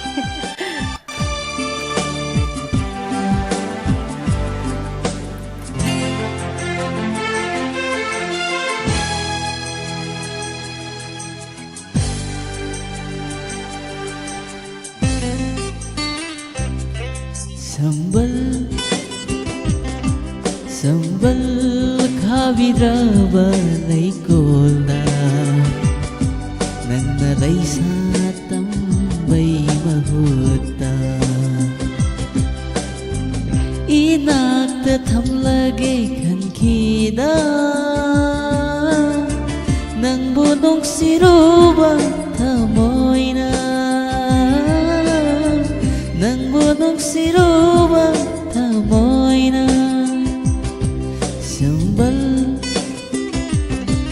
Sambal khabidraba lay kolda nang nalay sa tambay mahuta nang nalay sa tambay mahuta Isai se Kundrakpam Jivan na sakpadu na deko edition na sakpani ko sidi mayam lana ulokini Thank you, Che.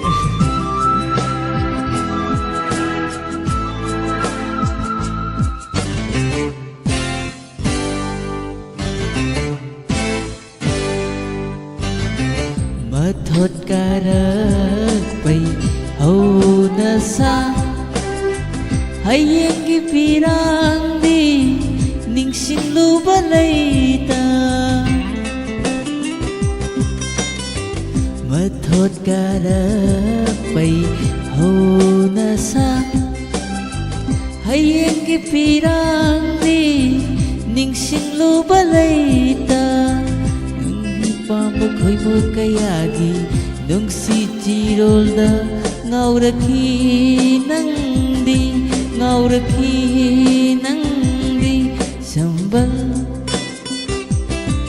sambal khabidraba lay kolda nang nalay sa tambay mahuta nang nalay sa tambay mahuta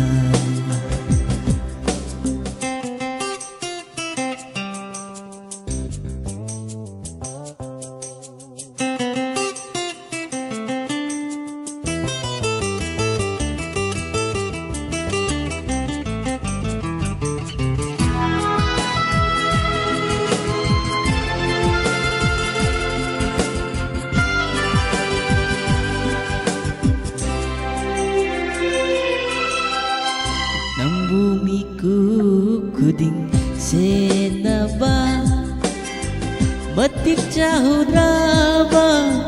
ꯑꯩꯒꯤ ꯄꯨꯟꯁꯤꯅ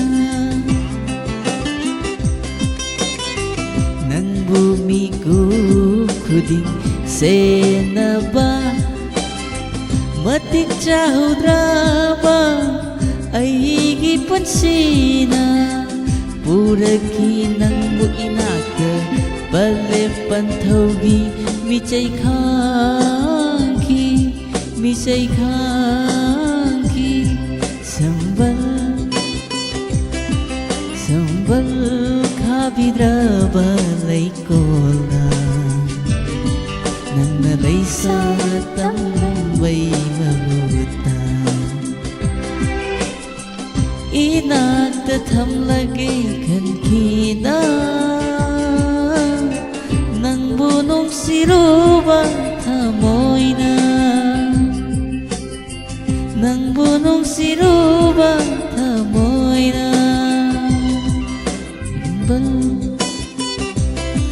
ꯁꯨꯝꯕꯜ ꯈꯥꯕꯤꯗ꯭ꯔꯕ ꯂꯩꯀꯣꯜꯗ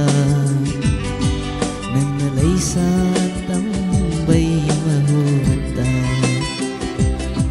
ꯅꯪꯅ ꯂꯩꯁꯥ ꯇꯝꯕꯩ ꯃꯍꯨꯠꯇ ꯅꯪꯅ ꯂꯩꯁꯥ ꯇꯝꯕꯩ ꯃꯍꯨꯠꯇ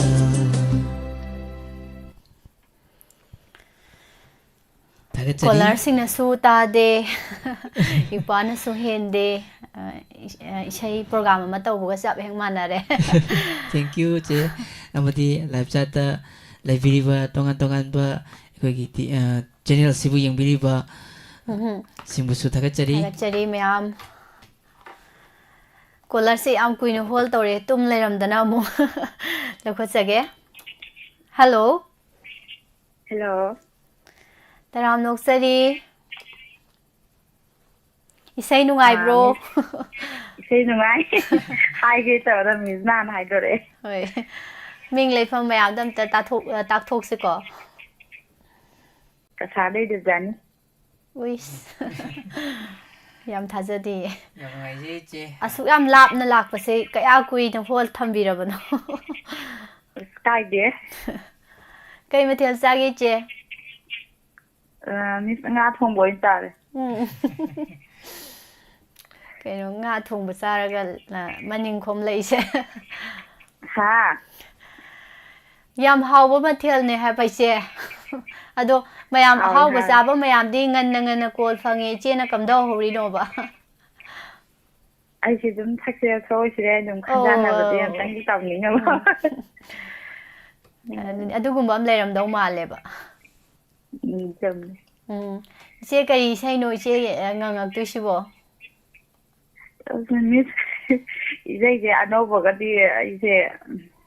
try ꯇꯧ ꯉꯝꯗ꯭ꯔꯦ ꯍꯥꯟꯅꯒꯤ ꯑꯗꯨꯝ ꯑꯅꯧꯕꯗꯤ ꯏꯆꯦ ꯏꯇꯩ ꯂꯣꯏ ꯊꯣꯛꯅꯕꯅꯦ ꯏꯆꯦꯅ ꯍꯥꯏꯔꯛꯄꯗ ꯌꯥꯝ ꯅꯨꯡꯁꯤ ꯑꯅꯧꯕ ꯏꯁꯩꯁꯦ ꯏꯇꯩ ꯂꯣꯏ ꯊꯣꯛꯅꯕꯅꯦꯕ ꯆꯨꯝꯃꯤ ꯆꯨꯝꯃꯤ ꯍꯣꯏ ꯏꯁꯩꯁꯦ ꯀꯩ ꯍꯥꯏꯅꯤ ꯑꯩꯈꯣꯏꯅ ꯃꯇꯦꯛ ꯑꯃ ꯐꯥꯔꯒ ꯐꯨꯜꯒ ꯐꯥꯗꯕꯗꯣ ꯑꯗꯨ ꯑꯗꯨꯝ ꯏꯗ꯭ꯔꯗꯤ ꯐꯥꯗꯦ ꯐꯨꯜ ꯑꯣꯏꯅ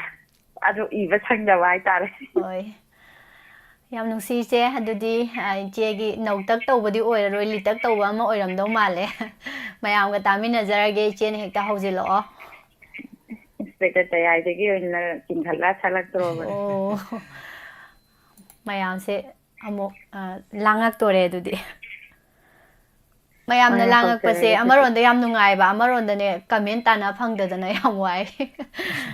ꯑꯗꯣ ꯌꯦꯡꯉꯁꯤ ꯏꯆꯦꯀꯣ ꯍꯣꯏ ꯁꯥꯔꯒꯤ ꯍꯩꯕ ꯏꯁꯩꯗꯤ ꯍꯩꯇꯕ ꯃꯌꯥꯝꯅ ꯉꯥꯛꯄꯤꯌꯨ ꯉꯥꯛꯄꯤꯌꯨ ꯍꯥꯏꯗꯧ ꯅꯠꯇꯤꯌꯦ ꯏꯆꯦ ꯅꯨꯡꯉꯥꯏꯅ ꯇꯥꯕꯤꯌꯨ ꯍꯥꯏꯗꯧꯅꯦ ꯍꯣꯏ ꯍꯣꯏ ꯁꯛꯂꯛꯑꯒꯦ ꯍꯧꯖꯜꯂꯛꯑꯣ ꯏꯆꯦ ꯆꯤꯡꯒꯤ ꯂꯩꯔꯥꯡ ꯂꯩꯅꯨꯡꯁꯤ ꯃꯥꯂꯪꯒꯤ ꯆꯍꯨꯝ ꯀꯜꯂꯛꯂꯦ ꯆꯤꯡꯒꯤ ꯂꯩꯔꯥꯡ ꯂꯩꯅꯨꯡꯁꯤ ꯃꯥꯂꯪꯒꯤ ꯆꯍꯨꯝ ꯀꯜꯂꯛꯂꯦ ꯂꯣꯠꯂꯔꯨ ꯊꯃꯣꯏꯗ ꯂꯨꯅ ꯆꯤꯛꯅ ꯇꯨꯝꯃꯤ ꯂꯣꯠꯂꯔꯨ ꯊꯃꯣꯏꯗ ꯂꯨꯅ ꯆꯤꯛꯅ ꯇꯨꯝꯃꯤ ꯆꯤꯡꯒꯤ ꯂꯩꯔꯥꯡ ꯂꯩꯅꯨꯡꯁꯤ ꯆꯤꯡꯒꯤ ꯂꯩꯔꯥꯡ ꯂꯩꯅꯨꯡꯁꯤ ꯅꯄꯥꯎ ꯄꯨꯕ ꯊꯣꯛꯂꯕꯤ ꯊꯃꯣꯏꯗ ꯂꯤꯕ ꯑꯣꯠꯂꯔꯤ ꯅꯨꯡꯒꯨꯝ ꯊꯃꯣꯏꯗ ꯂꯩꯀꯥ ꯈꯨꯗꯤꯡ ꯈꯟꯅ ꯅꯄꯥꯎ ꯄꯨꯕ ꯃꯥꯂꯪꯅ ꯅꯄꯥꯎ ꯄꯨꯕ ꯃꯥꯂꯪꯅ ꯆꯤꯡꯗꯤ ꯂꯩꯔꯥꯡ ꯂꯩꯅꯨꯡꯁꯤ ꯃꯥꯂꯪꯒꯤ ꯆꯥꯍꯨꯝ ꯀꯜꯂꯛꯂꯤ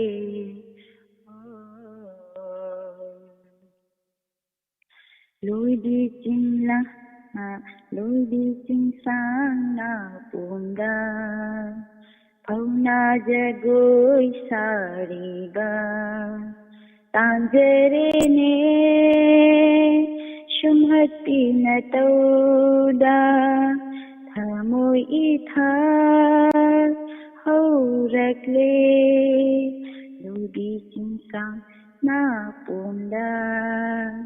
ꯅꯥꯄꯣꯝꯗ ꯅꯥꯄꯣꯝꯗ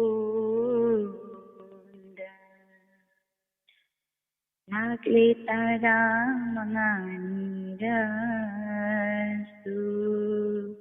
ꯇꯥꯛꯂꯅꯤ ꯄꯟꯊꯧ ꯁꯨꯃꯥꯡꯅ ꯅꯪꯒꯤ ꯑꯩꯒꯤ ꯅꯨꯡꯁꯤꯕꯅ ꯆꯤꯡꯇꯝꯃꯤꯒꯤ ꯑꯄꯨꯟꯕ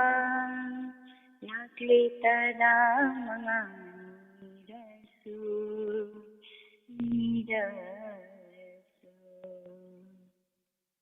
ꯆꯤꯡꯂ ꯂꯥꯏꯖ ꯈꯤꯛꯂꯒꯦ ꯆꯤꯡꯅ ꯄꯔꯩ ꯄꯨꯝꯕ ꯊꯥꯗꯣꯛꯂꯨ ꯆꯤꯡꯂ ꯂꯥꯏꯖ ꯈꯤꯛꯂꯒꯦ ꯆꯤꯡꯅ ꯄꯔꯩ ꯄꯨꯝꯕ ꯊꯥꯗꯣꯛꯂꯨ ꯆꯤꯡꯒꯤ ꯂꯩꯔꯥꯡ ꯂꯩꯅꯨꯡꯁꯤ ꯇꯝꯗ ꯂꯩꯁꯥ ꯇꯝꯂꯔꯣ ꯆꯤꯡꯒꯤ ꯂꯩꯔꯥꯡ ꯂꯩꯅꯨꯡꯁꯤ ꯇꯝꯗ ꯂꯩꯁꯥ ꯇꯝꯂꯔꯣ ꯃꯤꯁ ꯑꯃꯗꯤ ꯁꯥꯔ ꯂꯣꯏꯖꯔꯦ ꯑꯩꯕꯨ ꯑꯣꯏꯖꯗꯦ ꯏꯁꯩꯁꯦ ꯁꯛꯄ ꯊꯥꯒꯠꯆꯔꯤ ꯏꯆꯦ ꯑꯩꯈꯣꯏꯒꯤ ꯗꯥꯏꯃꯟ ꯇꯤꯚꯤꯒꯤ ꯁꯟꯗꯣꯛꯆꯕ ꯏꯁꯩ ꯁꯛꯁꯤ ꯊꯧꯔꯝ ꯑꯁꯤꯗ ꯌꯥꯎꯕꯤꯔꯛꯇꯅ ꯏꯁꯩ ꯐꯖꯕ ꯑꯃꯁꯨ ꯃꯌꯥꯝꯅ ꯇꯥꯍꯟꯕꯤꯔꯝꯕ ꯅꯨꯄꯥꯅꯁꯨ ꯊꯥꯒꯠꯆꯔꯤ ꯂꯥꯏꯚꯇ ꯂꯩꯕꯤꯕ ꯃꯌꯥꯝꯅꯁꯨ ꯌꯥꯝ ꯊꯥꯒꯠꯄꯤꯔꯛꯑꯦ ꯏꯆꯦ ꯌꯥꯝ ꯐꯖꯅ ꯉꯥꯡꯊꯣꯔꯛꯑꯦ ꯂꯥꯏꯚꯇ ꯂꯩꯕꯤꯕ ꯃꯌꯥꯝꯅꯁꯨ ꯊꯥꯒꯠꯆꯔꯤ ꯑꯗꯣ ꯃꯈꯣꯜ ꯊꯣꯛꯇꯕꯒꯤ ꯋꯥꯅꯤ ꯇꯤꯚꯤꯗ ꯌꯦꯡꯉꯤꯕ ꯃꯌꯥꯝꯅꯁꯨ ꯊꯥꯒꯠꯅꯤꯡꯕꯗꯤ ꯐꯥꯎꯔꯝꯗꯣꯏꯅꯤ ꯃꯁꯥꯗ ꯎꯄꯥꯏ ꯂꯩꯇꯕꯩꯅꯤ ꯅꯣꯛꯅꯤꯡꯉꯒꯅ ꯍꯦꯛ ꯅꯣꯛꯄ ꯀꯞꯅꯤꯡꯉꯒꯅ ꯀꯞꯄ ꯇꯤꯚꯤꯗ ꯌꯦꯡꯉꯤꯕ ꯃꯌꯥꯝ ꯏꯃꯥ ꯏꯕꯦꯜ ꯏꯆꯤꯜ ꯏꯅꯥꯎ ꯃꯌꯥꯝꯁꯤꯅ ꯇꯧꯔꯝꯗꯣꯏꯁꯦꯕꯀꯣ ꯊꯥꯒꯠꯆꯔꯤ ꯏꯆꯦ ꯊꯦꯡꯂꯕ ꯃꯇꯝꯁꯤ ꯐꯥꯎꯕꯗ ꯊꯧꯔꯝꯁꯤ ꯁꯔꯨꯛ ꯌꯥꯕꯤꯗꯅ ꯀꯣꯜ ꯑꯃꯨꯛ ꯇꯧꯕꯤꯗꯅ ꯏꯁꯩꯒ ꯐꯖꯕ ꯑꯃ ꯁꯛꯇꯣꯛꯄꯤꯔꯛꯄꯁꯦ ꯌꯥꯝ ꯅꯨꯡꯉꯥꯏꯖꯩ ꯊꯦꯡꯛ ꯌꯨ ꯉꯁꯤꯒꯤ ꯑꯔꯣꯏꯕ ꯀꯣꯂꯔꯗ ꯈꯨꯗꯣꯡꯆꯥꯕ ꯄꯤꯖꯒꯦ ꯍꯣꯔꯦꯟ ꯑꯩꯈꯣꯏꯅꯤ ꯁꯨꯝ ꯏꯁꯩ ꯁꯛꯑꯒ ꯂꯣꯏꯁꯟꯕ ꯅꯨꯡꯉꯥꯏꯇꯦ ꯃꯔꯛꯇ ꯑꯁ ꯂꯥꯏꯚꯇ ꯂꯩꯕꯤꯕ ꯃꯌꯥꯝꯅ ꯏꯁꯩ ꯁꯛꯑꯣꯅ ꯍꯥꯏꯕꯤꯔꯛꯄ ꯃꯌꯥꯝꯁꯦꯀꯣ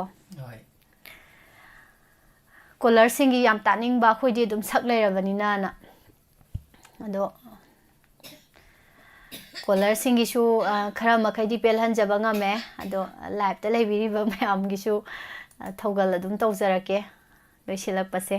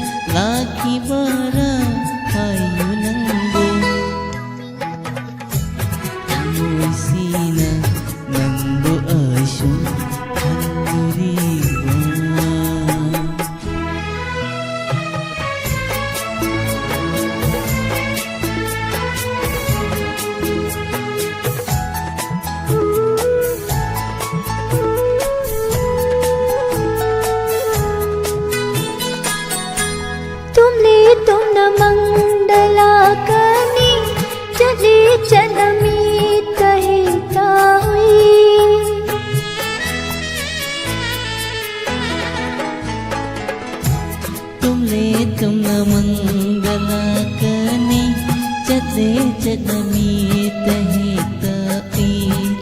ꯅꯨꯡꯁꯤ ꯅꯪꯒꯤ ꯃꯥꯏꯊꯣꯡꯗꯨꯅꯤ ꯊꯃꯣꯏꯁꯤꯕꯨ ꯉꯥꯎꯍꯜꯂꯤꯕ ꯂꯩꯍꯟꯕꯤꯌꯨ ꯄꯨꯟꯁꯤ ꯆꯨꯞꯄ ꯅꯪꯒꯤ ꯅꯥꯛꯇ ꯇꯨꯃꯤꯟ ꯇꯨꯃꯤꯟ ꯊꯃꯣꯏꯁꯤꯅ ꯅꯪꯕꯨ ꯇꯝꯅ ꯄꯥꯝꯂꯨꯔꯤꯕ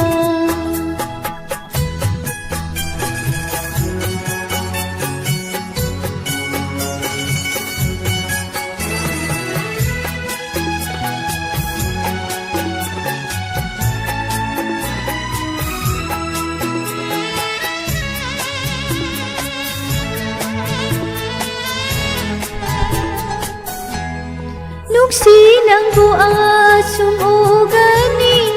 이나ꯛꯇꯗ ꯑꯁꯨꯝ ꯂꯩꯒꯅꯤ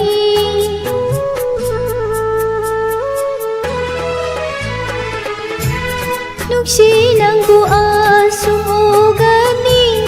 이나ꯛꯇꯗ ꯑꯁꯨꯝ ꯂꯩꯒꯅꯤ ꯈꯜꯂꯨꯕꯗ ꯂꯩꯇꯍꯟꯗ꯭ꯔꯤ ꯊꯃꯣꯏꯁꯤꯕꯨ ꯉꯥꯎꯍꯜꯂꯔꯤ ꯂꯩꯍꯟꯅꯤꯡꯉꯤ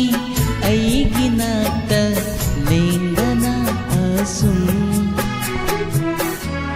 ꯇꯨꯃꯤꯟ ꯇꯨꯃꯤꯟ ꯊꯃꯣꯏꯁꯤꯅ ꯅꯪꯕꯨ ꯇꯃꯛ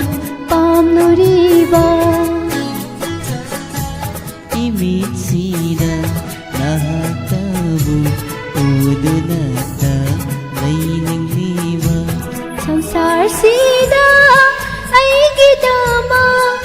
ꯂꯥꯛꯈꯤꯕꯔꯥ ꯍꯥꯏꯌꯨ ꯅꯪꯕꯨ ꯇꯨꯃꯤꯟ ꯇꯨꯃꯤꯟ ꯊꯃꯣꯏꯁꯤꯅ ꯅꯪꯕꯨ ꯑꯁꯨꯝ ꯈꯜꯂꯨꯔꯤꯕ ꯅꯪꯕꯨ ꯇꯃ ꯄꯥꯝꯂꯨꯔꯤꯕ ꯅꯪꯕꯨ ꯑꯁꯨꯝ ꯈꯜꯂꯨꯔꯤꯕ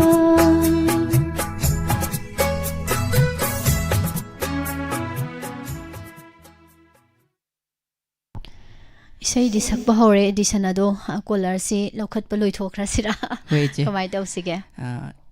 ꯉꯁꯤꯒꯤ ꯑꯔꯣꯏꯕ ꯀꯣꯂꯔ ꯏꯆꯦ ꯀꯅꯥꯅꯣ ꯑꯃꯨꯛꯇꯪ ꯌꯦꯡꯃꯤꯟꯅꯁꯤ ꯑꯗꯨꯒ ꯃꯌꯥꯝ ꯉꯁꯥꯏ ꯏꯁꯩ ꯈꯟꯕꯤꯔꯛꯈꯤꯕꯁꯤꯡꯗꯣ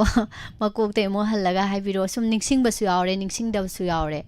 ꯑꯗꯣ ꯍꯩꯖꯕ ꯑꯣꯏꯔꯗꯤ ꯑꯗꯨꯝ ꯃꯌꯥꯝꯒꯤ ꯊꯧꯒꯜ ꯃꯇꯦꯛ ꯃꯇꯦꯛ ꯇꯧꯖꯔꯝꯒꯦ ꯂꯣꯏꯁꯤꯜꯂꯛꯄꯁꯤꯗ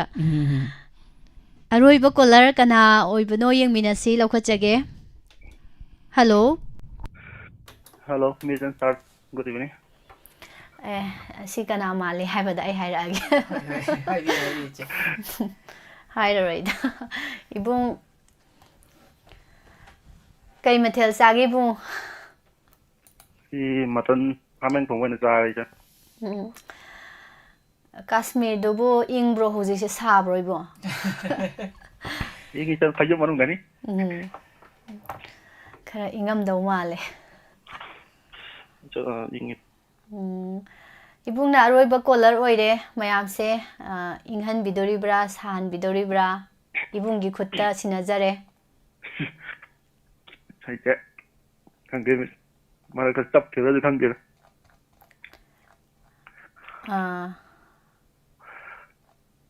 Haurage me. ꯍꯧꯖꯜꯂꯣ 이북 Malangba nangse ngawida. Ningongi samlangbu karigi. Maitongda soidaina tahalliba. Nungchiba haitana karigi. Ugatiriba. Ugatiriba. Ikaina lotaba. Ijise. Karigi nangna. Humdok piriba. Ikaina lotaba. Ijise. Karigi nangna. Humdok piriba. Tumina layjabi. Aise. Langtak na hale. Koirang na hale. Langtak na hale. Koirang na hale. malangba nangse ngawida ningongi samlangbu karigi maithongda soidaina tahalliba nungsiba haitana karigi ugatiriba ingauta ngaujabi ai haku potapum khanghanda kai hobiraga khanghaningda pukingi yawase tamthugluri kanada lithogluriba tamthugluri kanada lithogluriba malangba nangse ngawida ningongi samlangbu karigi maithongda soijaina tahalliba nungsiba haitana karigi ugatiriba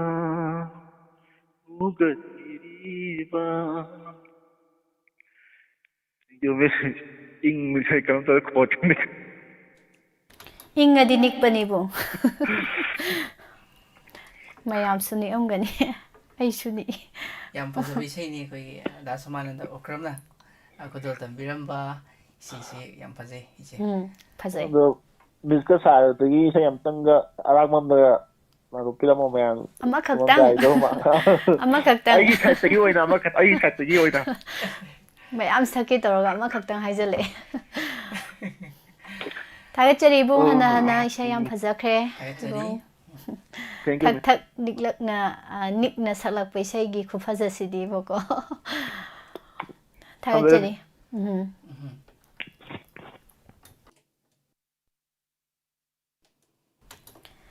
Makasidi akhoi thokpa tawraki. Sima ekta haijala loirego. Akhoi thokpa tawsalage. mayamna apambado ngasaidagi karaw yade kara sum noksena tawbane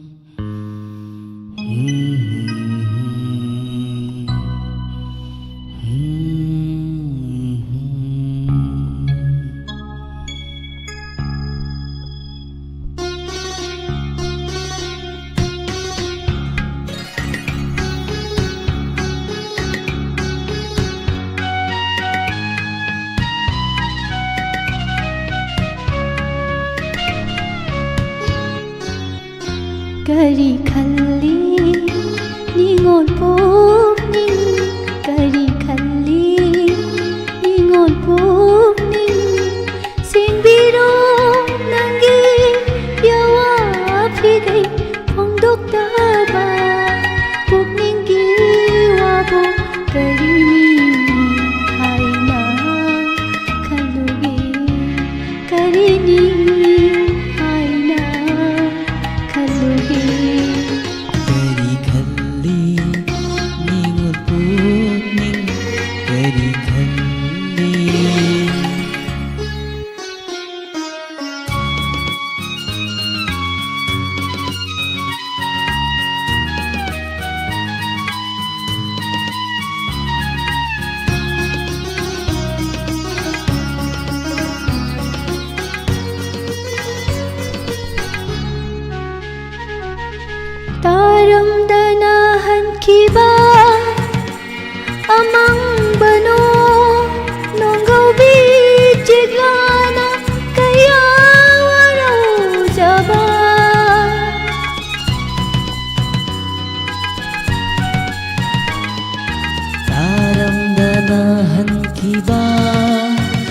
mambano nonggobi ceklana kaya warau jaba saklon hongbi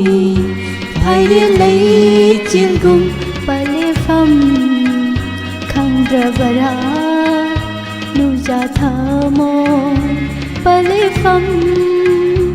khandrabara nuja thamo kari khalli ningul pukning kari khalli ningul pukning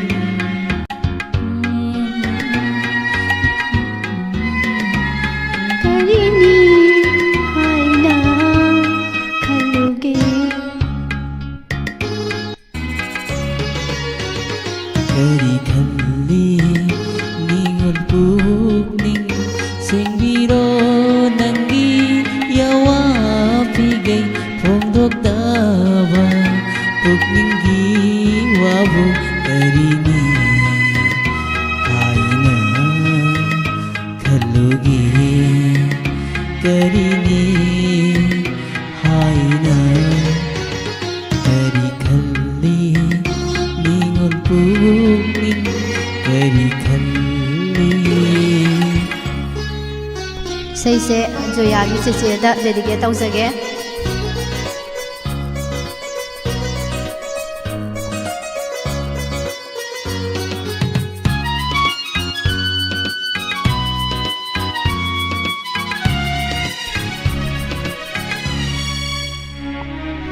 Ari paama ningol na ningjaba khanghallu aibo janabi na famdagi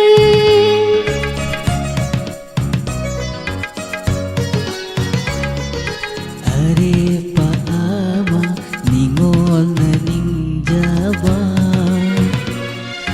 khanghallo aibu janabi na pamdagi ningomdaba karamba wakhal nuja karigi lamuk nari nuja karigi lamuk nari kari khalli ningol pukning kari khalli ningol pukning sengbiro nangi yawa pigai phongdok daba pukning gi wabu karini haina khaluge karini haina kari khalli ningol pukning kari khalli ningol pukning kari khalli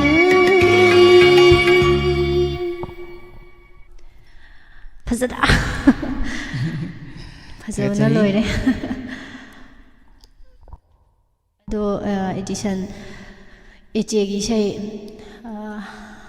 amasu khanbirakimni upana ngangadi yam paksani mati matang nangjarake thenglaba ahingsida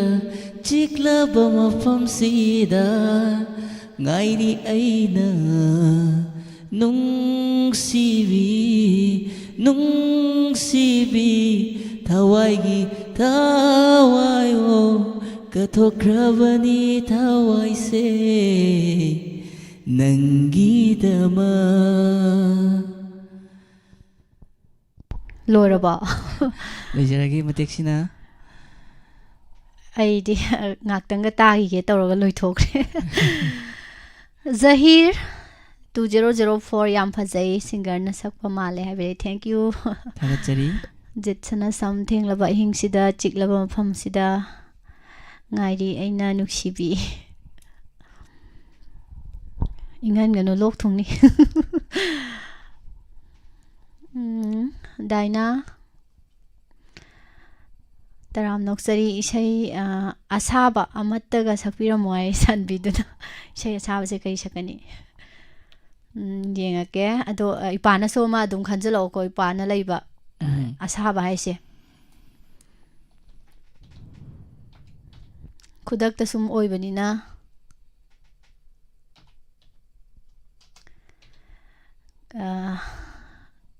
ꯍꯦꯛꯇ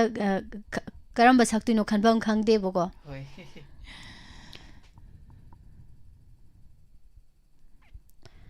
ꯑꯗꯣ ꯁꯨꯝ gap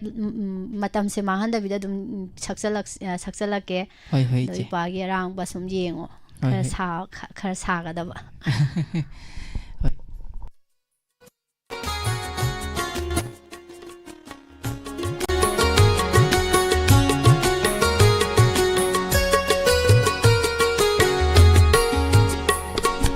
ꯌꯦꯡꯖꯔꯒ ꯄꯦꯟꯖꯩ ꯊꯃꯣꯏꯅ ꯐꯣꯡꯉꯝꯗ꯭ꯔꯕꯁꯨ ꯋꯥꯍꯩꯅ ꯃꯤꯠꯀ ꯃꯤꯠꯀ ꯆꯥꯟꯅꯕ ꯊꯃꯣꯏ ꯃꯥꯅ ꯄꯥꯝꯖꯔꯨꯏ ꯃꯤꯠꯀ ꯃꯤꯠꯀ ꯆꯥꯟꯅꯕ ꯊꯃꯣꯏ ꯃꯥꯅ ꯄꯥꯝꯖꯔꯨꯏ ꯌꯦꯡꯖꯔꯒ ꯄꯦꯟꯖꯩ ꯊꯃꯣꯏꯅ ꯐꯣꯡꯉꯝꯗ꯭ꯔꯕꯁꯨ ꯋꯥꯍꯩꯅ ꯃꯤꯠꯀ ꯃꯤꯠꯀ ꯆꯥꯟꯅꯕ ꯊꯃꯣꯏ ꯃꯥꯅ ꯄꯥꯝꯖꯔꯨꯏ ꯃꯤꯠꯀ ꯃꯤꯠꯀ ꯆꯥꯟꯅꯕ ꯊꯃꯣꯏ ꯃꯥꯅ ꯄꯥꯝꯖꯔꯨꯏ ꯌꯦꯡꯖꯔꯒ ꯄꯦꯟꯖꯩ ꯊꯃꯣꯏꯅ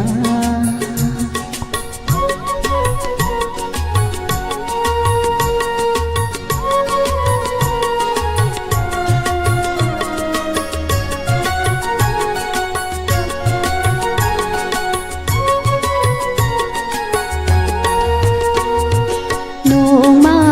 ꯐꯣꯡꯗꯣꯛꯀꯦ ꯈꯟꯖꯕ ꯑꯩꯒꯤ ꯊꯃꯣꯏꯗ ꯂꯩꯖꯕ ꯅꯣꯡꯃ ꯐꯣꯡꯗꯣꯛꯀꯦ ꯈꯟꯖꯕ ꯑꯩꯒꯤ ꯊꯃꯣꯏꯗ ꯂꯩꯖꯕ ꯍꯥꯏꯉꯝꯗꯅ ꯍꯟꯖꯕ ꯑꯩꯅ ꯍꯥꯏꯉꯝꯗꯅ ꯍꯟꯖꯕ ꯑꯩꯅ ꯈꯪꯂꯤꯔꯣꯏ ꯁꯤꯡꯉꯦꯅ ꯍꯥꯛꯇꯤ ꯈꯪꯂꯤꯔꯣꯏ ꯁꯤꯡꯉꯦꯅ ꯍꯥꯛꯇꯤ ꯌꯦꯡꯖꯔꯒ ꯄꯦꯟꯖꯩ ꯊꯃꯣꯏꯅ ꯐꯣꯡꯉꯝꯗ꯭ꯔꯕꯁꯨ ꯋꯥꯍꯩꯅ ꯃꯤꯠꯀ ꯃꯤꯠꯀ ꯆꯥꯟꯅꯕ ꯊꯃꯣꯏ ꯃꯥꯅ ꯄꯥꯝꯖꯔꯨꯏ ꯃꯤꯠꯀ ꯃꯤꯠꯀ ꯆꯥꯟꯅꯕ ꯊꯃꯣꯏ ꯃꯥꯅ ꯄꯥꯝꯖꯔꯨꯏ ꯌꯦꯡꯖꯔꯒ ꯄꯦꯟꯖꯩ ꯊꯃꯣꯏꯅ ꯈꯔ ꯌꯥꯕ꯭ꯔꯥ ꯈꯔ ꯁꯥꯗꯧ ꯃꯥꯜꯂꯦ ꯁꯤꯅ ꯁꯤꯁꯤ ꯅꯨꯡꯉꯥꯏꯔꯤꯁꯦ ꯉꯁꯤꯒꯤ ꯈꯨꯗꯣꯜꯇꯝꯕꯤꯔꯛꯄꯁꯤꯡꯗꯒꯤ ꯁꯤꯁꯤꯅ ꯕꯦꯁ ꯇꯥꯔꯤꯁꯦ ꯑꯗ ꯇꯥꯏꯌꯦ ꯀꯥꯟꯅꯗ꯭ꯔꯕ ꯑꯩꯒꯤ ꯋꯥꯈꯜꯅꯤ ꯑꯔꯦꯝꯕ ꯑꯩꯒꯤ ꯑꯁꯥꯅꯤ ꯀꯥꯟꯅꯗ꯭ꯔꯕ ꯑꯩꯒꯤ ꯋꯥꯈꯜꯅꯤ ꯑꯔꯦꯝꯕ ꯑꯩꯒꯤ ꯑꯁꯥꯅꯤ ꯐꯪꯂꯔꯣꯏ ꯍꯟꯗꯃꯛ ꯄꯣꯛꯀꯤ ꯐꯪꯂꯔꯣꯏ ꯍꯟꯗꯃꯛ ꯄꯣꯛꯀꯤ ꯅꯤꯡꯖꯕ ꯑꯁꯥ ꯀꯥꯏꯔꯅꯤ ꯅꯤꯡꯖꯕ ꯑꯁꯥ ꯀꯥꯏꯔꯅꯤ ꯌꯦꯡꯖꯔꯒ ꯄꯦꯟꯖꯩ ꯊꯃꯣꯏꯅ ꯐꯣꯡꯉꯝꯗ꯭ꯔꯕꯁꯨ ꯋꯥꯍꯩꯅ ꯃꯤꯠꯀ ꯃꯤꯠꯀ ꯆꯥꯟꯅꯕ ꯊꯃꯣꯏ ꯃꯥꯅ ꯄꯥꯝꯖꯔꯨꯏ ꯃꯤꯠꯀ ꯃꯤꯠꯀ ꯆꯥꯟꯅꯕ ꯊꯃꯣꯏ ꯃꯥꯅ ꯄꯥꯝꯖꯔꯨꯏ ꯌꯦꯡꯖꯔꯒ ꯄꯦꯟꯖꯩ ꯊꯃꯣꯏꯅ ꯌꯦꯡꯖꯔꯒ ꯄꯦꯟꯖꯩ ꯊꯃꯣꯏꯅ ꯁꯥꯏꯅꯦ ꯈꯔ ꯍꯣꯏ ꯌꯥꯝ ꯅꯨꯡꯉꯥꯏꯖꯩ ꯏꯆꯦ ꯉꯁꯤꯒꯤ ꯂꯣꯏꯁꯤꯜꯂꯛꯄꯁꯤꯗ ꯃꯌꯥꯝꯕꯨ ꯄꯨꯝꯂꯥꯡ ꯂꯥꯡꯍꯟꯕ ꯉꯝꯕ ꯏꯁꯩ ꯑꯃ ꯈꯨꯗꯣꯜ ꯇꯝꯕꯤꯔꯝꯕ ꯅꯨꯄꯥꯅ ꯍꯥꯏꯅꯤꯡꯉꯥꯏ ꯂꯩꯇꯅ ꯊꯥꯒꯠꯆꯔꯤ ꯏꯄꯥꯒꯤ ꯏꯁꯩ ꯂꯩꯔꯕꯣ ꯏꯆꯦ ꯀꯩ ꯃꯃꯤꯡꯅꯣ ꯑꯝꯇ ꯍꯥꯏꯖꯜꯂꯛꯑꯣ ꯅꯝꯕꯔꯗꯣ ꯑꯝꯇ ꯍꯥꯏꯖꯜꯂꯛꯑꯣ ꯅꯪꯒꯤ ꯆꯤꯡꯍꯤ ꯃꯅꯝ ꯍꯥꯏꯅ ꯏꯃꯥꯏ ꯈꯤꯇꯪ ꯌꯥꯏ ꯌꯥꯏ ꯂꯥꯡꯕ ꯌꯥꯕ꯭ꯔꯥ ꯌꯦꯡꯒꯦ ꯇꯧꯕꯅꯤ ꯏꯆꯦ ꯇꯧꯁꯟꯕꯤꯌꯨ ꯀꯩꯁꯨ ꯀꯥꯏꯗꯦ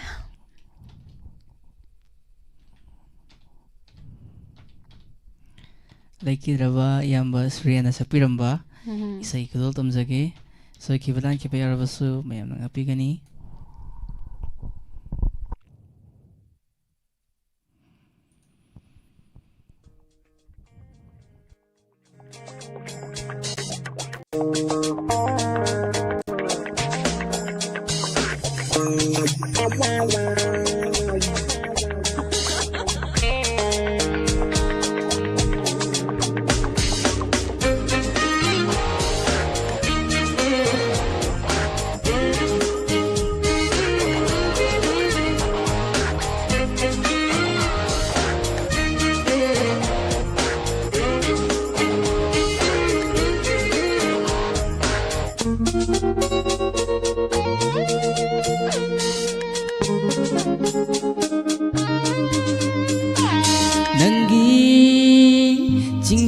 manamdasu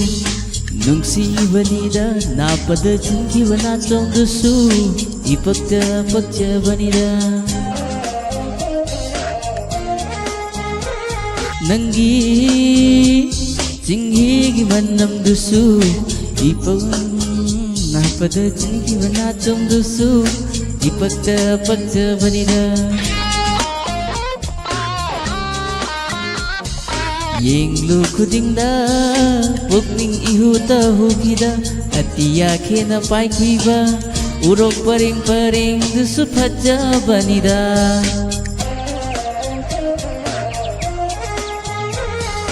Yenglu kudingda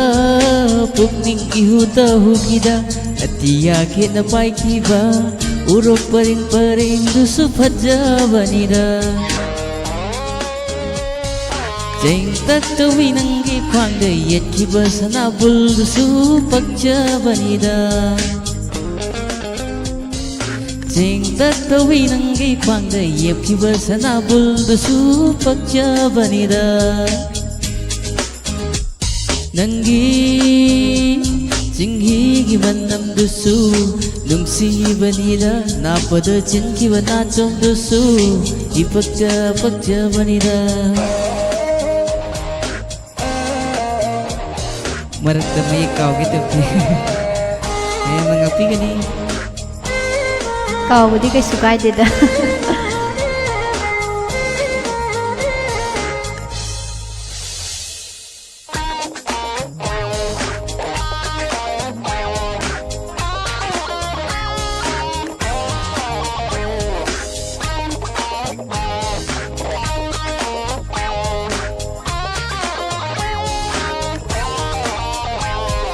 Ing tapjabi nanggi natawni tamjani ngai oiri vi mai tei januni Ing tapjabi nanggi natawni tamjani ngai oiri vi mai tei januni mitau tamdrabi pijet leite mitau tamdrabi pijet leiteng ni kusem yaudana ningdu yeiri bisamlang kusem yaudana ningdu yeiri bisamlang henadum pakjare henadum ningthire nungsibi mai thongdo henadum pakjare henadum ningthire nungsibi chenglodo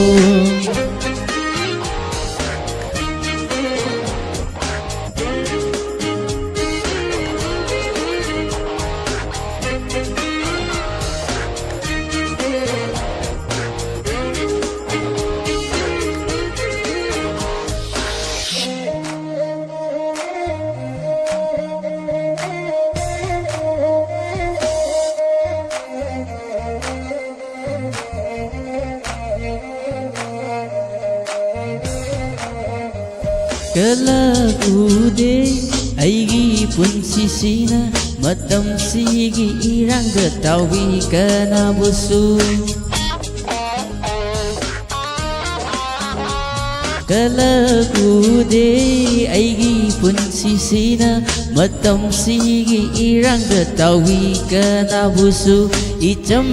jamjabi nanggi natau Icam jamjabi nanggi nataubu aigi thamoina khoida jaita sengna aigi thamoina khoida jaita sengna aitagi oijage jamlabi punsido mapo khudingi lenage mimangda Sumati na taudo ngasigi taibanda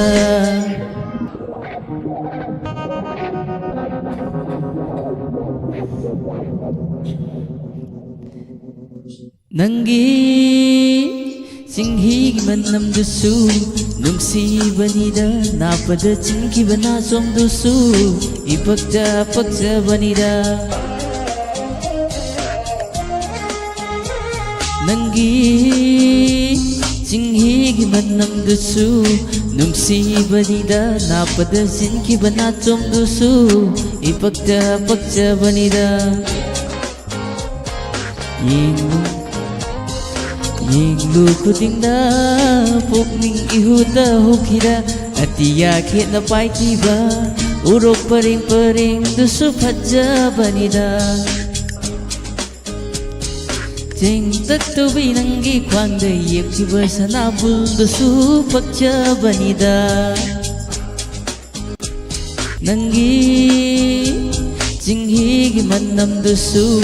Nungsi banida Napada zinki banasong dusu Ipakja pakja banida Thank you Aidi aigi inakta da suren lairabra na khalure yam mawong ta na ngangthore Marakta sum asway ngam khara di dumag yawi mayam na pukchel sauna ngakpiyo Marakta Yaukre khara dum yaurakani edudi khara dum yaurakani kanana bo Thagachari live chat la biriba mayam punamak pusu ado matam so hele Hoi loisilage isai ngasina loiroi adum isai su mayam su wate dum isai su mayam leiri dana ko matam su dum leiri mayam na thagat pi bana hele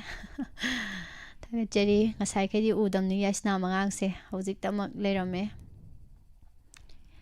isai ta leinga makta song thorok pa male thagat jari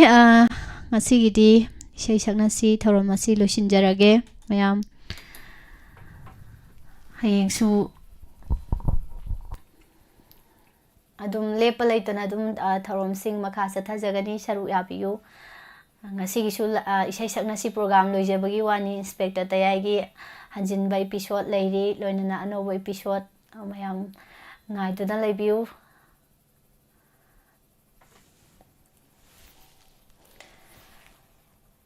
thagachari isai khanbirak khiba khuding mak sakpadi ngamjade ado sakpa ngamdaba sudum khanbi yaure ado ngakpi gani thagachari ming loina mata panjadre mayam subsin jaraga pungning thogat pariba diamond tv family da leibiriba mayam pumnamak hana thagachari joya mang pharasi hayeng amu thengnasi thagachari loisin bangamdre mayam inusi bane heman kidana hoi che yam nungai je khoi gi diamond tv gi thorombu YouTube live streaming da saruk yabiriba chat yawi dramaksu miyeng tabiriba amati TV channel sing ISCOM GTP MCTV loinana kusem radio eta malem sinba tungna tabiriba mayam punamak pusu thagachari Mahesh puyam ja hojik ta good night haire su drang sagi lumma lairu baneba slender nuksira pamaru Mahesh taram nokchari taram thengna asin birakpa thagachari mayam ngasi gidi amu lapnarasi hayeng anangai jeromge mayam pumnamak pu pusparani laisrom amadi moirang team edition anina amuka suhana khurumsari